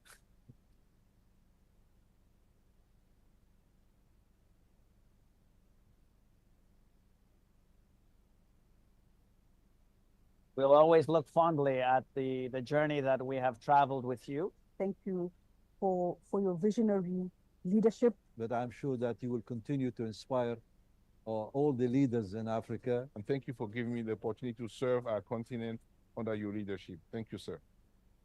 Let the deals begin.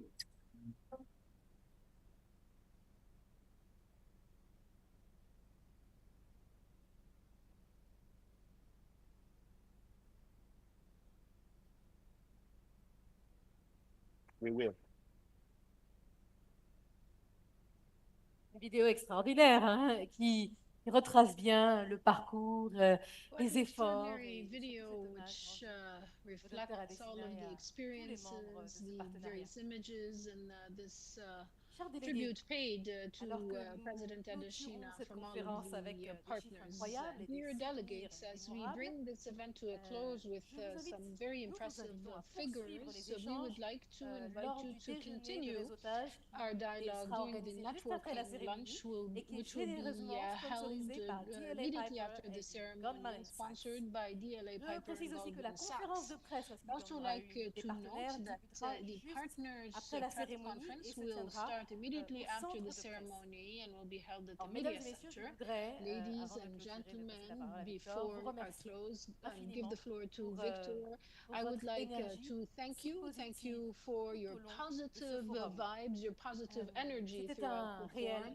This was a true delight for me to share these few days with you. So I'll turn it over to Victor, who, with his closing words, I'm sure will try once again to say a few words in Arabic, but today he put the bar very high. I put the bar very high. I'm not sure how well he'll do. I know you're always full of surprises. Dr. Adesina is encouraging me to show you one more time. We'll leave that till the end. But distinguished, well, Your Excellencies, distinguished guests, ladies and gentlemen, we want to thank you for coming from far and wide.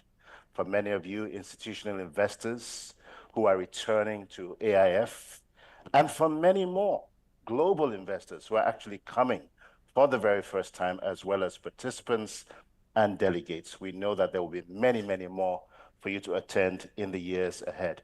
We thank you for joining together in this shared vision of a transformed and a truly prosperous Africa. My name is Victor Oladokun. It's really been a great pleasure co-emceeing with my dear friend, Marie-Angèle Touré. As Moroccans like to say, shukran, ma salama. Thank you very much. Goodbye and God bless. But before you go, we're going to leave you with another video, which is a recap of the last few days. Just give us a few moments, enjoy it, and then proceed with your lunch and other engagements. Once again, thank you very much. Marie-Angèle, any final Arabic from you? No, thank you. The platform's yours. It will be great. Thank you very much, ladies and gentlemen. Thank you very much. Ladies and gentlemen, Saidati wa Sadati, Marhaban bikum Firibut, Marhaban bikum fi Al-Marib. Welcome to Rabat. Nous sommes particulièrement honorés d'être à nouveau gracieusement accueillis ici par le We are Royaume. particularly delighted to be hosted once again in the Kingdom of Morocco. That the Africa Investment Forum 2024 will be a privileged moment to enrich our common reflection, explore innovative solutions, persistent challenges, while strengthening the strong partnership to make our aspirations a reality. The Africa Investment Forum 2024 Market Days has showcased the ambition and undeniable spirit of African leaders, transforming Rabat into the epicenter of investment negotiation.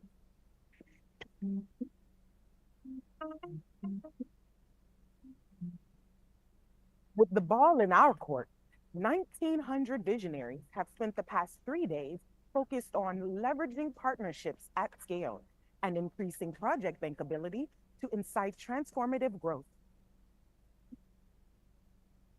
The Arab Bank for Economic Development in Africa, BADEA, has a mandate, and this mandate is to support economic and social development in Africa.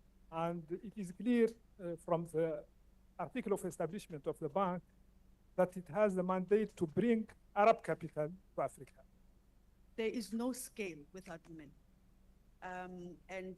We will not achieve net zero targets without women involvement. You know, whether it's climate, whether it's investment, the advantage is women. Delegates representing Africa, Asia, Europe, and the Americas noted various sectors such as energy, agriculture, infrastructure, urban development, and sports as areas for fresh opportunities. Sports is a unique asset class. What do we mean by unique asset class is while sports contribute to the economic growth, creating jobs and value, it also very impactful from a global influence standpoint. Great ambassadors. But where was the real game being played? In the boardroom, where project owners and investors filled more than 40 of them with proposals to score big goals for Africa. Let us begin to do what it would take to drive the economy of every city. And that means infrastructure. It means developing systems, developing drainage, developing transportation, developing health services. And then financial sector will then find it easy. In Nigeria to support microfinance services to the farmers. We aim to develop AI analytics for crop growth monitoring and prediction of the harvest timing and volume by utilizing the satellite data.